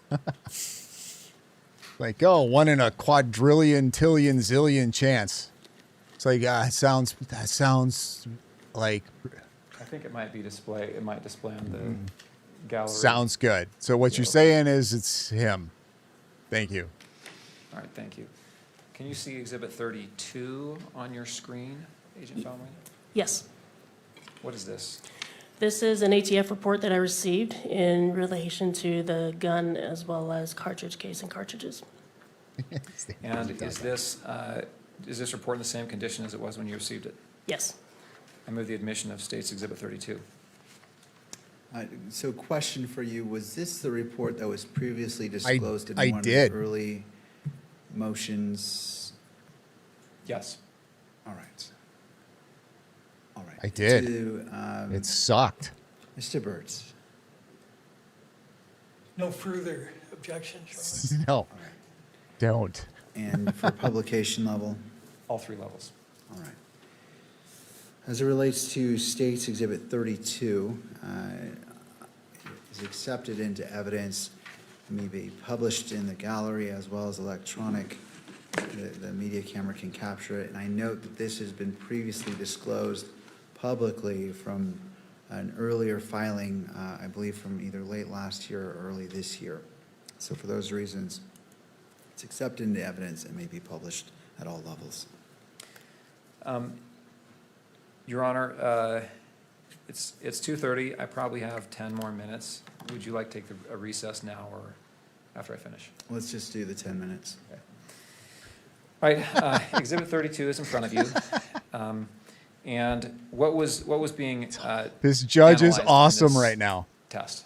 What was being analyzed would have been the He's like, cartridge no, case as well as just get the it over with. bullet fragment and the lead fragments that were recovered from Mr. Kirk at autopsy. All right. Same question on structure of the exhibit. The lab. Yeah, right. That sounds like it's him. That's what I'm saying. This DNA stuff gets so crazy. All right. I want to have you read, if you can scroll down to the bottom of page 1. Thank you. I would ask you to read the second line under results of examination. Yes. The Exhibit 1 rifle was test fired and found to be in operable condition. The test fires were designated as Exhibit 1.11. And again, Exhibit 1 rifle is what? Is the one that we found on campus. Okay. Exhibit 2, if you'll look at the next, skip the next line and then go to the Exhibit 2 cartridge case, will you read that sentence? Yes. The Exhibit 2 cartridge case was identified as having been fired in the Exhibit 1 rifle. Okay, now I want to jump back up to the top where it lists the exhibits. 2 through 5, will you explain what those are and where they came from? Yes. That would be the items we found in the gun on scene, and this was the gun that was found in the wooded area. And so the cartridge case is the round that had been, is the case that had been fired? Yes. Okay, so that's number 2. All right. I can't remember. Did we already read that line? Exhibit 2, cartridge case? Yes. Okay, thank you. Will you also look at or read the last paragraph on this page? Yes. The Exhibit 2 cartridge case and Exhibit 3 through 5 cartridges were examined for the presence of comparable tool marks. Tool marks were located on the exterior of the Exhibit 2 cartridge case and Exhibit 3 cartridges, in parentheses scribe marks, that are consistent with being produced by engravings and or rotary cutting tips commonly found. Let's scroll down, please, Kimberly.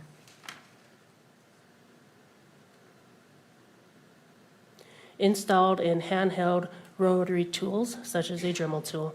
These tool marks contain marks of value for comparison if a suspect tool is located. Okay. I'd ask to scroll back up to show the exhibit list. Yeah, I'd say there's enough 6. probable cause. So what is Exhibit 6? Exhibit 6. And then consider what was redacted. The bullet jacket fragment, as well as some other fragments that were recovered from Mr. Kirk at the time of autopsy. Thank you.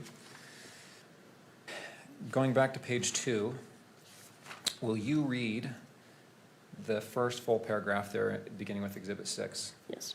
Exhibit 6 consists of one .30 caliber class deformed damaged bullet jacket fragment and 4 lead fragments. Will you read the next paragraph as well? The Exhibit 6A bullet jacket fragment could not be identified or excluded as having been fired from the Exhibit 1 rifle based on an agreement of all discernible class characteristics and neither sufficient agreement nor sufficient disagreement of individual characteristics. The results of the comparison was inconclusive.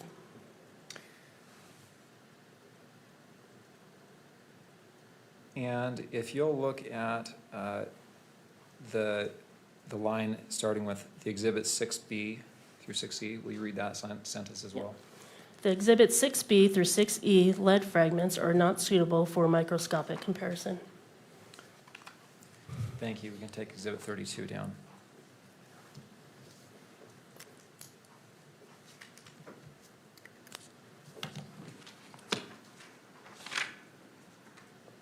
Exhibit 33, if we can show that just to the witness, please.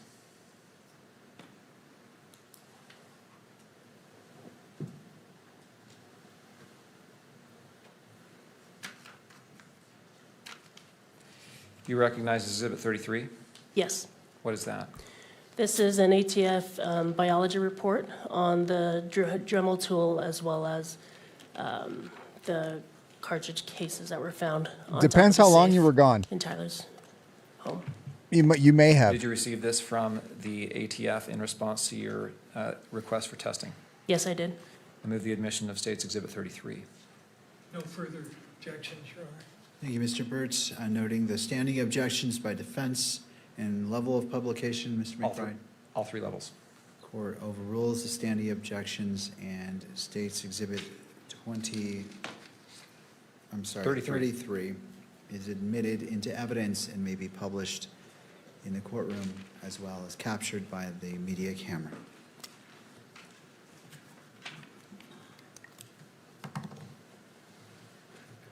Yes, don't share the screenshot of the letter. The Dremel tool, the bits container. I'm sure it's going to get shared a ton, but just don't be one of the ones that shares we it. found in Tyler's home. And up in the top right, it says forensic biology. Is this DNA testing? Yes, it is. Okay, format of this is the same as the other report that we already looked at, right? Yes. Let's jump to page 4. Calculation number 1.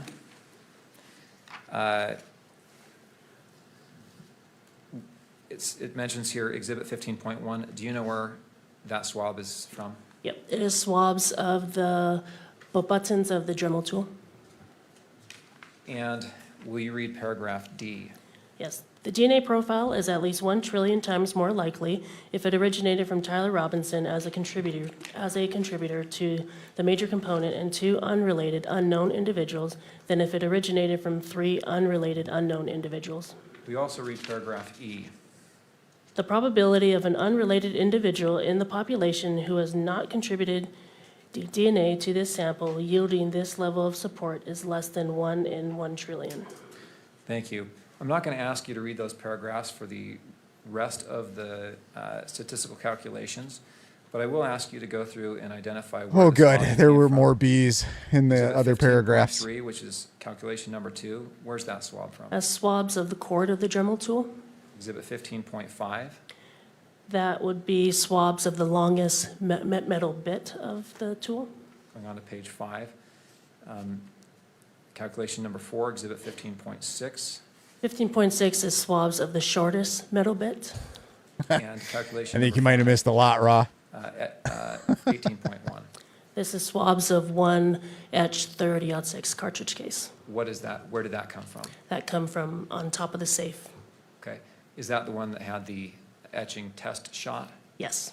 Will you read the paragraph D as it relates to the test shot swab? Yes. The DNA profile is at least 1 trillion times more likely if it originated from Tyler Robinson as a major component and 2 unrelated unknown individuals than if it originated from 3 unrelated unknown individuals.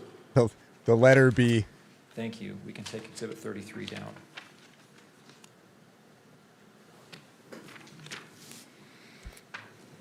The final report is 34, if we can publish that just to the witness.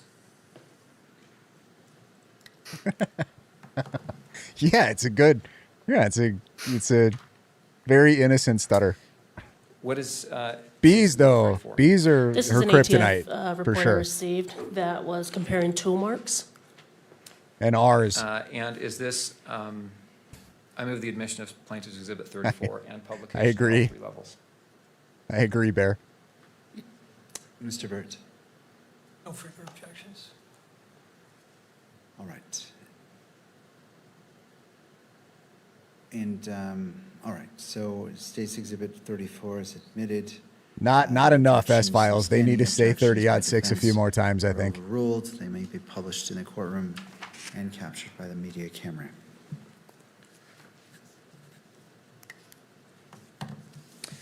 Okay, looking at the exhibits, might have to go back and forth here, but let's go to page 2. And will you read the paragraph that starts with Exhibit 18 consists? Yes. Exhibit 18 consists of 5 30-06 Springfield caliber fired cartridge cases, designated Exhibits 18A through 18E, and 15 45 auto caliber unfired cartridges, designated Exhibits 18F through 18T. Okay. 18A, do you know what 18A is? Yes, this would have been the 30-06 cartridge case with the engravings test shot on it. Okay. Will you read the paragraph beginning with the Exhibit 18A? The Exhibit 18A cartridge case was examined for the presence of comparable tool marks. Numerous sets of tool marks were located on the exterior of the Exhibit 18A cartridge case that are consistent with being produced by engravings and/or rotary cutting tips commonly found installed in handheld rotary tools, such as a Dremel tool. These tool marks contain marks of value for comparison. Okay. The next paragraph I asked you to read is the one that starts with Exhibit 16. But first I want to ask you, do you know what Exhibit 16 is? I do not, off the top of my head. Okay. 18, it also says Exhibit 18A through 18E. Do you know what those are? 18A through 18E would be the cartridge cases that were found on top Yeah, of the safe. guys, I thought I heard it too. I just didn't want to say, say anything. I don't want to if try to you'll draw read, attention to that. Paragraph, or that paragraph. Which one again? Sorry. The one starting at Exhibit 16 and. Yes. The Exhibit 16 and Exhibit 18A through 18E cartridge cases were identified as having been fired in the Exhibit 1 rifle. Okay. Let's now jump to the paragraph beginning the test tool marks. Not yet. Scroll down. Will you please, well, first off, 15A and 15B, do you know what those are? Yes, those would be the longest metal bit and then the shortest metal bit. Okay. If you would read, okay, and then also Exhibits 2, the Exhibit 2 cartridge case, what is that?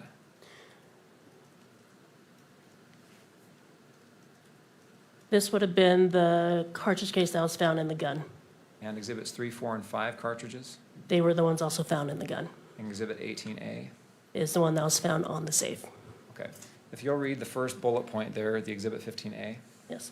The Exhibit 15A engraving cutter was identified as having made tool marks located on the Exhibit 2 cartridge case, Exhibit 3 through 5 cartridges, and Exhibit 18A cartridge case. And will you, let's see here. Okay. We can go ahead and take that down.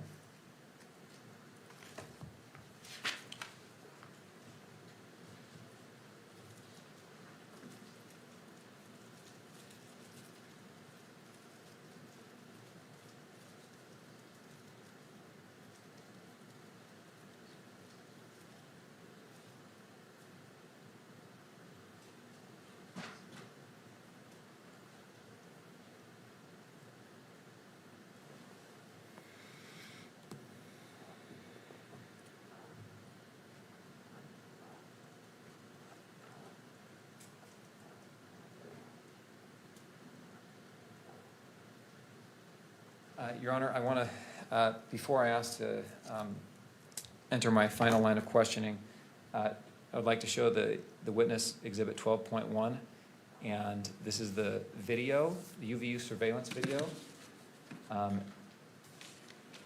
Let's see, I think it's 12.4 was the surveillance video actually that was approved for publication. That's correct. That's the unmarked, non-zoomed version, correct? Is that correct? Yes. Yes, that's the one that, yes. And just for now, let's do this on the witness's screen.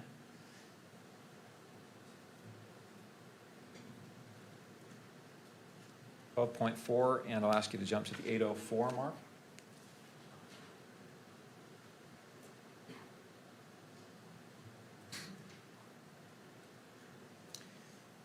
Okay. I'd move to publish. We intend to play about 10 seconds of this video. I'd move to publish that at all 3 levels. Mr. Burt? I'm not sure what the relevance is at this point, so it's hard to object or not. I would ask for a proffer as to what it's showing, because it's not apparent from the exhibit. Understood. Proffer is, there's been testimony about about prints being found on the glass window of this building. This exhibit demonstrates the suspect's behavior in that area. All right. Anything further? With that, I don't have any further objections. All right. So it may be published. This is already admitted, and it may be published at all levels.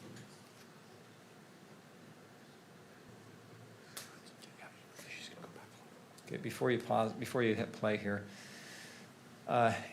Sergeant Falmuina, do you see what's on the screen in front of you? Yes, I do. Can you see the suspect in this image? Yes. Will you describe where that suspect is? He's on the rooftop, let's say on the gravel part, and this would have been close to the northeast side of that building. Timestamp is 12:23:47 p.m., is that right? Yes. And that portion of the image that we see there, the video, is the top portion of the image slightly to the left of center, is that right? Yes. Okay, we're at 8:01. Kimberly, will you please hit play there?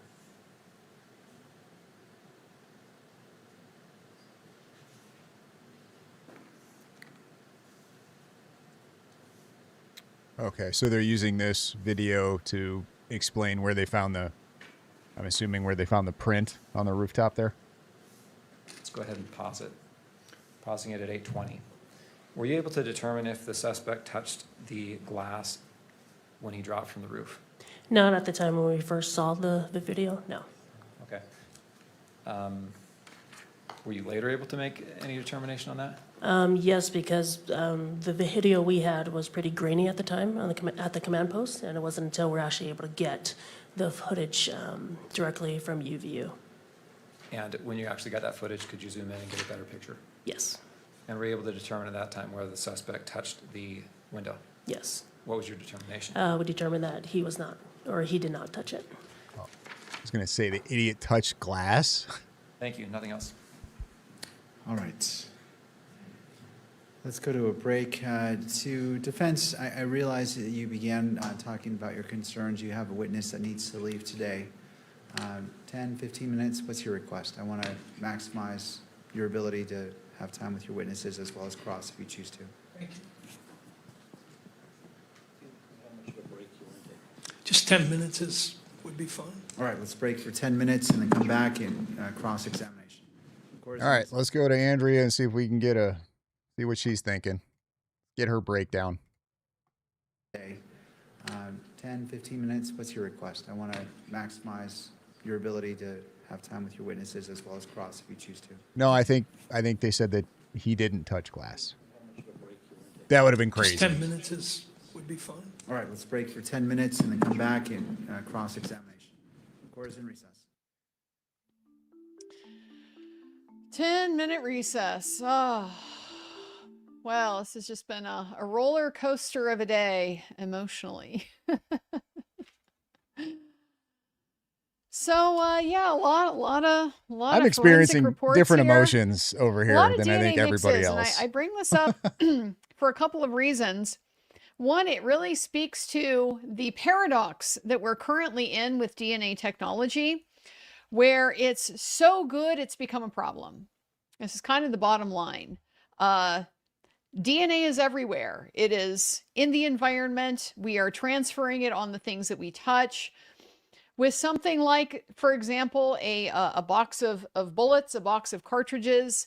No, I don't believe so. They're not sterile. You know, they can be touched during the manufacturing process. They can be touched in the store by people, you know, opening up the box. It can be opened up and touched by different people at the range. And I agree. Under, you know, normal, like household protected kinds of circumstances, DNA is going to persist for a while. You know, if you're not leaving it out in the rain, exposing it to the sun and stuff like that. So part of the problem we have with DNA now is the testing is so sensitive that we can pick up small amounts of transferred DNA, small amounts of background environmental DNA, and that muddies our picture of the significance of what we can find when we find DNA. That gets particularly complicated with these mixtures because mixtures are difficult to deconvolute.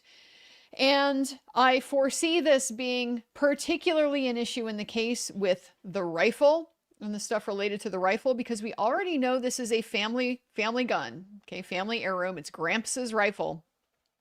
So we would expect there to be possibly family DNA on it. And when you have mixtures with the same family members, it gets even more complicated to figure it out because you expect family members to share quite a bit of the DNA. Not like if it's just some person from the factory, wherever, you know, this particular ammunition is being manufactured, compared to wherever it's being, you know, purchased and used. They're just random people. But with relatives, it's hard because you expect a lot of overlap. So making sense out of it can become a little bit more complicated. We also see the lowest, the like smallest mixture is 3. We heard the other day about, as far as PCAST way back in 2016, criticizing some of these tools for evaluating mixtures. Their cutoff for validating these statistical tools was if the mixture is at least 3 individuals and the minor contributor is less than 20%. So we didn't get the percentage amount. We don't know what the relative contributions are from these different contributors. But this is why the defense, we already know, has highlighted, is queuing up challenges to the reliability of this DNA evidence. That's why. It's because of the mixtures. At this point, we really don't know enough. This hasn't been the DNA reliability hearing. And so there's a couple things that will go into that. One, it's been 10 years since the PCAST report. There's been a lot more work done, validation done, technological development since then to potentially overcome that problem they had back in 2016, where they said only 3 people, minor at least 20%. But there was one that was 5, likely to be a bit of a concern. That was the butt plate. That was the butt plate. 5, to my last knowledge, is more than StarMix is validated for.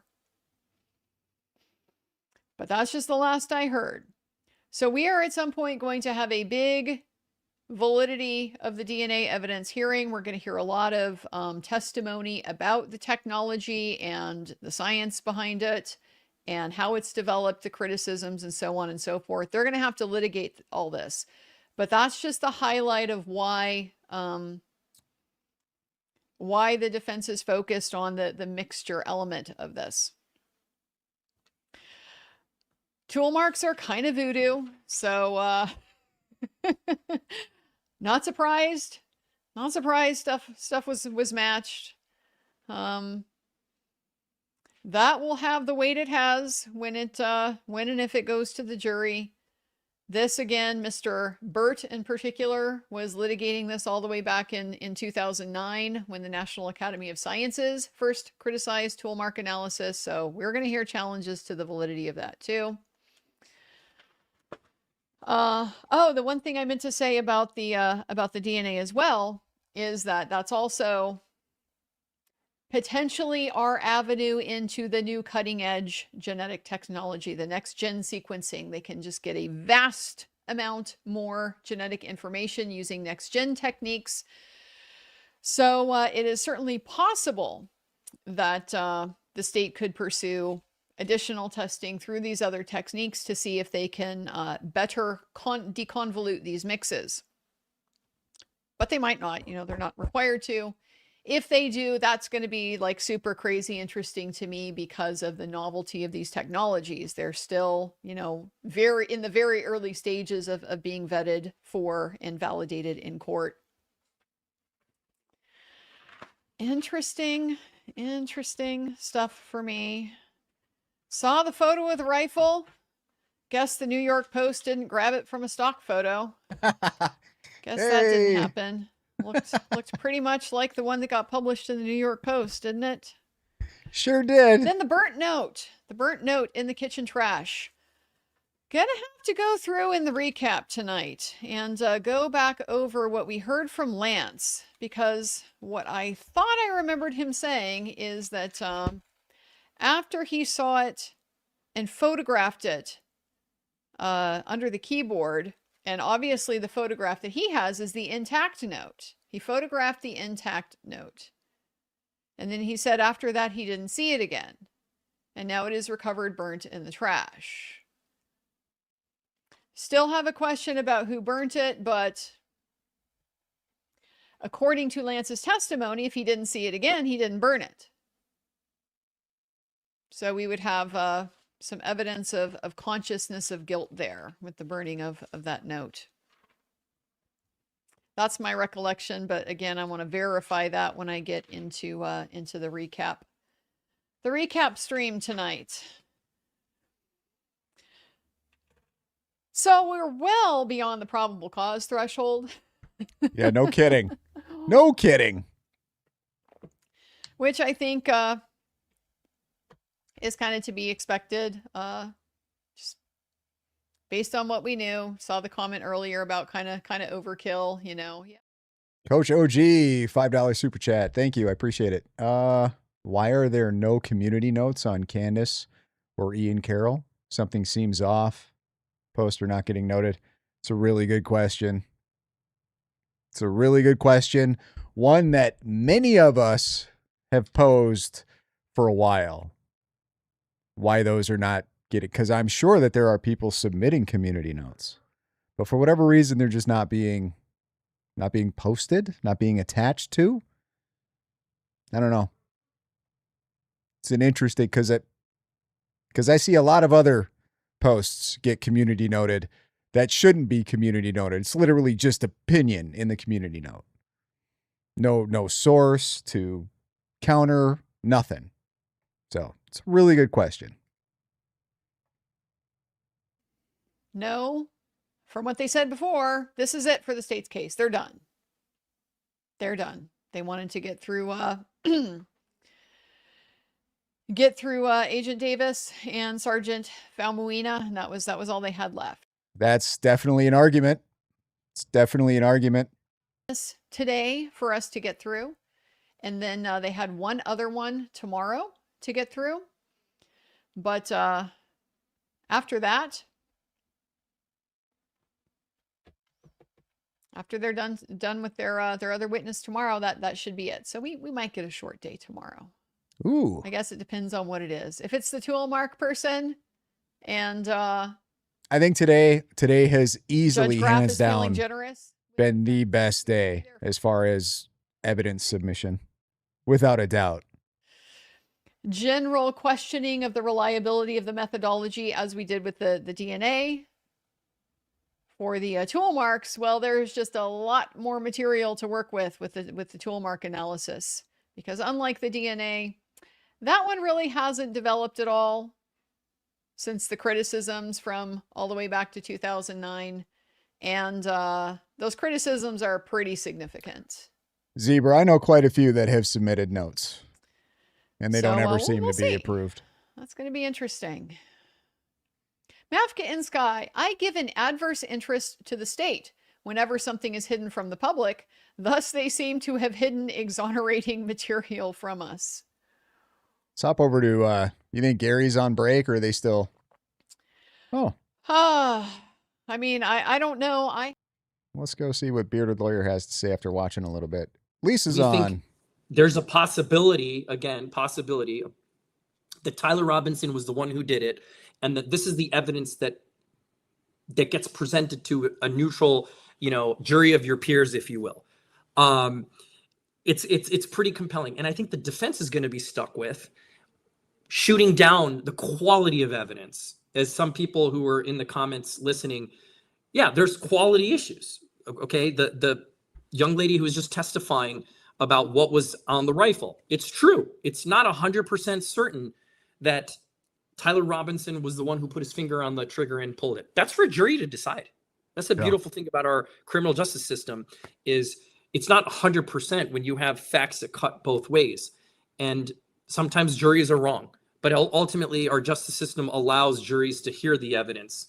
And that's what's being decided. So if I'm the defense, I'm a little concerned that I don't know. It's a good question. the charges are very significant, and this is going to be a very public trial, that he's not going to get sympathy. That Tyler Robinson's not going to get sympathy. And I'm going to start thinking about whether some sort of deal is possible. I don't know that I would talk to the prosecutors yet about that, but I'm thinking about it if I'm defense.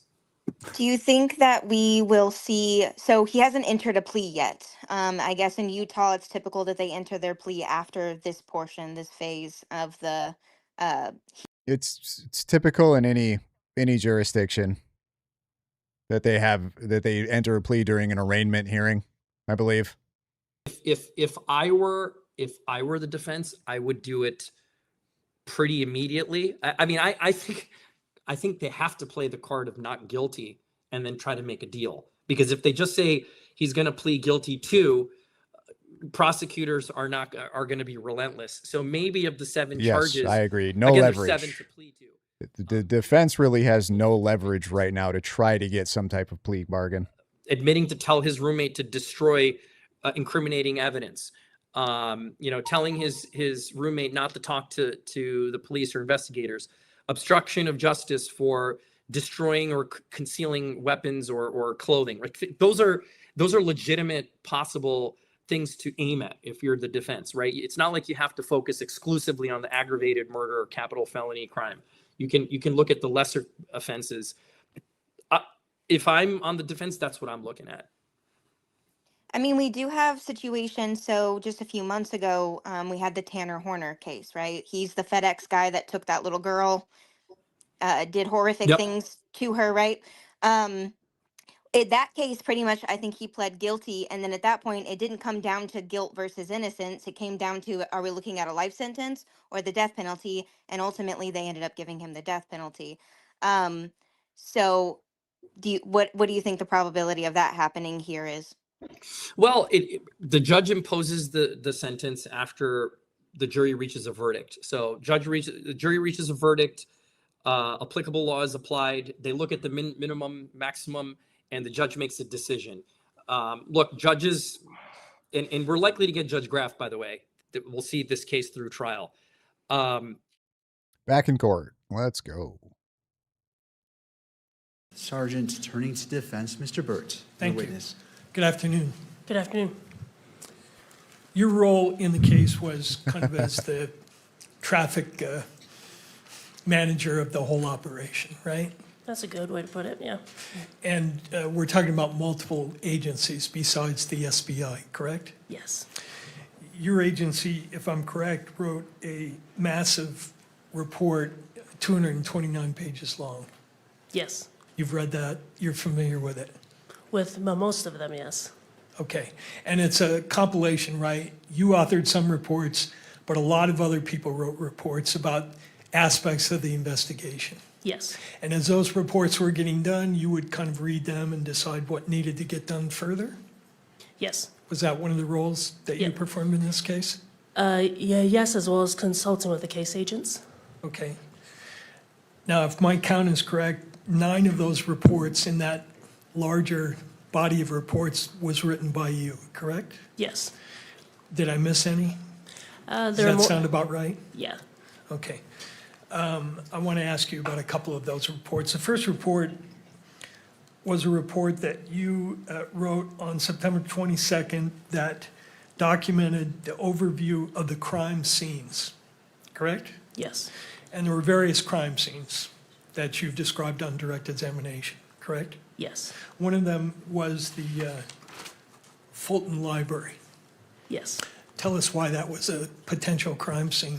Yeah, of course. When officers were canvassing the scene, they were also trying to see, right, the route of the shooter as well as just trying to find the shooter. And they determined that the Fulton Library stood out because there were unattended items there at the bus stops that were away from the courtyard area, and so to them, they thought it was suspicious. And were certain items seized from, and what were they? Yes, you had a backpack, a jacket, as well as some gloves, and there may have been some other things. I just don't recall them right now. And do you recall what the item numbers were of those seizures? Was it 9? Does that ring a bell? I don't remember. Whatever was seized was sent to the FBI lab for processing? Yes. And along with some information that the suspect may have shed some of these items as he fled, correct? Yes. Was a decision at some time made, and you were requesting that both DNA and other type of analysis get done? Yes. At some point, did you decide to pull a plug on that? At the time when it was already sent, we didn't have more information as far as whether or not the evidence that were collected there were probative. But eventually you communicated to the lab that those items were not in fact connected with the case and there was no need to do further testing. I don't remember communicating that. Okay. If that's in the notes of the FBI or the ATF, would that be inconsistent with what you know? No. Okay, I'm mentioning because some of the reports, the lab reports, have those items listed. Okay. I just want to be clear that those items, eventually you determined were not related to this case. Would that be fair? Yeah, that would be fair. Okay. The second report, at least as far as I can see, that you wrote was on September 24th, and it had to do with looks like a request for a search of firearms. Do you recall that? Could you elaborate for me on the firearms? This document documents that NIBIN request for firearms. Yes, so that was the request to conduct, what that stands for, the NIBIN, is the National Integrated Ballistics Information Network.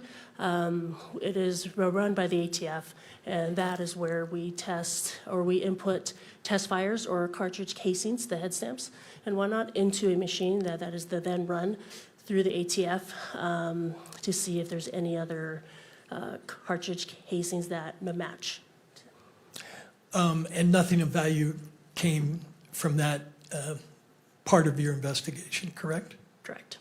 Now, going back for a minute to the crime scenes, you talked about the wooded area, and you used the phrase, "we seized the towel." Who is we? Who are you referring to when you say "we seized the towel"? We would be SBI as well as FBI. So that would be myself as well as FBI Evidence Response Team Lead Michelle Kamak, or Special Agent Michelle Kamak. So you both reached into the bushes and you both grabbed it and pulled it out? She did, but I was there with her and we were communicating that entire time. Okay, so when you say "we seized the towel," what you really mean is she seized the towel and you observed her seize it? Yes. And when she sees a towel, can you describe a little bit more detail of how that process took place? As far as when it was found or when she removed it? Yeah, the photographs you showed us, were those the best photos you've got of that process? That was taken by the FBI, so that's all we got. That's all you got. And nobody was videoing the discovery and recovery of that evidence? I believe one of the officers on scene actually had his body camera on. And have you seen that? I have not. Do you know if there's any documentation of the exact process by which that towel got removed from the rifle and then, I guess, put back on the rifle, right? No, it was not. It was not put back on? No. Didn't one of the photos show the rifle in the box with a towel over it? Yes. It wasn't over it. It was still wrapped around the gun. Okay, but as I understood your testimony, the towel was seized by the FBI agent, and then somebody must have reached in and got the gun out, right? No, I'll clarify for you. So Sure. the entire time when we retrieved it, the gun was wrapped in the towel.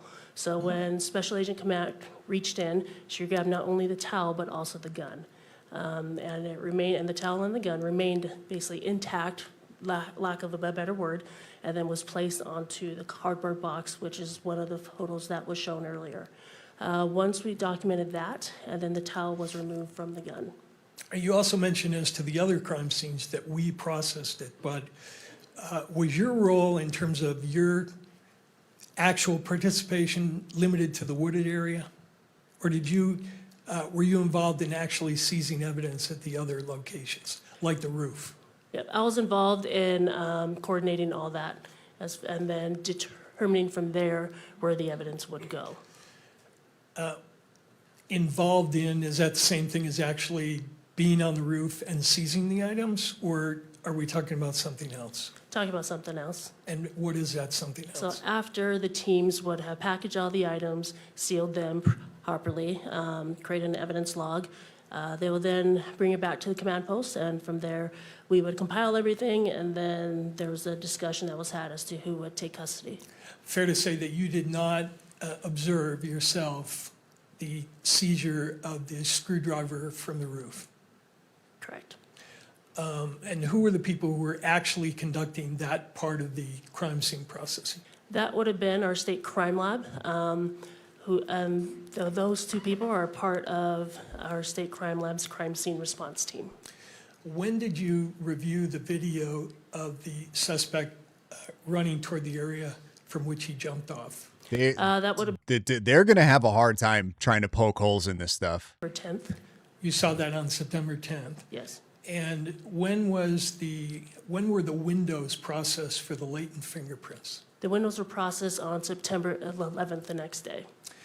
And was the reason that those latent lifts were taken was because you wanted to rule out whether the suspect had touched that window? Yes, That's what the notes say, right? yes. You were not present when that scene was processed either, correct? Not the entire time, no. Okay. Now, the other reports that I have that you did, and correct me if I'm wrong, is one report dated September 24th, documenting the forensic analysis as of September 24th, summarizing what you were hearing back from the ATF and the FBI. Yes, Okay. And then the fifth report was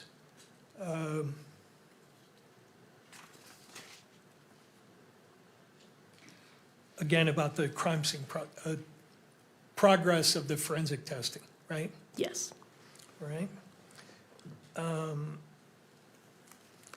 And then you have a report here which documents a firearm trace and a firearm seized at River Street. I don't disagree at all. Nothing of value came of that, correct? correct. You have a report Yes, that has to absolutely, do Donna. The with prosecution has the more than latent enough print, probable cause to proceed. report from your people, SBI. Yes, or it's not SBI, it's actually the State Crime Lab, but yes, same department. Same department. Just detailing the results of that examination, which the stipulation addressed, Yes, right? You have a report documenting the transfer of evidence from the FBI to your department. yes, And then the last one that I have that you personally wrote has to do with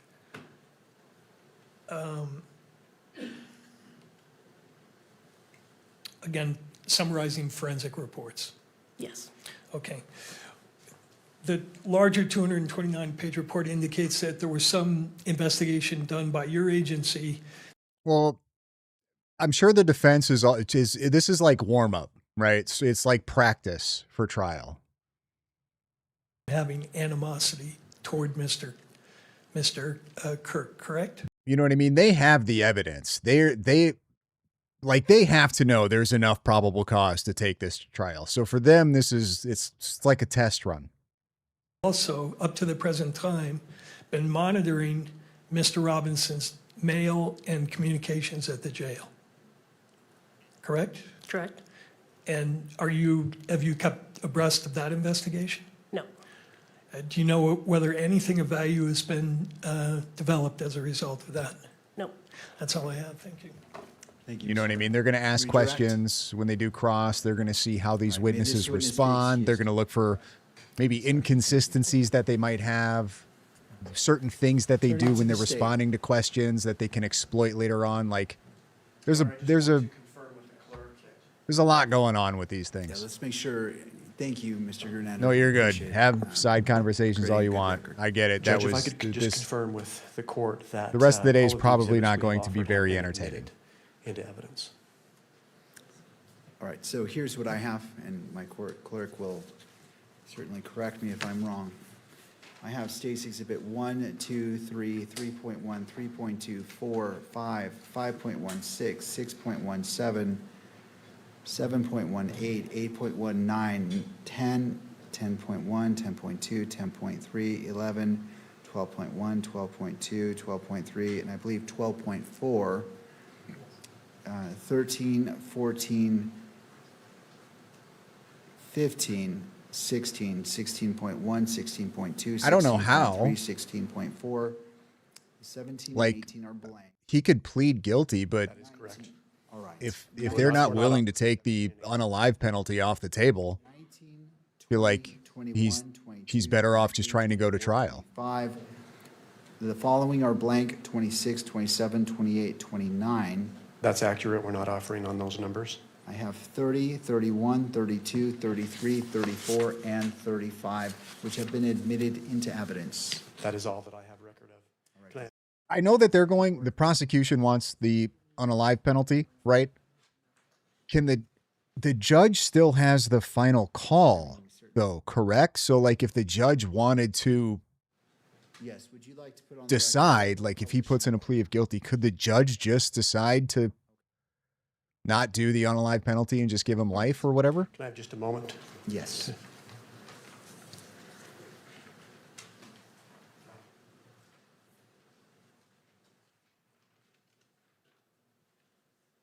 Correct. The prosecution is not required to offer a plea, but the Your Honor, defense the state rests the its defense case can in chief. approach. Thank you. Oh, the Turning to defense. state rests.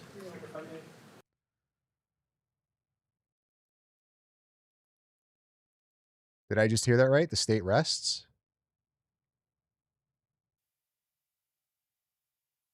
Or just for today? I didn't hear it. Plea deal could be to implicate all those on the Discord chat for conspiracy charge.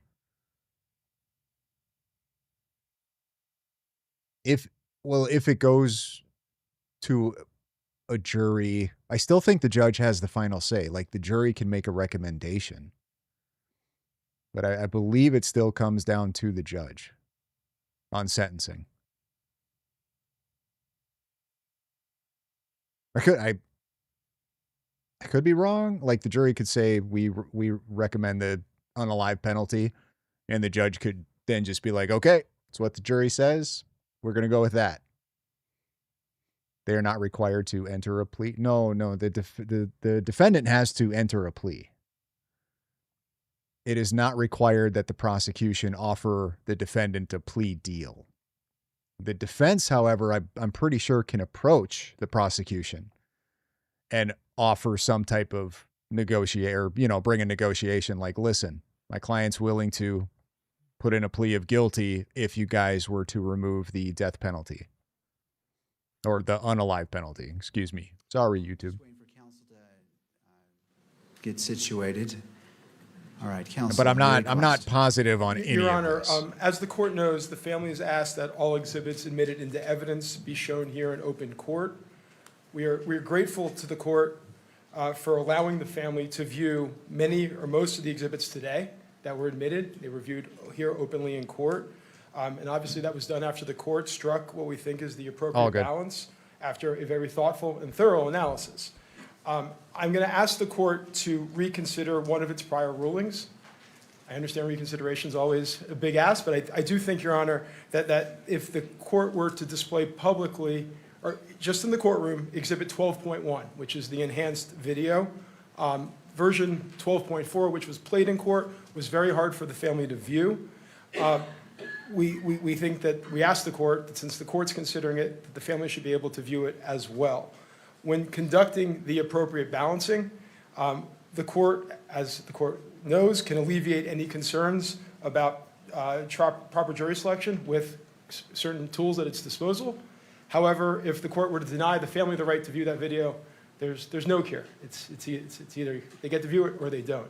So we would ask the court to reconsider its prior ruling and to display just in the courtroom Exhibit 12.1, which is the enhanced video. Thank you, Your Honor. Thank you. Turning to the parties, starting with the state, Mr. Grunander.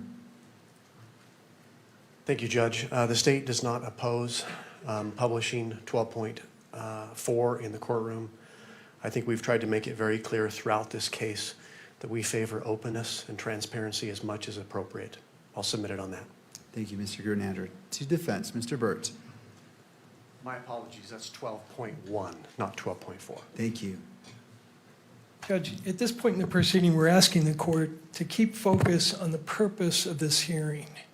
And as No, the justices I don't believe that the prosecution is required in any way to offer any type of plea deal to a defendant. determine the defendant's guilt. It's not to educate the public or the victim's family or the world on what evidence the government or the state has.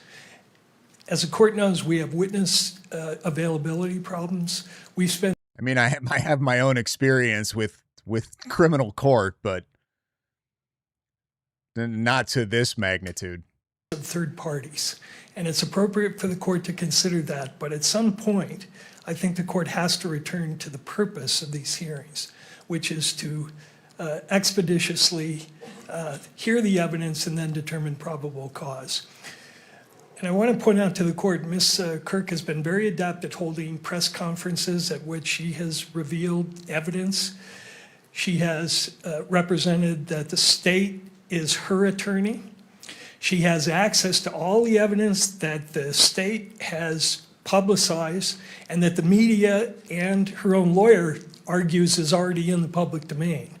So they're perfectly free to go outside this courtroom under the court's protective order. They're free to go out and hold press conferences and announce to the world outside the courtroom what they think the evidence is. They have the availability of that evidence. But the court's role, I think, at some point is to exercise some control, move the case forward, and especially when we have witness availability problems. And I'd ask the court, whatever the court does, if you're going to allow revisiting or replaying of evidence for the sole purpose of informing the world or Ms. Kirk or anybody else, that the court do it at the end of the process and not at this point where we will be deprived of our ability to call this witness, because she has to be done today. Thank you, Mr. Byrd. Thank you. Briefly, and I say that because time is of the essence, not because I don't want to hear what you have to say. I understand, but there was a lot that was just said that's just not true. Well, so let me put this in a spot where we need to be. And I understand that there's opinions, but I have to keep this to the probable cause. I don't want this to go to a back and forth about issues that lie outside of probable cause. And I realize statements are made, and as the victim's representative attorney, you want to address it. So I will hear you, but we need to be brief. So if you can be succinct, I definitely want to hear what you have to say. Your Honor, I am almost always brief, I promise you. The family has not seen this video. It hasn't. It doesn't have access to the evidence the state has. The state is the state, and Ms. Kirk and the family have their representatives. There's a completely distortion of reality that was just put forth. And this isn't about educating anybody about anything. This is about allowing the family to see the evidence that's been gathered after a 10-month investigation in which a father, a husband was assassinated. That's what this is about. So we ask you to please allow the family to view the video like the court has viewed in order to allow the family to process this moment. Thank you. Thank you. Anything further before the court issues its ruling and we go from there? Not from the state. All right. Defense? No. All right. All right. So I recognize that the Utah Constitution under Article 1, Section 28 recognizes victims' rights, and the court respects those rights, and as has been previously stated, balances those rights with the constitutional rights of all parties. I will reserve my ruling on that and maybe revisit it tomorrow. But because we have an issue of expiring time and one witness that needs to leave today, I need to turn to that. I'm not ruling that that cannot happen, but for today, we need to focus on this to getting this. Whatever Exhibit 12 was. On the stand and off the stand. And so please, if I do not remember, the parties can remind me. I believe it was 12. We can revisit this tomorrow. So again, I'm not saying yes, I'm not saying no, I'm simply saying. So I don't remember. If I had to take a guess, I think that was, it might be the zoomed in video of him on the roof. Mr. Burke. But I don't remember. So don't take that to the bank. All right, Samantha Carner is being requested. If you can go ahead and retrieve her, bring her into the courtroom. Absolutely. You are absolutely correct. Somebody grabbing her? Yes. Okay. I think thank you, he Mr. may Byrd. I be just couldn't tell overdoing and the dramatics just a little bit. wanted to make sure.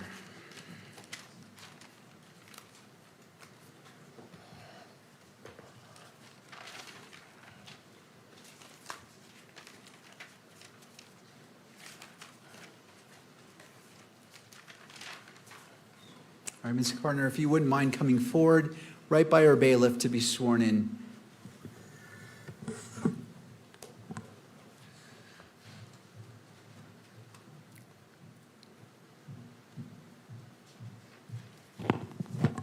Please raise your hand. Do you solemnly swear that the testimony you're about to give now before the court will be the truth, the whole truth, and nothing but the truth, so help you God? I do. Thank you. You can sit All right, thank you, ma'am. If you wouldn't mind coming forward, having a seat at the witness stand. To your left is a water bottle if you choose. It looks like you brought your own as well. And after you're situated, if you wouldn't mind pulling that microphone toward you, just to ensure that your Oh, just testimony wait is till picked up on trial. the record. Mr. Burt, your witness. You think this is bad? Good afternoon. Could you tell us your name, please? Yes, my name is Samantha Carner. And Ms. Carter, what do you do for a living? I am a firearm and toolmark examiner. And where are you stationed? I currently work at the Forensic Science Laboratory in Washington for the Bureau of Alcohol, Tobacco, Firearms, and Explosives. And how long have you been employed at that location? A little over 6 years. What generally do you do there? What area of expertise do you have? I am assigned to the Firearm and Toolmark Unit, so I receive items of evidence related to firearms, tools, toolmarks, and fired ammunition components. At the request of the state of Utah, did you conduct certain examinations relevant to this case? I did, yes. Could you bring up State 32 in evidence?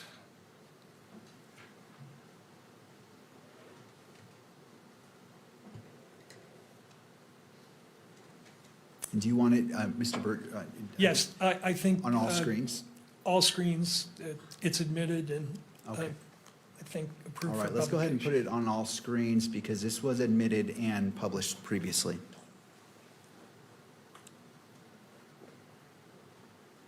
All right. You recognize plaintiff's exhibit number 32? I do, yes. Are you the author of this report? I am, yes. Okay. What were you asked to do in relation to the examination that's documented in this report? For the Submission 1 report, I received a firearm, cartridge case, 3 cartridges, 1 bullet jacket fragment, and 4 lead fragments. I was asked to test fire the firearm and compare the test fires to the cartridge case and the bullet jacket fragment. I also was asked to do a tool mark characterization on the cartridge case and the cartridges, and then I also ran a general rifling characteristic search on the bullet jacket fragment. Okay. And are your conclusions accurately documented in your report? Yes. Could you turn to page 2 of the report? Second, bottom of the page. Those 2 paragraphs, please. Did you write in your report, these conclusions conform with the relevant Department of Justice policy on uniform language for testimony? Yes, that is always added to our reports. And do you have a standard operating procedure that requires that in each examination you do, this language has to be in there? We do, yes. Okay. And I want to ask you to review the document that is This is the referenced defense's in witness, that language, which right? would be, and this is just for her only, It's just Fed slop, guys. Exhibit 11. Firearm expert at the ATF. Fed slop. Can't believe a Let me know word when she you can says. see that.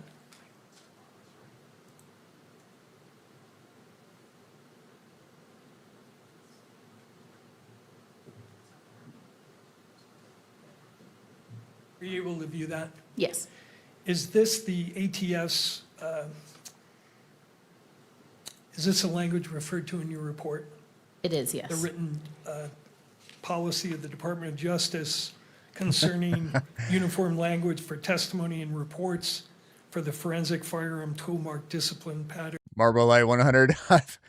I've heard plenty of stories, man. Plenty of stories that sound just like that one. 11. All right, and what level of publication are you requesting, Mr. Burt? Both public and admittance into evidence. Been locked this up day. with a few of them. No objection. All right, Carner 11 is admitted into evidence and may be published on screens and captured by the camera. Thank you. And you can publish that?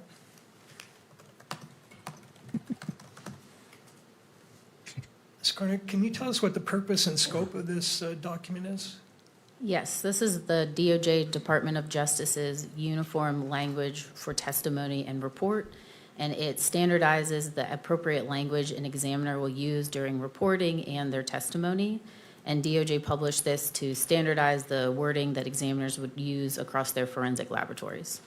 And was this published in part because of some criticism that the prior testimony, not by you, but by other people, may have gone beyond the bounds of science?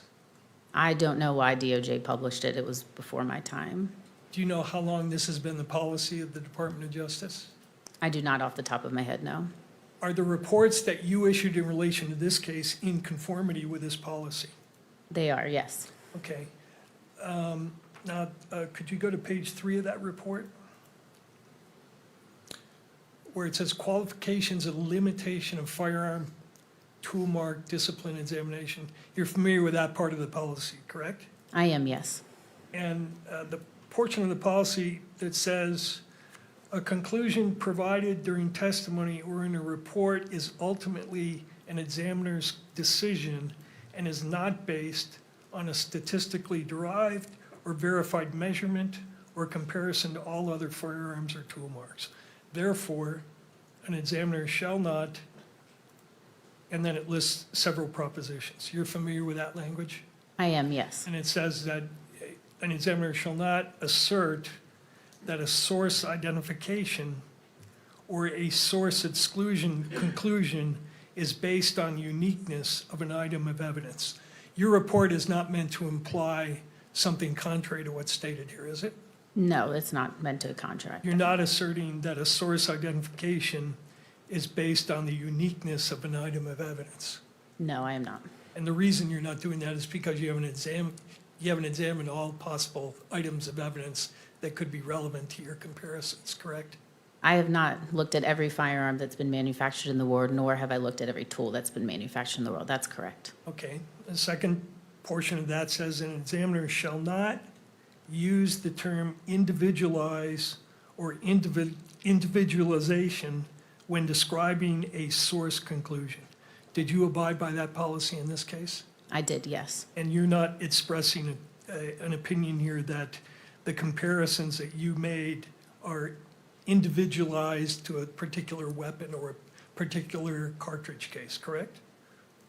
My conclusion for one of the exhibits identifies the cartridge case as being fired in the firearm. Mhm.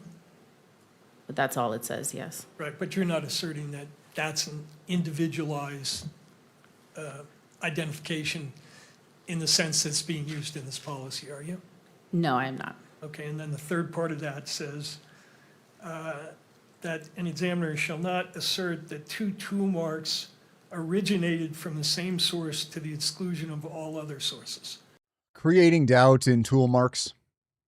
No. It says an examiner shall not assert that examinations conducted in the forensic firearms tool mark discipline are infallible. You're not asserting that? I am not, no. You're not asserting that, it says the examiner shall not assert that there is a zero error rate. You're not Correct. making that assertion, No. okay?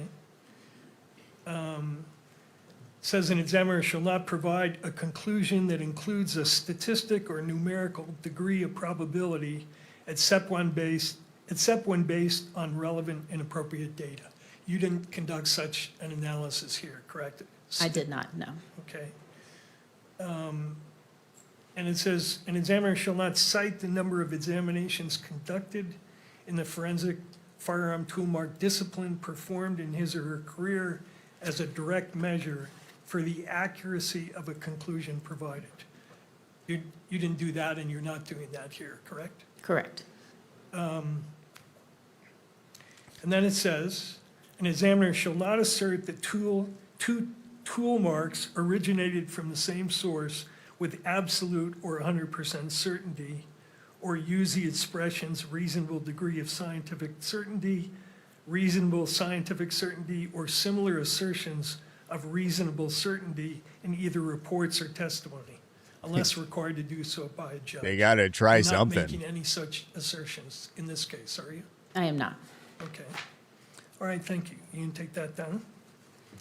Now, when you conducted your analysis in this case, and in all cases, do you typically generate a case file that includes proper documentation of your examination?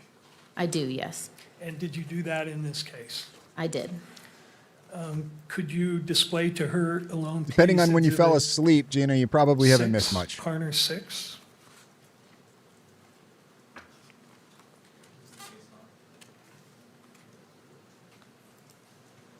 Case file. Yes. Do you see what's displayed there? I do, yes. It's a 47-page. Is this your case file? Correct. It is, Toolmark yes. Forensics Did you rely is on the documents and photographs that are Yeah. documented here in writing the report that the state introduced into evidence here? How so? Before you wrote your report, did you photograph items that you were looking at, take other notes, and then use that work product to form the opinions you reached that are documented in the report? The notes are mostly used for initial documentation and evaluation, and then, yes, supplement to the conclusions that I make. It's all a representative attorney was a image of jerk. what my Guys- conclusions are going to be. Hold on, where is it? So part of it is going into the conclusion statement and then just showing proof. defense attorney was, but they're playing a game. You know what I mean? It's got to do his job. Basis for your opinions, correct? Yes. I'd move Carner 6 into evidence? To the state. Is this the 47-page document? Yes. Yeah, I object. I don't see the relevance to the court's probable cause determination to review a 46-page report that includes notes. Would you like to respond, Mr. Burke? Yes, Your Honor, this is the basis and documentation of the conclusions. Undermine it or call in experts that will refute the prosecution's experts. Yeah. Ultimate conclusion, but does not contain any of the reasoning for that conclusion. Create doubt. Their job is to create doubt wherever they can, however they can. That she did. All right. Anything further? No? Yes, just that without testimony about what the meaning of the notes is and so forth, it is more confusing than it is probative. So under a 403 analysis, I don't think it's admissible nor helpful to the state, to the court. All right. Mr. Burke? I intend to focus on particular photographs which document what she received in evidence and the comparisons that she did, which are also documented in this file in the way of comparison photographs. All right. As it relates to the objection is overruled. I find that this is relevant as it relates to State's Exhibit 30, which was admitted, as well as State's Exhibit 32, which is admitted in the state. I figured that. I'm just saying that's cross-examination the on game this they're witness, playing. as it relates to this report. And so it is admitted and may be published on all levels in the courtroom and through the media. Thank you. Ms. Carner, one of the items you were asked to look at was, as described in your report, 1 bullet jacket fragment and 4 lead fragments, correct? Yes. Were you informed at some point that there was a discrepancy between what you were examining and what had been documented by the medical examiner in terms of the number of bullet fragments? I was, yes. Were you asked to see if maybe the ATF had lost certain portions of the evidence? No, I was not. No. Do you Candace think- they didn't hire and was it Candace your to train understanding that there were original? These defense attorneys are well versed in Texas on how to be complete assholes. Potentially 7 fragments from the medical examiner in a photo just a few months ago. Okay. You're clear, though, that when you got the evidence. Yeah, I agree. It was Just in a don't sealed be condition, surprised when they correct? do it again and was, again and yes. again. And when you open, what was it, an envelope? A small individual manila envelope, yes. And did you take the contents of the envelope containing the bullet and take photographs of it? I did, yes. Okay. Could you display page 41 of 47 of that exhibit?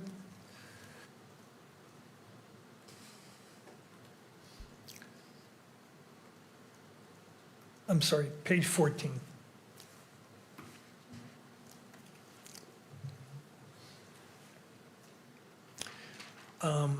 And tell us what's depicted here. Yes, this is a picture of the as-received condition of Exhibit 6 in its entirety. That's the top picture. So you'll see Exhibit 6A all the way through 6E in descending order. And then the bottom two photos on the left is the Exhibit 6A bullet jacket fragment, and that is the view of the exterior. And then the photograph on the right is the Exhibit 6A bullet jacket fragment, and that's the view of the interior of it. Okay. Now, after you documented what the bullet and the fragments look like, did you do certain procedures on the bullet, the larger bullet fragment? I did, yes. Well, it's no wonder it came back I cleaned the inconclusive. bullet jacket fragment, and I also peeled the petals back. If you think of a banana and peeling the Yes, right skin now away it is, from I the believe. interior, it's almost like doing that. As you can see from the photo, the petals have been crumpled in on themselves. So in order for me to see the land and groove impressions, which holds those individual characteristics needed for a comparison, I have to do some maneuvering of those petals. And how do you do that? Do you use an instrument to peel back the portions that you want to look at? I use pliers. Okay.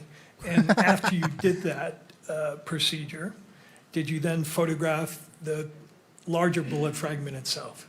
I did, yes. Were the smaller fragments essentially not of any value to you in terms of doing comparisons?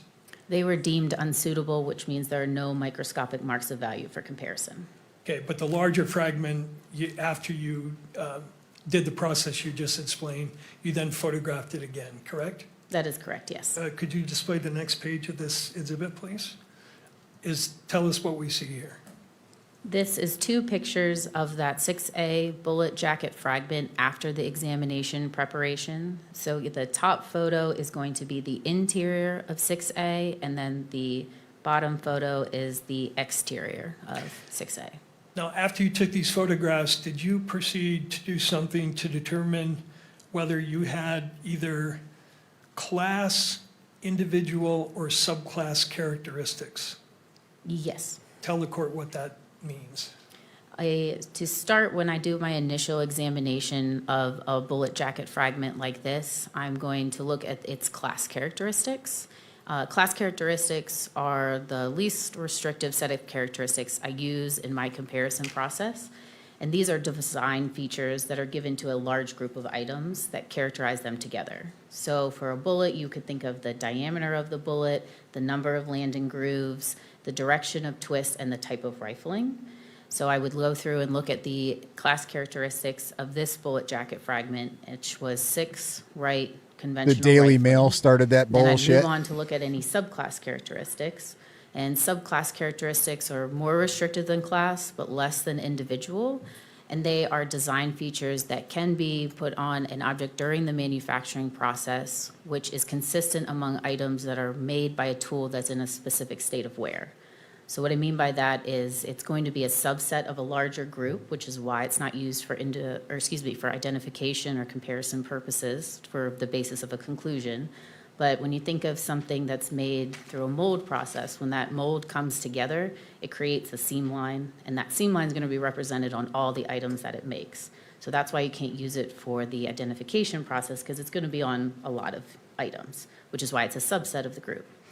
Then I move on at looking at the individual characteristics. And these are imperfections and irregularities that arise from the manufacturing process. And then there's also individual characteristics can arise from wear, use, and abuse of a tool. And these individual characteristics is what is going to be distinct to that tool, and that's why they're used for the identification process. So again, I did an examination of its class characteristics, looked for any subclass characteristics, and then looked to see if there was individual characteristics in the land and groove impressions sufficient enough of marks and values to do a comparison process. Yes, they're wanting to break down why it was Once you have the class characteristics inconclusive. of a bullet, can you narrow the range of firearms that could have fired it just based on class characteristics? You can, yes. And is caliber a class characteristic or an individual or a subclass characteristic? It's going to be a class characteristic because a lot of firearms will have the same class, or excuse me, the same caliber. Did you measure the diameter of the bullet? I did, yes. And did you end up with a range where it could have been certain range of length or diameter? I did, yes. And what was your reading? Can I refer to my notes, Yes, please? please. Yep. So here we get to introduce how many different calibers of bullets it could be and how many different rifles could have fired that. for the 6A bullet jacket fragment was .286 to .301 inches. Okay, what page are you looking at? It's page 13. Okay. Now, so this is your documentation of the diameter measurement. And then on the right there, LIMP, that's measurement of the land width, The correct? land impression width, yes. And these are all general characteristics, or class characteristics, right? Correct. Okay. Now, once you had that this, and also that it was, you said, what's called the rifling was to the right, correct? The direction of twist, Yeah, yes. the lingo is 6 to the right, meaning, 6 right, yes. and that's a class characteristic. Correct. So once you had the diameter of the base of the bullet, and did you have some difficulty because of the damage to the bullet in exactly measuring it? The reason I provided a range was because of the damage and deformity to the base. So at times, it wasn't a perfect circle, so it was important to me to give a range of what those diameter measurements were. Once you have the diameter and the rifling characteristics and the land and groove measurements, can you then plug those measurements into a database and to narrow down the class of weapons from which this bullet could have been fired? The general rifling characteristics search will use those class characteristics and will generate a list of possible firearms that could have fired the bullet. But that list is not all-inclusive, it is just used as an investigative tool. Sure. Could you go to page 47, please? Could you tell us what we're looking at here? This is the results of that general rifling characteristic, or the GRC search. All right, and what did you determine in terms of, just based on the class characteristics, what weapons could have fired the 6A bullet? There were several different .30 caliber class firearms that could have fired the bullet. And they're listed here, correct? Correct. Could you tell us what the initials PI and RI and PR mean in the far right-hand column? They refer to different types of firearms, so rifles, revolvers, machine guns, any type of firearm. And what are the pistol ones? How is that designated? PI or? Correct. And what is RB? Bolt action? Bolt action. So based on the class characteristics, any of these weapons could have fired that bullet? They could have possibly fired the bullet jacket fragment, yes. Okay. Now, let's go back to, This is just so all they're doing right now is just creating doubt in whether or not that's a 30-06 round that hit Charlie Kirk by showing that it could have been any of number of these other types of rounds that would come from any other of these number of types of firearms. in fact, your manual says that, right? It's important to rule in or out subclass characteristics to avoid the danger of confusing them with individual characteristics. I'm not sure if our manual says it verbatim. It says that we do need to assess every piece of evidence for possible subclass characteristics. And what is the reason for that? Subclass characteristics can be similar to individual characteristics. However, trained examiners are able to notice the difference between subclass and individual. Subclass characteristics are not always present on an item. It's possible, but not always present. And they tend to look a certain way. They're going to be uniform in their appearance. They're going to be spaced in a way that's more uniform. If you think of circles, those circles could be a distance between each other in the same distance every time, and they will look almost the exact same every time. Now, does your laboratory have a certain protocols for conducting these? I would, comparisons? however, argue that the list of rounds that she put up, that you, like, these people could make an argument that none of those rounds should have not exited. Those are all pretty powerful rounds. Comparison of unfired and fired ammunition and components that deals specifically with the procedures to be followed for the kind of examination you did here, correct? Yes, I believe that refers to the minimal documentation necessary for a piece of evidence. And one of those standard operating procedure requirements is document observations and evaluate for the potential of subclass characteristics on the relevant tool working surface, right? Correct, yes. And you did that in this case, correct? I did, yes. Okay. And what conclusions did you reach? Can I refer to my notes, Yes, please.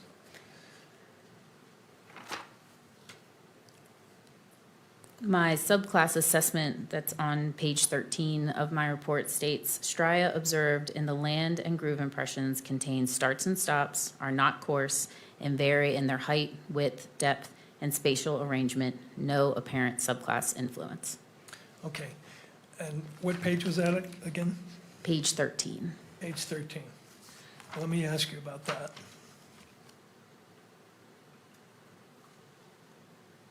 The striae observed are Basically, what they're saying is you cannot definitively say that that bullet was fired from that gun. in spatial arrangement. Did you measure the height, width, depth of the land and groove impressions? The land and groove impression widths, yes, I did. And how about the striae? That's different than the land and groove impression, right? Correct, yes. You didn't measure the height, width, and depth of those marks, correct? No, I did not. Okay. And your protocol says, does it not, due to their similarity to and potential confusion with individual characteristics, it is essential that the evidence be evaluated for the potential of subclass characteristics. It does, yes. That's the whole purpose of why you're doing that part of the exam, right? Correct, yes. And anywhere in your protocols, does it specify what you're looking for, or is it just up to you to decide what is and what is not a subclass characteristic? Subclass characteristics are a very large part of the training process to become a firearm and tool mark examiner. There are modules that are taught where you're trained to recognize what subclass characteristics look like, what manufacturing techniques might lend to more subclass characteristics. So I am trained to know what it looks like. Okay, and my question though was, does your standard operating procedure set out, here are the things you should be looking for? For instance, does it say, if what the marks you're looking at are not coarse and vary in their height, weight, depth, and spatial arrangement, or if they're perpendicular on the barrel, that indicates that it's not a subclass characteristic. Is there anything like that in the manual? No, there's not. Okay. Did you inspect the interior of this barrel? I did, yes. And did you notice whether it had any debris or dust in it? I believe my notes state that debris and dust was observed in the inside of the barrel, yes. Okay, and could you further characterize what that was? Debris? I think it says dust, so I would say Dust. What can cause dust to get inside of a barrel? A plethora of things. I'm not sure why something is ever in a barrel. Okay. So you determined here, you ruled out subclass characteristics, correct? Yes. Then the next part of the examination was determining whether you had any individual characteristics on the bullet, correct? Yes. And what did you conclude in that regard? That there were microscopic marks of value worthy of comparison, or yes, individual characteristics in the land and groove impressions. And does your standard operating procedure have any guidance in terms of how you go about determining that? No, I do not believe so. Okay. And then once you determine that you have items of value on the question bullet, do you then do something to produce test bullets? Yes, part of the comparison process when there is a firearm that we receive is to test fire it to make pristine samples to see if reproducible individual marks of value is on the bullet or the cartridge cases. How many test fires did you produce in this case? I made 3 sets, so 6 total. Is that your standard number of test fires? Our standard operating procedures state that you need at least 2. There is not a maximum number that we are allowed to do. It's the discretion of the examiner. Were you informed by other investigators working on the case that this particular weapon was manufactured in Germany in 1938? I was not, no. You did not review a report from an ATF agent who investigated that issue? No, I don't believe so, no. In doing your examinations, is it important to know something about the manufacturing process of the weapon? It is helpful to know how a barrel or any part of the firearm is manufactured, yes. And why is that? Certain manufacturing techniques will lend to that individual characteristics. So grinding is a method that is known to leave individual characteristics on a tool. So if a item that I receive, I can tell is finished or manufactured by grinding, it already gives me an indication that individual characteristics would be left from that tool to the tool mark. Now, once you have your 6 test fires, then you did some comparison between the test fires, right? That is correct, yes. And why do you do that? That establishes whether or not there are individual reproducible marks of value on the test fires. It's important to know that because if there's not reproducibility amongst the test fires, then there's a chance to say, oh, it's not going to reproduce on the evidence and I wouldn't have anything to compare it to. And have you had cases where you fired the 6 test fires and you don't get reproducible marks? Not that I can recall. And when you do your comparisons, just looking at the test fires, do you get situations where there's some dissimilarities between those 2 fired bullets from your test fires? Yes, there are at times there will be disagreement amongst the individual characteristics, even in test fires. You have to think of it as when a bullet travels down a barrel or a cartridge case interacts with a firearm, the marks aren't going to be left onto that item the same way 100% of the time. It's almost like a stamp. If you know you're using a stamp and you put it in ink and then you put it on 2 separate areas of an item, it might look a little different just from the way the stamp was placed. It's the same thing with a bullet traveling down a barrel or a cartridge case coming into contact with a firearm. So even when you know a bullet is fired from the same weapon, you can have 6 bullets fired, and when you start comparing them, you will see differences between each bullet. There is a possibility to see some areas of disagreement. However, if I'm rendering an identification and saying there is reproducible individual marks of value on these test fires, there will be an overwhelming amount of sufficient agreement of that individual characteristic. Now, when you're doing these comparisons, you use something called the AFTE theory of identification, don't you? Yes, the AFTE theory of identification. All right, and take a look.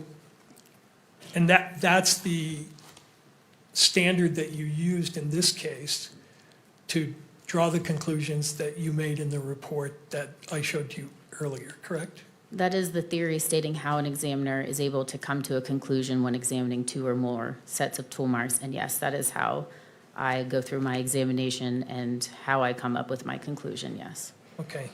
And what is AFTE?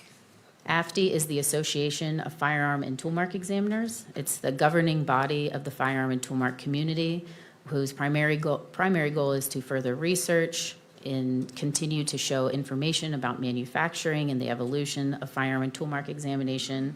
They hold annual seminars, publish a glossary of terminologies used by the firearm community, and they also have a peer-reviewed published journal. Peer-reviewed published journal. Can I join AFTE? You can, most of the firearms community, or excuse me, members are firearm and toolmark examiners. There are also technical advisors and associate members.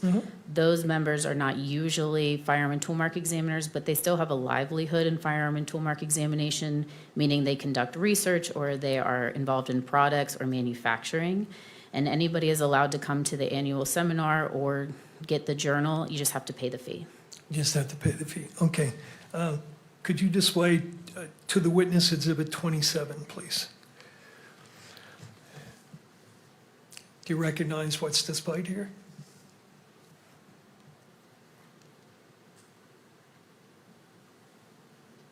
It appears to be the AFTE theory of identification, yes. All right, I move that into evidence, Your Honor. What is it? This is the standard that she used to make the comparisons in this case, correct? Would this be Carner 27? This would be Carner 27, Your Honor. To the state. Your Honor, if I may voir dire the witness on this exhibit, I've never seen it before, I don't think. All right. Sure. Let's go ahead and do so, Mr. McBride.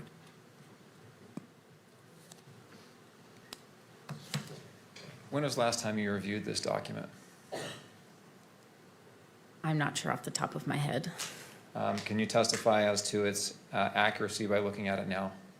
Not verbatim, no. Your Honor, no more questions. My objection is lack of foundation. Mr. Burke. Does this document accurately state what the theory is? May I take a moment to read through Yeah, it? sure.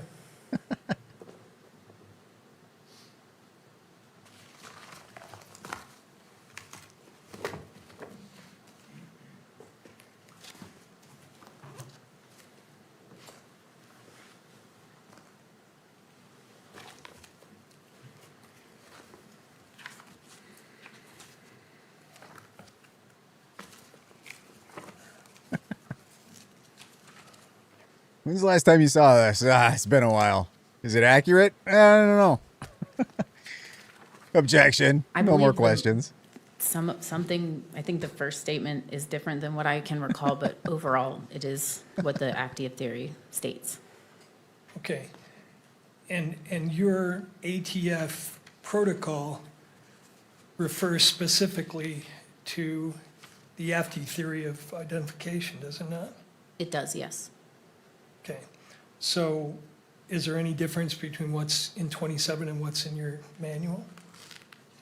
Again, I don't remember without looking at them side by side. Okay. Put that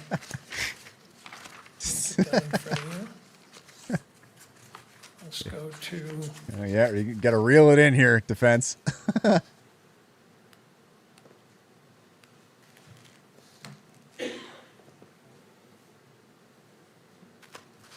exhibit Got to 12. reel it in here.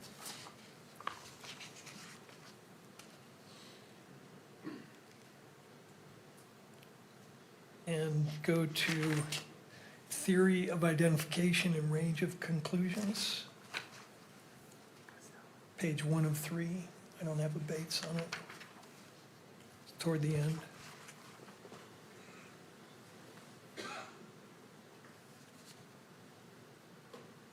It's document FT 10. No, that's not it.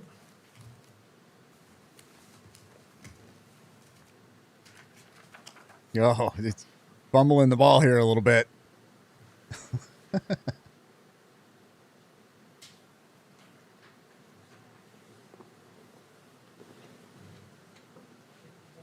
Could I approach your witness, Sherman? You may. Yeah, he did. Prosecution just came in and dropped a monkey wrench big time. Shit.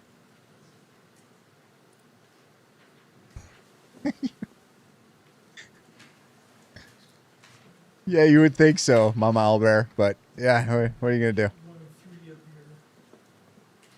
protocol. I think we're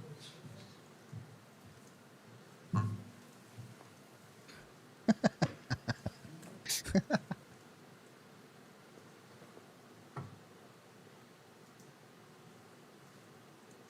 I recognize this as something that comes from our SOPs, yes.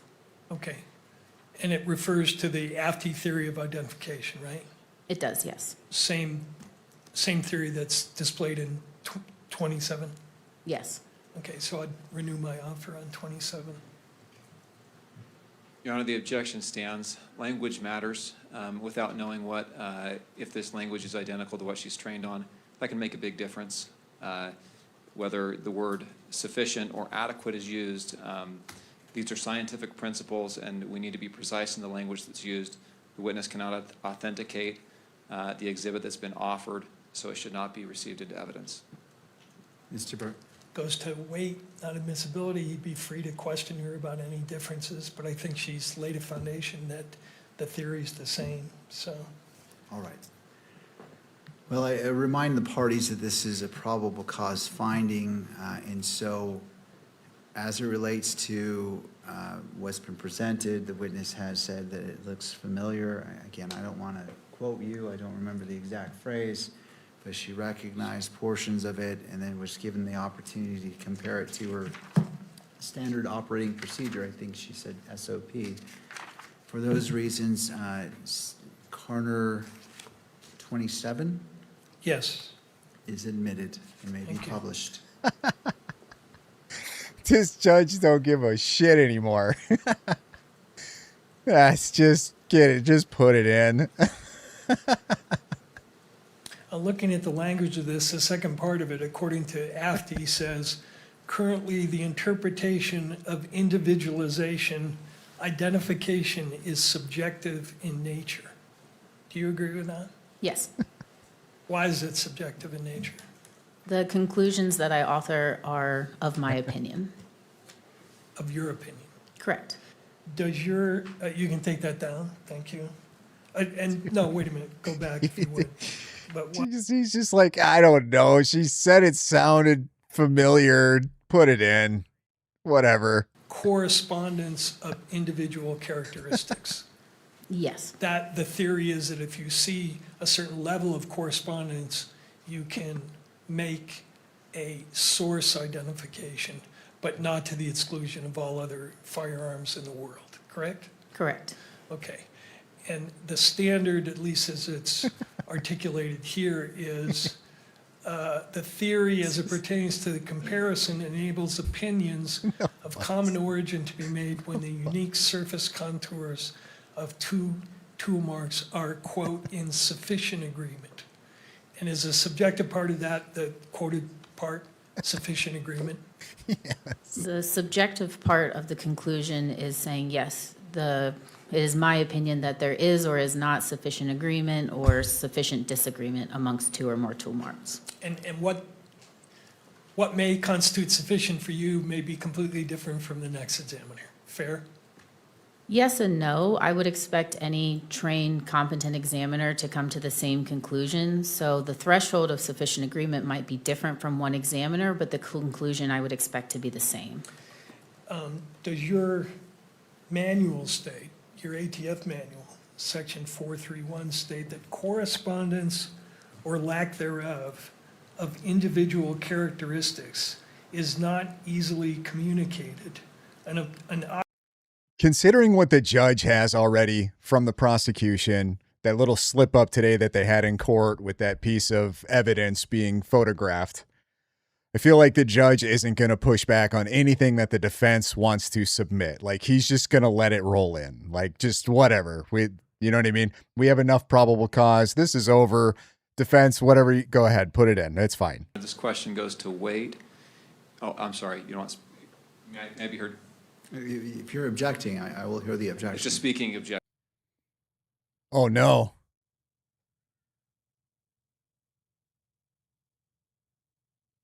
Stream offline. Ruh-roh. I want to hear the objection. Court TV's audio sucks. Objection, Your Honor. This question goes to weight. Oh, I'm sorry. And their video feed. May I be heard? If you're objecting, I will hear the objection. It's just speaking objection. That's why I stopped myself.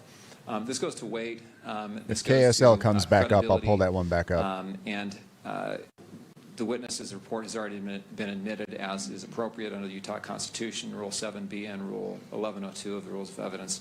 This is beyond the scope of preliminary hearing for those reasons. Mr. Byrd. Number one, that's a general objection, which I think has been waived. The state was privy to the interview with this, pre-hearing interview with this witness where these same questions were asked. We had a scheduled hearing where the court was going to rule on objections. The state indicated in advance of that hearing that it had no objections to the testimony, reserving the right to make particular objections. But the objection being made is a global one.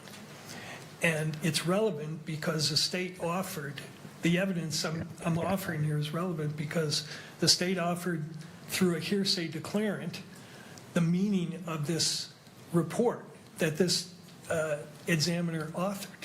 And I'm trying to inform the court on what the limitations are of the opinions expressed in the report that the state offered. And it's certainly relevant to the reliability issue to know that the opinion is based on a subjective standard that the witness herself admits is subjective. So I think it helps the court understand what weight, if any, to give to this report that the state offers. All right. Mr. McBride, final thought. That's all fine, but it's inviting the court to weigh the evidence. That's the whole point. And at this point, the inferences are drawn in the state's favor, and the court is not to weigh even contrary evidence. Okay. Well, in regards to whether objections have been waived or not, the court as the magistrate bears the ultimate responsibility to ensuring that this hearing is a probable cause standard. And so that's a responsibility that as a magistrate I take seriously. I understand the arguments from the parties. I'm going to overrule the objection, but Mr. Burt, this is, we don't need to go 100 miles down a path where 1 mile is where probable cause may be. And so I invite you to refocus, to bring it to the probable cause. I'm not trying to limit what your theories or such, but I need to hold to probable cause. Absolutely, and I don't even need a quarter of a mile. This is my last question, and I'm going to move to another topic. Thank you, Mr. Burt. Is that what your manual states? I don't remember it verbatim, but it does sound accurate. Well, could you pull up Exhibit 12, page? All right, we have the KSL one back. See where you were reading from, yes. You see? Yes. Much better. Did I accurately read it? I believe so, yes. Thank you. Can I approach you? You may. Okay. Now let's return to the report, the People's or State 32. Yeah, I figured the judge was going to be pretty favorable towards the defense at this If you would point. go to the second page, please.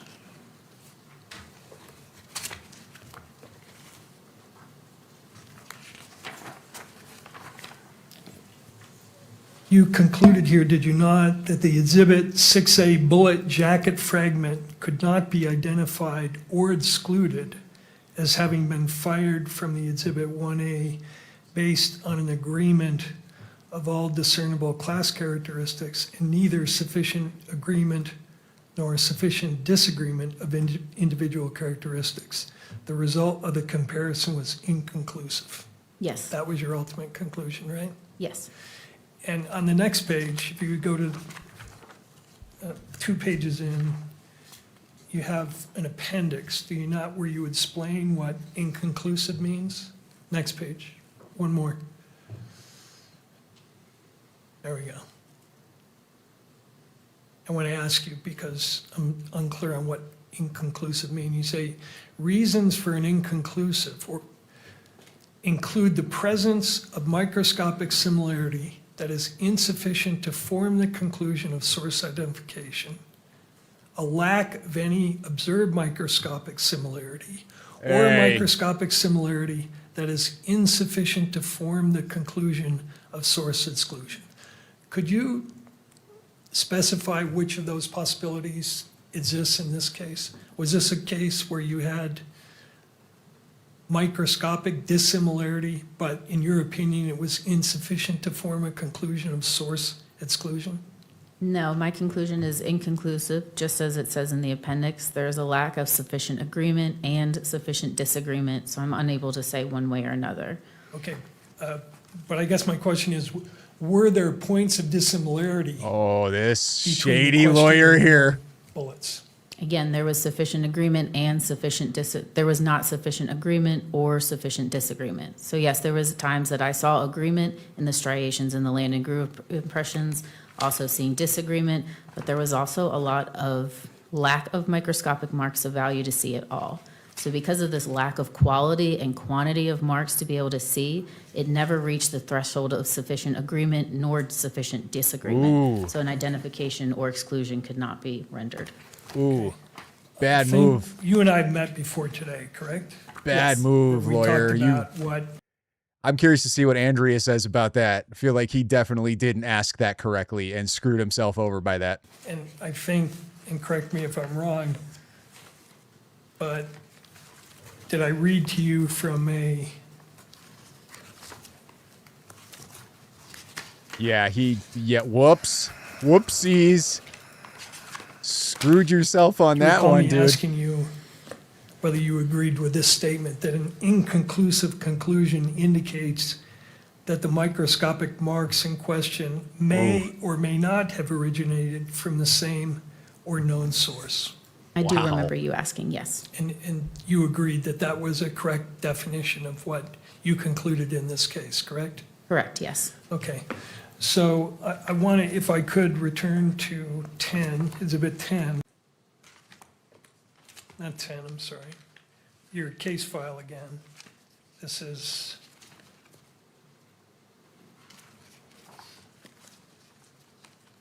Whoa. the 47-page document. There we go. What's the tab? 6. It's not right. In your case file, you have produced for us some nice comparison photos of your comparisons, correct? Yes. Okay. And if you would go to, No, this is the defense. Oh, I'm not sure where you're at, Lori, but the one questioning right now is the defense. page 37.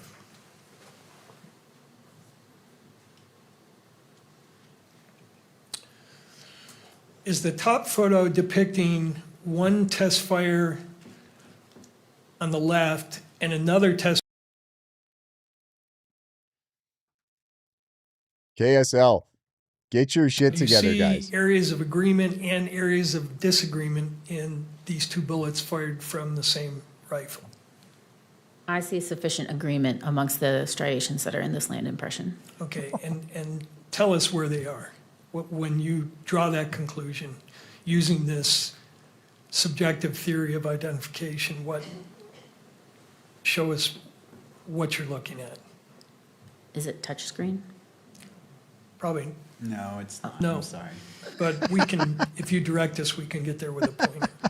Sure. So you can see towards maybe the last third of the bullet or the land impression that, yes, right where your cursor is below there, that's an area of agreement with that striation. It looks like it's going from the left to the right. So that mark is appearing on the test fire on the left and the test fire on the right. Then if you look towards the top of that land impression, there's going to be some more lighter colored striations or lines that are moving from left to right. Those areas are in agreement as well. Where is that? Not as far up as where he is, correct? It's down? Yes, and I believe the PowerPoint that I provided does have some areas and circles of some of these marks, if that would help as well. But if you move your cursor up, continually up, keep going. There you go. Have a line that was right there, and you have several others underneath of it that looks like it's going just straight across from left to right, and that shows an observed area of agreement. So that one he's got circled on the right, I see a line there. Are you saying you see a line on the left that it's identical to the one on the right? I'm saying I see agreement amongst those striations, yes. Okay, anything other than those two areas? You can really go down the entirety almost of Yeah, that line, there's looking at those striations. So under the top red circle, there's another area there. Yep, if you start right there and you draw your circle over, like I said, at the top of the circle, there's a highlighted line on the left. There's that another goes one all the right way to the below that right. circle they just If you made. go a little bit farther down, maybe still in the top third of that circle, you can see another line going from one side to the other, another area of agreement as well. And then under the final third circle, in a little darker area down there, there's still some lines, again, in sufficient agreement. Okay, and again, these are comparisons between test fires. So you know the rifle that you're test firing fired these two bullets, right? Yes, and the Okay. purpose of those test fires is to ensure that though it was fired from the same firearm, you want to make sure that those individual characteristics are reproducing. All right, so go to the photo on the bottom of that page. Did they say how many test fires they did? This is the first of several comparisons between the test fire on the left and 6A on the right, correct? Yes. And what does the writing on the top mean, blue index GIMP? So that will be, the first number there is the case number, the laboratory case number. Then next 1.11B is going to There's a refer to couple the at the specific top. test fire that's on the picture. Mhm. And then V versus 6A, so that's the evidence that's also pictured. GIMP stands for groove impression, so I'm looking at a groove impression in this photo. Blue index means I'm specifically looking at the groove impression that I have put Six, a blue okay. indexing mark on so that I know where I am during the comparison process. Okay. 30X refers to the magnification that the photo was taken at, and then INC refers to inconclusive, the final conclusion. So I'm interested in the areas of disagreement. Are there areas of disagreement between the known and the unknown here? Of that you course, could you're point us interested to? in the areas of So disagreement. for this photo, to me, I see areas of agreement in the top. And then on the way down from the 6A, right after you see those two highlighted lines near the top, there is a lot of damage that is observed and almost no microscopic marks of value can be observed at all. So again, that lends to the lack of quality and quantity of marks even to do a comparison. It's almost like missing data points. Okay, missing This is is not crazy. the same thing as Did he dissimilar, not though, right? It practice just means this? there's nothing there to call agreement or disagreement. So do you see areas of disagreement here or no? On the striations that are available to me on this groove impression, I see areas of agreement and specifically talking about those two highlighted lines at the top on the right. Okay. Wow. Go to the next page, please. Okay, so far he is shitting the Top bed. photo on the next page. It's B38.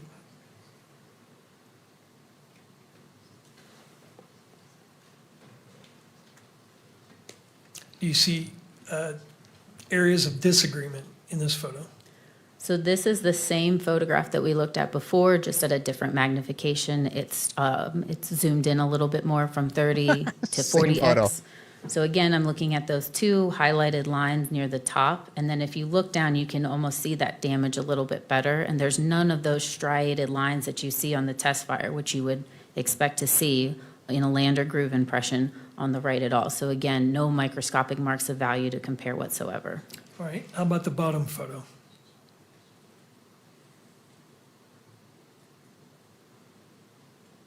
And again, the question, areas of disagreement. Yeah, do not say agreement. The Witness? possibility of an area of disagreement maybe in the middle. There on the 6A is a line that does not look like it carries over, but just from the Possibility. snapshot, I cannot say if I had moved the photo a little bit Of an different area or of the specimens disagreement. together, that area would be agreement. In this photo, it does not look like it does, though. Okay. Yeah, this is not going well for And could you the go to the defense. next photo, please?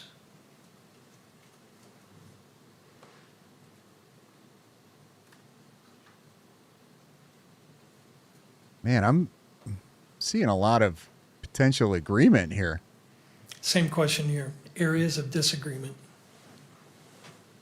The way this photo was taken is highlighting more of the lack of microscopic marks of value. If I had pulled the specimen that's on the left, the test fire over, there might be some agreement that could be observed, but the way the photograph is now, you don't see the line on the right going all the way over. But again, this is just a snapshot of one particular area. Doesn't show areas of agreement or disagreement. There is an area of agreement at the very bottom of the photo. Yeah. Wow. Yo, he's getting his ass kicked.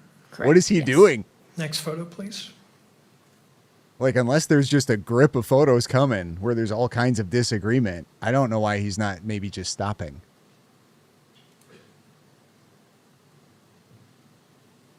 A lot of agreement at the top. This is another zoomed in of the previous photo, focusing in on that bottom area of agreement. So we went from 30x to 40x and just highlighting one specific area, and this is showing you agreement. Next photo. Again, I just want you to focus on areas of disagreement.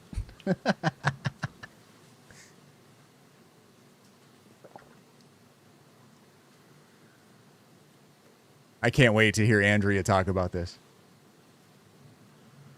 So again, this area that is highlighted, the bottom portion that's in focus, is showing an area of agreement. As you go up, the lines are a little bit blurred on the 6A bullet jacket fragment, so it's hard to say if that area was an agreement or disagreement. That's not what my photo was focusing on. All right, next one. Stop the bleeding! Stop the bleeding!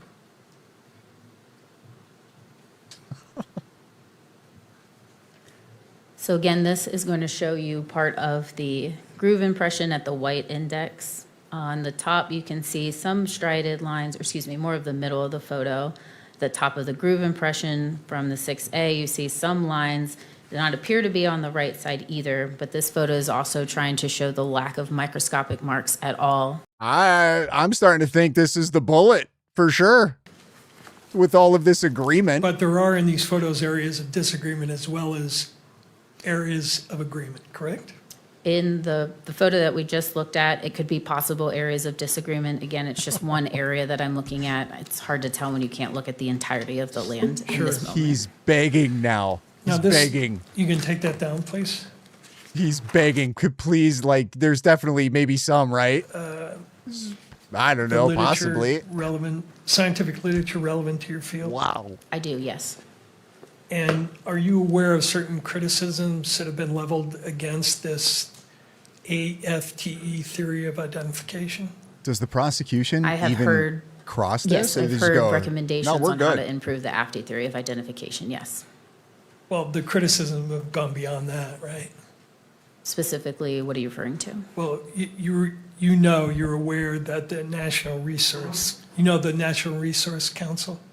The National Academy of Science? National Academy of Science? Yes. Is that a pretty preeminent scientific organization in this country? Yes.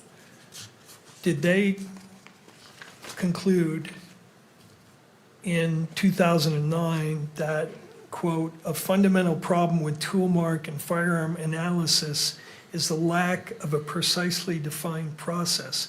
As noted above, AFTE has adopted a theory of identification, but it does not provide a specific protocol. It says that an examiner may offer an opinion that a specific tool or firearm was the source of a specific set of tool marks or a bullet striation pattern when, quote, sufficient agreement exists in the pattern of two sets of marks. It defines agreement as significant when it exceeds the best agreement demonstrated between tool marks known to have been produced. Her conclusion was that it was inconclusive. What is he doing? Known to have been produced by the same tool. The meaning of exceeds the best agreement and consistent with are not specified, and the examiner is expected to draw on his or her own experience.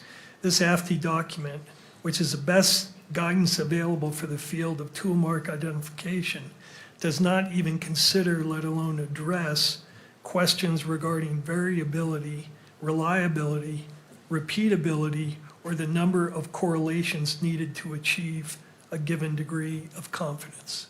I do remember there's... Objection. We're now firmly into 702 territory. I object on grounds of relevance to the probable cause hearing and beyond the scope of the PC hearing, as I previously objected. I think it goes directly to reliability. That a scientific group studied this exact process that she used in this case and reached that conclusion. If you would, so again, I'm trying to keep us on the probable cause standard. This is going a bit deep in regards to it. This is citing to 2009, and so we're in 2026. And again, I don't want to have to dive. I don't deep know. into areas trying to I'm gonna need an determine, explanation from because Andrew. I don't know what's going on. I feel like he's trying to push towards like the conclusion being that it does not cause. If I'm having to make I don't that know how analysis he's trying to get and there. trying to see, like, how is this relevant? How does this apply? How does this go to probable cause? So if you wish to ask this question and then move on, we certainly could do that. But Sure. The only thing I wanted to do was establish that this was the foundation criticism in 2009. And I know when we had raised this issue with respect to one of the other experts, the comeback was, oh, well, this was in 2009 and the PCAST report was in 2016. In this particular field, these criticisms have started in 2009, but they have continued up to the present day and have gotten more strident. So I think that's the take home here, is that this is not some past criticism that has been set aside. This is a criticism that this expert is aware of and that has continued in the literature up to the present time. I'm so have confused. that second portion of what you just said in front of me. So I can't agree with you because what I have is what's before me. I can't. Her conclusion helps the defense in the sense that it doesn't help the prosecution. And if I have to start searching, I've left the universe of probable cause. I agree, and I was offering that to the court as a proffer in terms of where this line of questioning is going, so the court can understand the context. Okay. It isn't just an isolated criticism, and I'll establish with a couple of questions that it's continued up to the present time. So I will overrule the objection, but I will limit you to this question. We're going to more and more and more. I see your point. You're looking at whether this science is challenged or not. The point's been received, but anything further goes outside of probable cause. So we have to get back on the path. Got it. Thank you, Mr. Burt. You're aware of that criticism, right? Yes, I am. And you're also aware of the criticism leveled in 2016? Counsel, I just said that we're focused solely on, I've accepted what no. you've said, but I said that it's limited to this question and then we're moving on. Because anything further is going outside of probable cause. I misunderstood. I apologize to the court. And I apologize if I wasn't clear on that, so maybe it was my error not communicating. I've accepted that coming in, I've overruled the objection, but I said, we're gonna leave that where it is and then move forward. And that's where I'm unclear. When the court says move forward, no more questions about any further criticisms beyond that one? On this line of question, that's correct. Because Okay. Thank you, All right. Mr. Burt. And I think I've made the proffer in terms of the relevancy of it. And I accept that, so thank you, Mr. Burt. All right, then the last area is, in the years that you've been doing this testing, is it true that you've only taken one proficiency test that involves bullet comparisons? Yes, I've only had the opportunity to take one bullet proficiency test so far. And is it true that that was in 2023? I don't remember the exact year, but that sounds correct, yes. All right. And is it true that that proficiency test involved a test where you had question bullets and then you had two sets of bullets, one that was fired from one gun, not the suspect gun, and then a second gun that was fired from another gun? I don't remember the exact final ground truth answers that were there. No, I'm sorry, I don't remember. I think when you and I talked about this, you said you're aware of a controversy about that particular test, correct? I was aware, yes, of the results of the proficiency test, yes. That there was a very high error rate in that particular proficiency test, right? There was a higher error rate, yes. However, my answers were satisfactory, along with the 5 other examiners at my specific laboratory that took it as well. Your conclusion in that case was, as in this case, that it was inconclusive, correct? Correct. Even though the correct answer was that the bullets did not come from the question, the two did not match, the known in the question should have been an elimination. The ground truth answer was yes, they were excluded. However, an inconclusive result in this comparison was extremely appropriate. The lack of quality and quantity of those individual characteristics never reached sufficient agreement, nor did it ever reach sufficient disagreement. So saying anything but inconclusive was not appropriate. I see. And can you have bullets fired from different weapons that can have individual characteristics that look pretty similar? There is occasions, yes, that tool marks that are made by two separate tools are similar, yes. Could you go, and this is my last area question, Exhibit 19, page 26?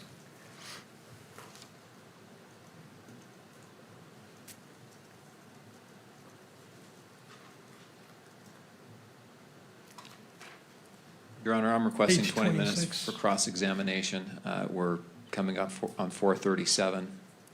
That would be my request, Your Honor. This is my last question, so. All right, Mr. Burt. Thank you, Mr. McBride. I appreciate the heads up. In your opinion, does this, the one on the left and the right, show matching individual characteristics? Counsel, has this been admitted? Because I see it displayed. I just want to make sure, is this also? It has not been admitted, and Okay. I'm asking this question and as a foundation for admitting it. Okay, that's fine. So I just Yeah. want, it was on another screen. I wanted clarification, so it's not on any screens because it hasn't been admitted, but clearly it can be on her screen. Thank you. So only to the witness and counsel table screens. Page, Exhibit 19, page 26.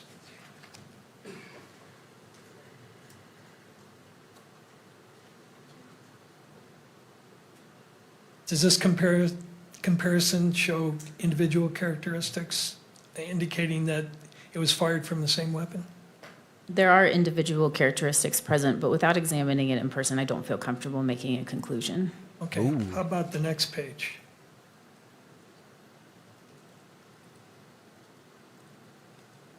Oh, 27. How about that one?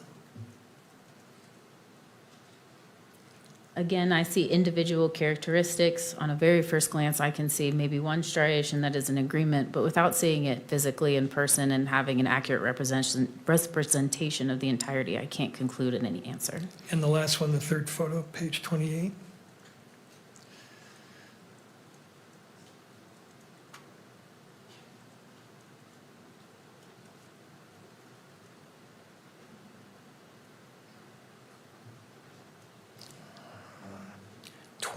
Page 28.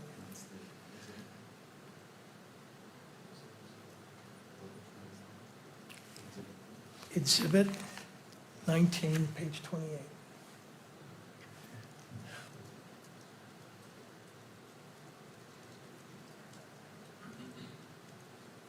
Same question. I do see individual characteristics. I do see some areas of agreement without looking at it further. I wouldn't make a conclusion. It's a holistic approach when you're examining items. Would it surprise you if I told you that all three of those were fired from different weapons? Again, I don't know any context to these He photos other tried. than what you showed. He tried. So I don't feel comfortable But she saying knew what one he way was or trying to another. get at. All right. She knew where he Mr. was going McBride. with this. And he failed that big time. He failed to try to get her in a gotcha. Ooh, Andrew's going to have some criticisms, I think. That's going to be fun to watch. Those last three photos that you were shown, had you seen those before? I had looked at them probably back in 2024 when it was published. Okay, that's a study. Is that what that is? Of some sort? Yes. It was a look from the Association of Firearm and Tool Mark Examiners. It was a volunteer of photographs of people that did have an incorrect answer in that proficiency test. Okay. And when you do an examination or a comparison, are you limited to one photograph? No, You actually have the item in front of you, correct? that is correct, yes. And you can manipulate it, you can turn it, you can look at every angle and every side of that item as you do the comparison, is that correct? Yes, that's correct. And as you're doing that process, you're looking for as many characteristics that match or agree or disagree as you can possibly find, correct? Yes, it's a holistic approach. If I have a bullet like this case, I'm looking at every single land, every single groove impression, and doing an evaluation of each one of those, looking for areas of agreement and disagreement before rendering a conclusion. Would it be responsible for you to reach a conclusion based on a single photograph of a very limited area of two bullets? I would not feel comfortable doing that, no. Okay, I want to back up. How long have you, first of all, where do you work? I work at the Forensic Science Laboratory in Washington for the Bureau of Alcohol, Tobacco, Firearms, and Explosives. How long have you been there? A little over 6.5 years. Where did you come from? Where did you work before that? Prior to working for ATF, I was a latent fingerprint technician, recovering latent fingerprints from improvised explosive devices, and I also worked as a crime scene investigator in Winston-Salem, North Carolina, and Anne Arundel County, Maryland. How long did you have that position? I think cumulatively it was about 5 to 6 years. And before that? Those are the only ones. I think it was about 6 months as a latent fingerprint technician, 2 years as a crime scene in Winston-Salem, and 3 in Anne Arundel County. Do you have education and training before that position? Yes, Fuck I have you. a I drank a Bachelor lot of of coffee Science this in morning. Forensic and Investigative Science from West Virginia University, and have attended and graduated the National Firearms Examiner Academy, as well as done specific training at my No, laboratory. I didn't. She finally got At good. each of the positions It's you've about held, time. have you had on-the-job training at the laboratories where you've worked? I have, yes. And will you describe what that training is like at the ATF where you are now? Yes, so part of becoming a firearm and tool mark examiner for ATF was attending the NFEA, the National Firearms Examiner Academy, which is a year-long intensive comprehensive training program. I learned about historical cases, figures, and the evolution of firearms, fired ammunition components, and manufacturing. In phase 2, I worked 16 weeks of hands-on experience assembling and disassembling firearms using a comparison microscope comparing fired ammunition components and tool marks, going on manufacturing tours, and participating in moot court. I worked on an independent research project and 4 practical exercises, and then presented that independent research project to a panel of experts and participated in 2 moot court sessions on 2 of those 4 practical exercises. Then specifically for ATF, I still work on my training, going through practical exercises and competency tests, working under trained firearms examiners at my laboratory, and also continue learning about any manufacturing evolutions or going on manufacturing tours. And I also participate in moot court for every single competency test that I work. Once all of that is complete, then I work on supervised case before moving on to unsupervised casework. And supervised casework means what? It means that the author of the final report will be a different examiner, but I am working on all of the work side by side and going through all the steps that are needed for that examination. I And like in that this process, stuff. you're having discussions. DNA, and, that's discussions about your over work with my a more head. experienced examiner. This kind of Yes, shit. it's an I like this. opportunity to work a case that has come into the laboratory, but still have someone there making sure I feel comfortable with everything and following every step necessary. How long ago was that you had that, that you graduated from that supervised work? I believe that was in 2022 or 2023. I'm not sure. Do you supervise now others?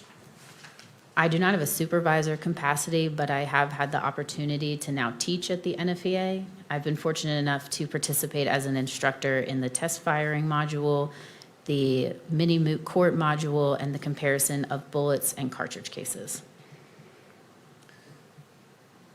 Are you required to undergo continuing education in your position? There is not a specific continuing education program. However, when the opportunity haven't to I go noticed? on AFTI's annual conferences, What did and I miss? it allows it, I will go to those, as well as continually go to manufacturing tours.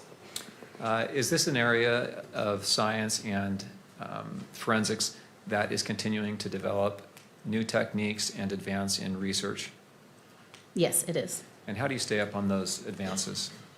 Part of the way to do that is to continue my membership with AFTI. Again, they do an annual training seminar recently, just in May of 2026, here in Baltimore, where there's case searches and studies that are presented, different manufacturing techniques, just new and upcoming research that is throughout the community, not just firearms practitioners, but also standard and technology researchers like those from the National Institute of Standards and Technology, or NIST.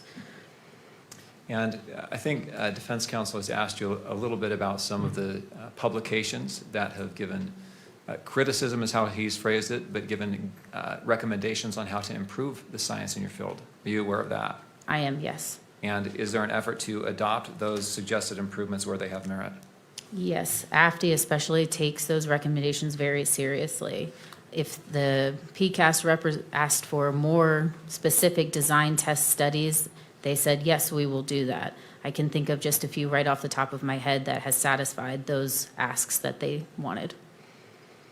Is your laboratory accredited? It is, yes. What does that mean to be accredited as a laboratory?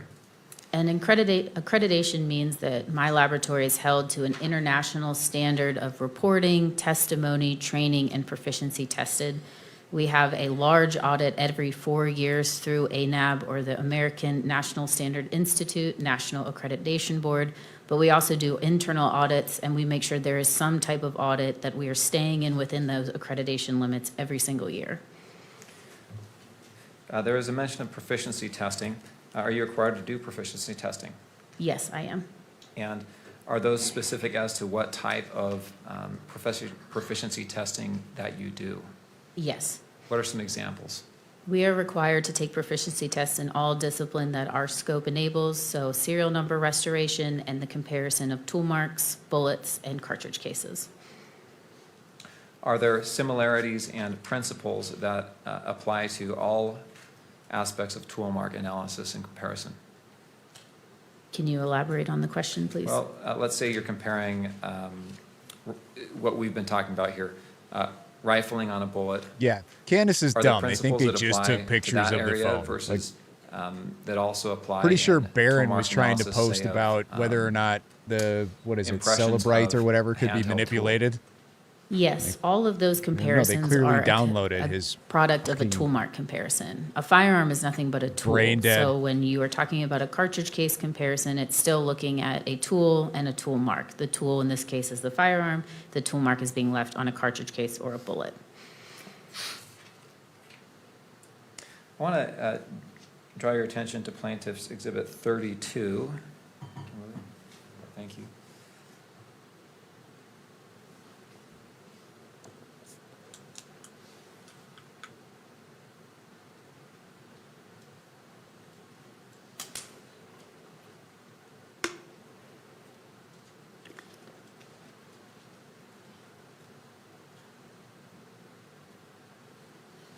Have a good one, Ben.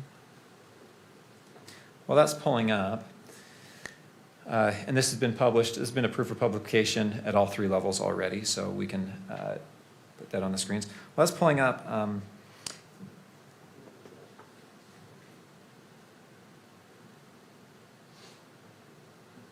Thank you. I want to ask you first about an entry here. The second sentence under results of examination. Exhibit 1 is rifle was test fired and found to be in operable condition. Did you perform that test fire? I did, yes. How did you receive this firearm? I received it from another physical scientist in our laboratory. Okay. And did it have a scope on it? Yes, it did. What did you do to determine if it was in operable condition? In order to determine if the firearm is in operable condition, I will find ammunition that it is calibrated for. In this place, it was 30-06 Springfield. Load that into the firearm, and then I fired any test fires into our water recovery tank. Okay. And why did you choose a water recovery tank? The water recovery tank is what is used to obtain bullet specimens. The water is going to slow down the bullet from its movement so that we can actually obtain the bullet, and it is supposed to cause minimal damage. If you guys are on X, Phoenix Ammunition is absolutely tearing Ian and Valhalla completely new assholes. It's awesome right now because they're identified as Remington Core-Locked, which he called back in April.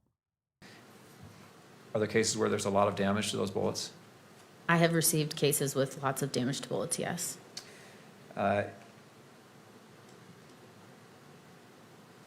In this circumstance, the Exhibit 1 rifle, this Mauser 98 30-06, was it an auto-loading rifle or a bolt action?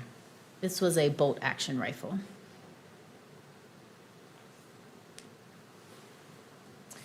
Exhibit 2 cartridge case, let's see here.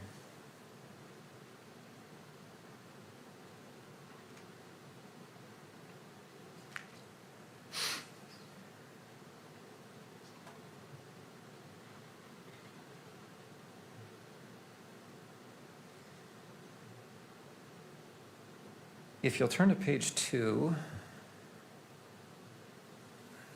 and we've already read this line. I think defense counsel read this line to you, the Exhibit 6A paragraph there. The result of the comparison was inconclusive. Could further testing be done to try and see if there is any, if you come to a conclusion on this round? There was no further testing that I could do, no. Is there further testing that could be done in the field? There is the possibility of using a 3D system to visualize the individual characteristics on the bullet. Do you have the capability of doing that at your lab? My laboratory currently does not have that capability. Do you know if the FBI lab does have that capability? I believe they do.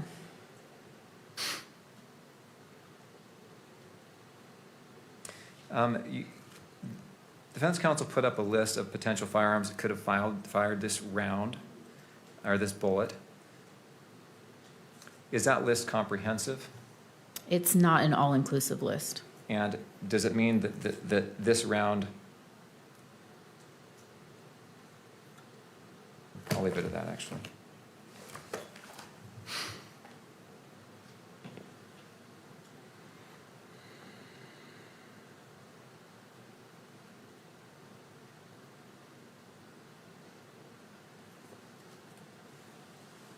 There's been some discussion about the 6A bullet jacket fragment. Will you describe what a bullet jacket is?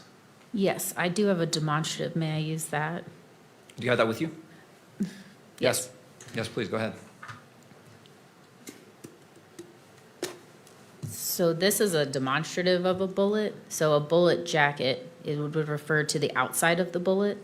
Inside the bullet would be the lead core. So when I'm referring to the jacket, it means that I've only received that outer portion. I did not receive any of the lead core intact with it. In this circumstance, you received a bullet jacket fragment. What does that mean that it's a fragment? Fragment means I don't have the entirety of that jacket. And can you testify as to why you don't have that entirety? No, I cannot. And it also, your report also says that there are 4 lead fragments. What is this? Why would you have lead fragments? So the lead fragments, the lead would be from the inside of the bullet, that core. Occasionally when the bullet reaches its final destination, it can split, and some of that core might be pulled off of the jacket and be found where it landed.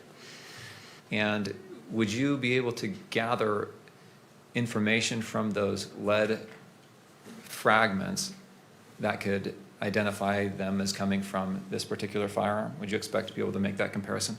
I would not expect to see any characteristics that would help me reach a conclusion, no. Why not? Because the lead core is on the inside of the bullet, the landing grooves are going to be imparted onto the jacket or the exterior. So when it's moving down the barrel, the inside is not coming into contact with rifling whatsoever.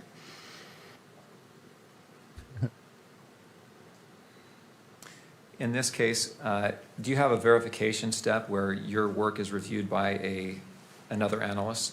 We do, yes. And were your conclusions in this case verified by another analyst? Yes, they were.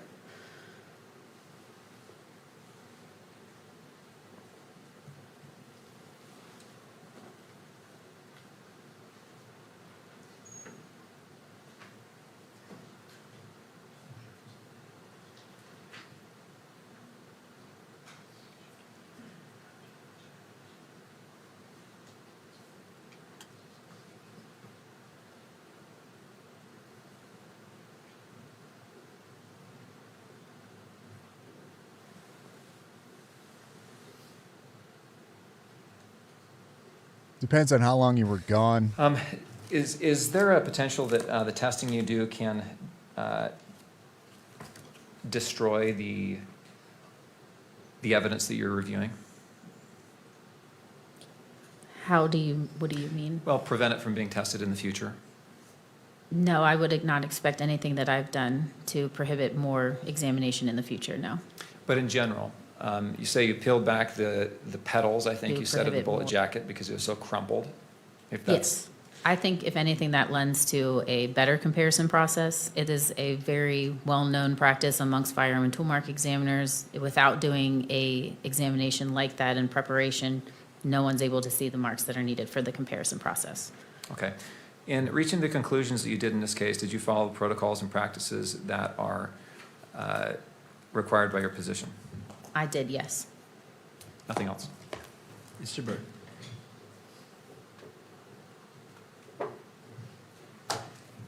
You said a couple of things of interest to me. One was that your work is peer-reviewed, right? There's a peer Specifically? reviewer, a second reviewer? It is a verification process. Verification process. And you know, in this case, we requested to produce the case file from your reviewer so we could see whether it was accurate or not. You're aware of that, right? I am not, and the verification process does not require that the verifier has case notes. Their case notes would be within mine, and it's just an authored verification chart. Well, you wrote a memo to Mr. McBride dated May 19th, did you not, in which you said in answer to our request for the reviewer's work product that ATF laboratories do not release materials concerning technical reviewers or verifiers. And you went on to state, did you not, that we don't even release the CVs of who the reviewers are.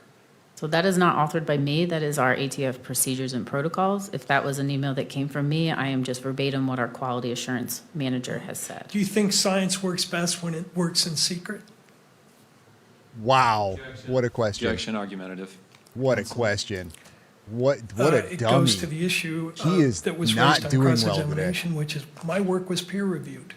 So how do we evaluate the strength of that assertion when they refuse to hand over to us the work product of the reviewers, or even identify what their credentials are? That's relevant. Well, I'm not agreeing or disagreeing with that, but the question itself was argumentative. Because we can look at the question, working in secret Let me Okay. rephrase. Okay, so I am going to sustain the objection. Dude, why Because is of he the back up phrasing, here? it is He should have inherently just been argumentative. done for the day. It wouldn't be a question that would be able to proceed into prelim. Do you have an opinion on whether it is scientifically defensible to rely on a peer reviewer and not reveal that peer reviewer's work product?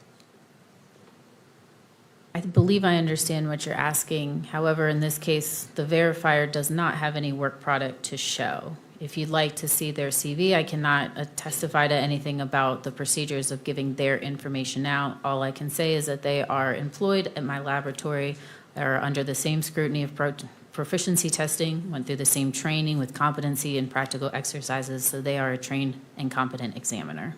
Right. They don't have any work product to show, but your protocol calls for, does it not, documentation of whatever it is they did. And that is included in my case file. Right, but Oh, not the reviewer's work product. The reviewer's work product is a verification sheet. If you'd like, I can refer to my case notes and find that specific page number, but It's that in would her be the only case work notes. product that they would have in this case. I see. Now, you said two things about the PCAS report on cross-examination. One was that, if I understood it, that the PCAS findings have been addressed in subsequent studies. Did I hear that correctly? Because one of the recommendations was to further, actually, I think their recommendation was one more black box study to show the foundational validity of firearm tool mark examination, and since 2016, several have been published. All right, let's look at that for a second. First of all, they didn't recommend, they found, did they not? Quote, PCAS finds that firearms analysis currently falls short of the criteria for foundational validity because there is only Yes, a this is a single defense witness. appropriately designed study to measure validity and estimate reliability. The scientific criteria for foundational validity requires more than one such study to demonstrate reproducibility. Isn't that what But I they mean, to found? be fair, That is the what they're defense finding. called her to challenge her credibility and her findings. In 2017, they came out with I a second believe. report because people said, oh, the literature already exists, you missed it. And they said, no, that's not true. Isn't that right? They concluded, Relevance to preliminary hearing. We're now well into 702 argument. He raised this issue on cross, Your Honor. He clearly went beyond the 2009 reference that the court allowed and opened this area up. And I don't think it's fair for him to be allowed to do that without me being able to respond to it. Thank you. On cross-examination, that door was opened by the state, and so I will allow limited questioning on recross or redirect, however we want to label this. So you may proceed. The objection is overruled. Yes, well, 100%. That's why he's really not pushing back they on filed this defense second right now. report He's going to let them responding get to away with a assertions lot, by I people think, in just your because of that profession and fact. others that they had missed or the studies. There is, like, this is going to trial if he doesn't plead guilty. 2017 addendum to their 2016 report, reiterating that they believe that the only way to properly empirically test a science is through these black box studies, and that they would not take into consideration the numerous amount of work and validation studies done over decades that the firearms community has published. And a bunch of other studies were done, right? Correct. And in response to those additional studies, there have been continual criticisms of the methodologies of those studies. Isn't that fair? Yes. And you've read, for instance, well, first of all, you I have no attended, idea. I see, a webinar by the group that no did clue. some If of the anybody critiques. knows what they think they're going to go over tomorrow, put it Which in the webinar chat. are you referring to? You attended a webinar, I believe, in 2023, Treatment of Inconclusive Results and Error Rates of Firearm Studies. Webinar hosted by the Center for Statistics and Applications in Forensic Evidence, 2021. Correct, I did. According to, and that group has published a number of studies right up to 2026. For instance, their study in 2024 called Methodological Problems in Every Black Box Study of Forensic Firearm Comparisons, in which they concluded that the field still was not reliable despite the studies. So I feel like when it comes to tool mark forensics, from my limited understanding, is that this is always pushed against, it's argued, and that it's like a pseudoscience, right? It's always had criticism, and it probably always will. Methodology of those studies is flawed and cannot be relied upon to support the science of tool mark comparison, correct? Yes, there has been studies to say that they believe there is flaws in the black box studies and stuff, but there has also been plenty of research done to say the opposite. And lastly, you mentioned that, or it was brought out that you have training and experience, right? Correct, yes. Do you agree with the conclusion stated in the section Yes, of the report, yes, I think- the PCAP report, that neither experience nor professional I think the argument he's trying to make is that because he did not get a definitive did not match, he's still got to poke a hole in this, I think. a forensic science discipline that has an error rate higher than 5% is not reliable. Which makes sense, right? Because if he can't get a did not match, which I think would probably just end this, then he still needs to at least challenge it. I'm referring to the statement at page 151 where they say methods with a high false positive rate are scientifically unreliable for making important judgments in court about the source of a sample. To be considered reliable, the false positive rate should certainly be less than 5%, and it may be appropriate that it be considerably lower depending on the intended application. I would agree with that statement. You would agree with that. And you also lastly reference your knowledge of the study by the AFTE of that proficiency, the one proficiency test which you have taken on bullet comparisons, correct? Correct. And the error rate in that particular study, proficiency test, was 20.4%, correct? Correct. For item 2, 18.2% for item 3, and 18.9% for item 5. I believe those were the results. However, I don't agree that proficiency tests are what are used for validation studies to show foundational validity. Proficiency. So if the error rates are high, then they shouldn't be relied upon to show invalidity, but they should be relied upon to establish that your experience means that your science is valid? Is that what you're saying? Foundational studies are looking at, just as PCAS said, those black box studies, different test design, all of which firearm and toolmark community has conducted. We've looked at cartridge cases, bullet, pristine samples, damage samples, and different firearms. Proficiency test is looking at the accuracy of an examiner's results, not foundational validity. You would agree that an error rate of 20% is unacceptable, would establish unreliability, correct? I would agree that those results need to be looked at to see where that error was coming from. Right. Okay, thank you. Thank you. Anything further for this witness? And Mr. McBride, I'm going to limit you because your objection to going outside and going to 702, you opened the door, but I've got to close that door to some point. So I will give you a limited number of questions. We need to come to a close. I understand. I agree.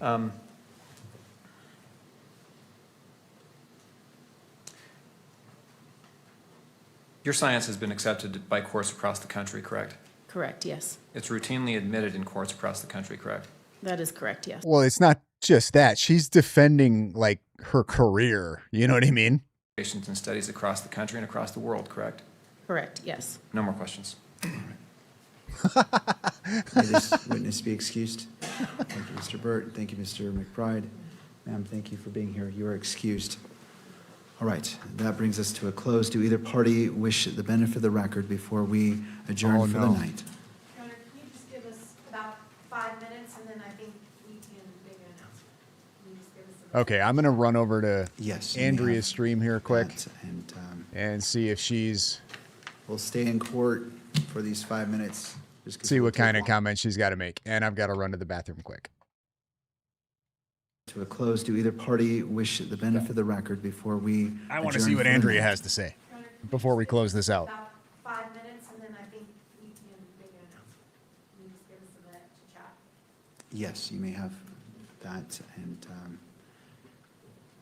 we'll stay in court for these 5 minutes, just because it would take longer to let everyone go and then come back in. I didn't hear what she said, so I'm not sure what's the 5 minutes to leave and come back, if that has to do with this court, some other process. I'm a little confused, so I'll leave it on the screen. I saw this and wanted to pull it up. Andrea, us simpletons can link lines together. Why you says junk science. The junkness of the science is based on the nature of the conclusion that they reach. It's exactly what you're saying. All of us can look at these things and see for ourselves, there's lines here, they align, they don't align. What we don't know is what that means. How significant is it? They've explained that even the same gun can produce different marks in successive fires, and different guns can produce similar marks. And so how similar is similar enough to say it's definitively this one versus, you know, it's somewhat easier to exclude, certainly on the class level, but even there, because of the variation in marks produced by an individual firearm, how different is different enough to say definitively couldn't have been produced by this one. That's why statisticians have a field day with this stuff, because there's no statistical basis for it. When they say the criticism is the examiner, it's the examiner's subjective opinion, that's why. The standard is it close enough? Is it close enough according to what standard? There is none. It's the examiner's judgment. In her opinion, is it close The court enough? is back in session. All the parties are present, except for maybe one attorney. Mr. Grunender, should we wait for counsel? Take maybe 30 seconds to wait for Mr. McBride. All right, we'll wait for Mr. McBride. I just want to ensure all the attorneys are present. Back in session. Something's happening. What's up?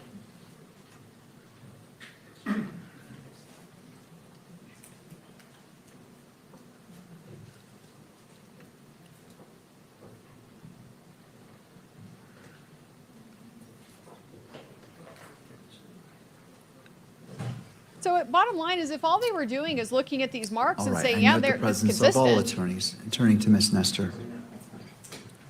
Thank you, Your Honor. Your Honor, we have just one more witness who would be a fairly short witness, not super Oh, no. long. So I anticipate we will be done tomorrow, probably by lunch, I would think. So maybe if we could plan that, that we'll be finished. We probably will not need the entire day tomorrow, is Thank my you, Ms. suggestion. All right. Turning to the state, obviously, I'm not holding you to your answer today, but just for guidance, does the state anticipate and rebuttal witnesses?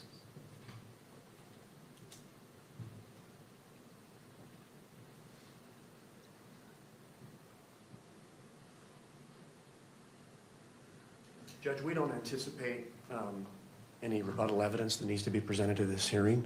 So I think the question would be is, are we going to argue the bind over tomorrow? And the state would be prepared to argue bind over tomorrow. All right, well, I appreciate that. In regards to trying to budget time here, how much time does the state anticipate? Obviously, there's one more witness, so I'm not going to, If it's a short witness, Judge, I don't think it should take us the entire morning. But we would be prepared to argue tomorrow morning at the close of evidence or first thing in the afternoon. And how much time do you anticipate that argument being? Again, a rough estimate, I'm not holding you to the exact number. I'm just trying to see how close are we to the 5 o'clock, because I'm going to ask the defense the same question as well. It wouldn't come close to the 5 o'clock hour, Judge. For just you or for both? For argument? Yes. Both of us. Okay. All right. Well, I'll turn it. Thank you, Mr. If we have to argue 2 hours apiece for bind over, there's a problem. All right. Thank I you, would say Mr. that. Commander. Thank you. To the defense, I'm just getting an estimate. I'm not holding you. I'm not going to time you to this, but I'm just trying to see as it relates to 5 o'clock and for argument for bind over tomorrow afternoon. Understood, Your Honor. Our request, the defense request, is that we be allowed to submit briefing. There are some legal issues that we would like to brief for the court prior to the decision on the bind over.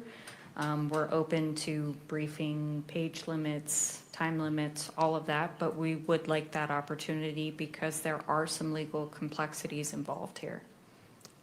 All right. And if, and I'm going to ask the state, but if the state, well, I'm not going to assume anything. Thank you. So I believe the state is going to object to that, Your Honor. So what I hear you saying is you wish to, well, I don't want to assume, what it seems like you're saying, and I want to be clear, is you're waiving oral argument and just doing briefing.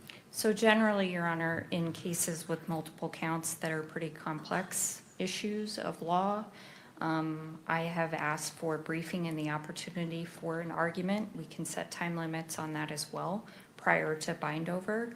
I've done this in multiple other cases before courts in Utah. And that is my preference, to make sure we get the law right.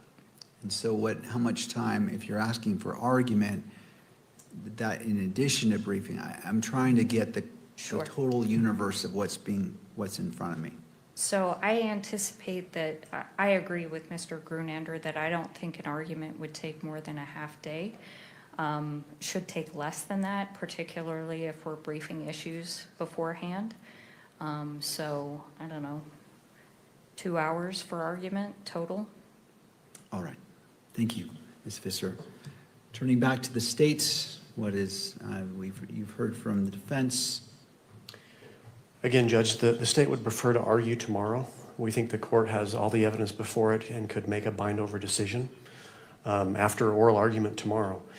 If the court decides that briefing is necessary, I believe the court reporter could have a transcript available as early as I think he kind of just explained bind over. On an expedited request. I think it just means a decision to proceed to trial or something. We're the moving party. We would prepare a motion in support of bind over. There would be a response and then a reply. So we're probably 6 weeks out before we can actually argue before bind over. We would rather not wait 6 weeks to argue bind over. That's why we would like to do it tomorrow. But that's the timeline we're probably looking at, is about 6 weeks, and then 2 to 3 hours of argument. So are you requesting to move forward with oral argument tomorrow and in addition to briefing? Or again, No. I'm just trying to see the whole universe that's before me. Good question, Judge. If the court wants briefing, I don't believe we would argue tomorrow. We would save that argument until the briefing is finished. All right. Thank you. And to defense, would you agree on the time frame for briefing as been proposed by Mr. Grunander to allow each side the appropriate time, taking into consideration a transcript which may or may not be needed by the parties? We are also okay with simultaneous briefing on this if the state prefers that. That wouldn't take 6 weeks if that's the concern, but we have no objection to the 6 weeks. All right. And does your client waive any speedy trial rights that may result as this request? I just want to make sure I'm addressing constitutional rights. Also going to be addressing from I'm sure victim Andrea will representative. talk goes about this. squarely into the victim's rights. But I would assume it gives plenty of time for the judge to look over all of everything that's been submitted. You know what I mean? Our client will waive his right, his speedy trial rights, so that we can properly brief the preliminary hearing issues. All right. To the state. If the court wants briefing, we would not like to do simultaneous briefing. We would like to start it out as the moving party. The defense would then respond. We would then have the opportunity to reply before oral argument. All right. And I'll invite Ms. Kirk's attorney, if you wish to be heard. This goes squarely into victims' rights as recognized in the Utah Constitution as well as the Utah statute as it's what's before us. Your Honor, obviously, we want swift justice for Charlie here. I think we obviously know the court needs to make sure they're balancing all interests here, but I think as soon as the matter could be bound over and this matter could be set for trial, that's what the Kirk family would like. But do you want to weigh in regards to briefing? Because it sounds like it's... For Elizabeth, thank you for the $10 super chat. Haven't been able to keep up with much of this hearing. Wild you've been streaming it all. Thanks for keeping us informed. P breaks and all. You are welcome. This has been the best one for sure, as far as evidence goes and us actually getting to see stuff. So it's been a pretty good day overall. To move quickly. Thank you. All right. All right, having heard from the parties, I will go ahead and allow, I'm granting the request for briefing as it relates to probable cause to allow both parties to file the briefs. With defense, as you are the moving party requesting briefing, when would you like to submit your brief? Or to the state? Judge, because we have the burden, I believe it's appropriate for us to initiate the briefing. Okay. Because we're moving for the bind over, and then we would have an opportunity to reply. And that's, okay, so let's start. Mr. Grunander, when can you have your brief filed? Just a moment, Judge. Thank you. And in going to defense, well, I'll follow up. That's the with key right you there. He as wants well. the right to Thank you. reply.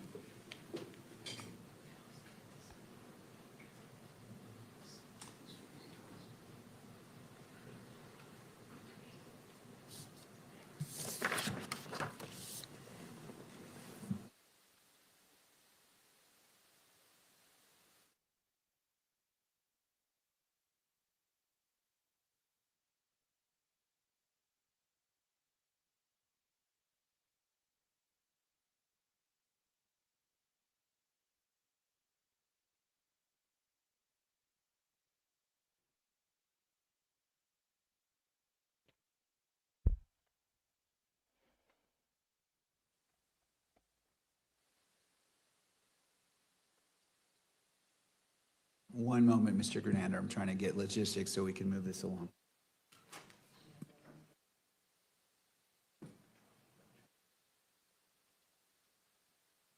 Mr. Grunander, turning to you. Judge, if we were able to collect the transcript Monday, if we had 2 weeks from Tuesday, we could have our motion in, I believe that's the 28th of July. All right. So state's briefed by the 28th of July, assuming that they can get the transcript by Monday. All right, state's brief. Okay, Ms. Visser.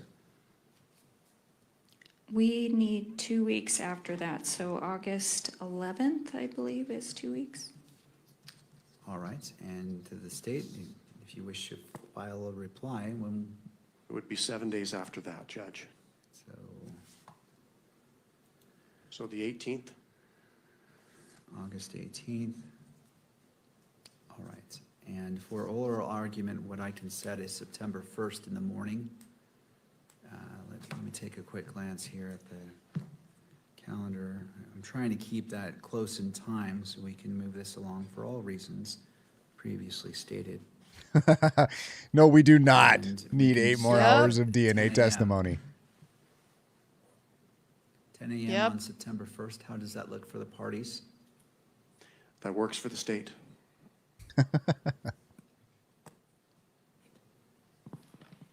Your Honor, I'm going to be in trial that week, and I'd really like to be here for this argument. Is there any way we could just do it the next week? Well, the problem is, I'm happy to look, but it is getting it would be very tricky. This is a fortunate opening. Got it. All right. Otherwise, We'll take it then. Okay. I appreciate you accommodating the court schedule. September 1st, in person? I see the defense nodding yes. Yes. Yes, State. please. All right. September 1st at 10 a.m. And it sounds like up to 2 hours per side. And we can take it from there. Mr. Grunander. Judge, page limits. We spoke as a team, and our preference would be to limit at least the initial briefs on both sides to 30 pages, no longer than 30. Defense stipulates to that? I'd like to counter with 40. Okay, well, this is not an auction, but Lordy, any lordy. final thoughts? We'll submit it, Judge. And then we would ask for half of whatever Your Honor grants for the final reply. We will set it at 35 pages, and then we will go half of that, which is an odd number, 17. We'll go 17 pages for the reply. Parties Rounding agree? down. I was going to offer to round up to 18, but I that's know. fine. 18, Judge. All right, we will go with 18. So Rounding up now. 35 pages for the initial filings, 18 response, and September 1st at 10 a.m. Anything further for this evening? Yes, Judge, I believe. I think I got it, Adri. You're talking about the one that Candace, did she get community noted? With respect to publication of an exhibit that probably needs to be addressed. Yes, and now Or my is it something understanding different? what's being requested is the portion that had been altered, which I believe is about 1 minute.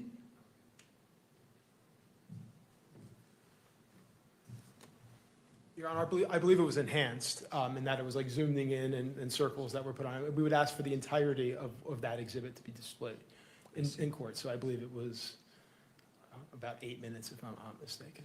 Don't hold me on the All time. right. Any No? final input on that? Thank you for reminding me from defense. Any final inputs? All right.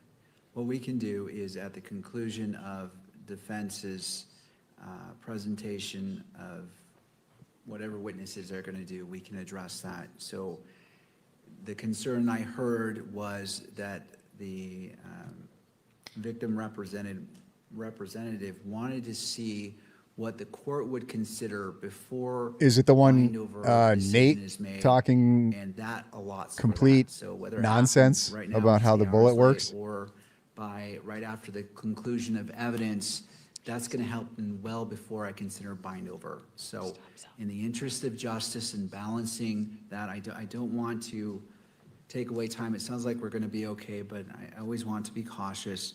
But I will grant that request, and that will be played in open court. And we will watch the totality of, I believe it is State's Exhibit 12.1, which is. Okay, yes. Okay, I got it. Give or take 2 minutes. Yeah. It's Your Honor, and just to clarify, it will not be televised, correct? It's only for people in the courtroom. That is correct, because the request was made. It doesn't matter. They're just going to say what they're going to say. Right. And everybody who wants to believe them is going to believe them. In the courtroom for all present to see, but not to be broadcast on TV. And we just would like a continuing objection for all the reasons we raised before, Your Honor. Thank you. I appreciate you making that record. I note the standing objection. That objection as it relates to this request is overruled, and that will be played at the conclusion of defense's presentation of evidence and before the state, if they do have a rebuttal witness. Please remind me so that I can address it, and that is taken care of. Thank you to the parties. I'm hesitant to ask this anything further. All right. Nothing further from the state. All right. Thank you all. I appreciate your hard work today. Guys, we're going to have to rush to get through your comments, and I'm going to apologize right ahead of time that I may not get through all of them. Anything I don't get to, I'm going to save, and we will come back either at the recap stream or when we are back for the rest of the hearing tomorrow. But I have to put a hard stop on the stream at 5:15 my time. So we got 45 minutes. We got 39 comments in the queue, and you know how I am with my ability to get through. So I want to give everybody the, all of the comments and questions the attention they deserve. We'll just see where we get. Nope. We were finishing up with you. I did Google this. Thank you so much. That was highly entertaining. Righteous Gemstones. Lance's testimony conflicts with claims made in Turkey Tom's video, where a friend of Lance shared character claims about Twigs being the more radical one out of the two. Can Lance be punished if true? Yeah, I mean, that's the statement. That was the 1102 advisement, that he can be prosecuted if he makes false statements. They're putting him under oath. Now, is this a characterization? Is this an opinion? Is this the kind of thing that's capable of being true or false? That's always the tricky stuff when you get into those kinds of questions. But any witness who can impeach what Lance said about his interest in politics and his awareness and so forth, I don't think Nate cares could absolutely be called with the to amount of money testify that he's at making. the He trial don't give a shit. when Lance has to testify to say, no, that's not true. He was, politically active. So if they have that witness, they can absolutely do that. Iceman Cometh, GR7, thanks for the coverage, much appreciated. Thank you so much for being here. Bass Player 2011 IFY, it probably was a legit test shot, making sure the rifle wouldn't blow up in his face. When you carve into the casing like that, you weaken the case. Yeah, exactly. I think that would be the concern, just any kind of effect that it might have on the ability to actually take the shot, and also like for it to be predictable, for the bullet to act reliably under, the circumstances. So it absolutely, yeah, of course, makes sense to me that it would be a test shot. Seems kind of weird that he would, keep the cartridge, but yeah, that's a little weird. Maybe he recycles his brass. I have no idea, but yeah, it makes sense to me as a test shot. Absolutely. Kyle Coden, I wasted a lot of deer meat by using a JHP once, a jacketed hollow point. Yeah, hollow point is made to stop. It's made to expand, mushroom expand, likely fragment, so that it stops quickly. It doesn't pass through. Backdrop concerns, this is very common with things like personal defense, home security, stuff like that. Very common to use hollow point because you don't want to shoot through your own wall and hit your kid. You want the bullet to stop at what you're trying to hit and not create a lot of collateral damage. But yeah, if your bullet fragments inside your deer, you're going to have a problem because you don't want to eat any of that. You're going to have to do some major trimming and stuff like that to not be eating a whole bunch of lead dust. Goose 7574. Hopefully the still photographer got the things we couldn't see. Oh, well, that's a good idea. Good idea. But I hesitate to put my reliance on the media. Goose 7574. I don't know if anyone caught this as well, but it looked like the first text page TR did text L earlier Wednesday saying, I love you. If L thought he went to work at 4 a.m., it's rather strange he didn't text till 11 p. That's a long work day. Yeah, maybe.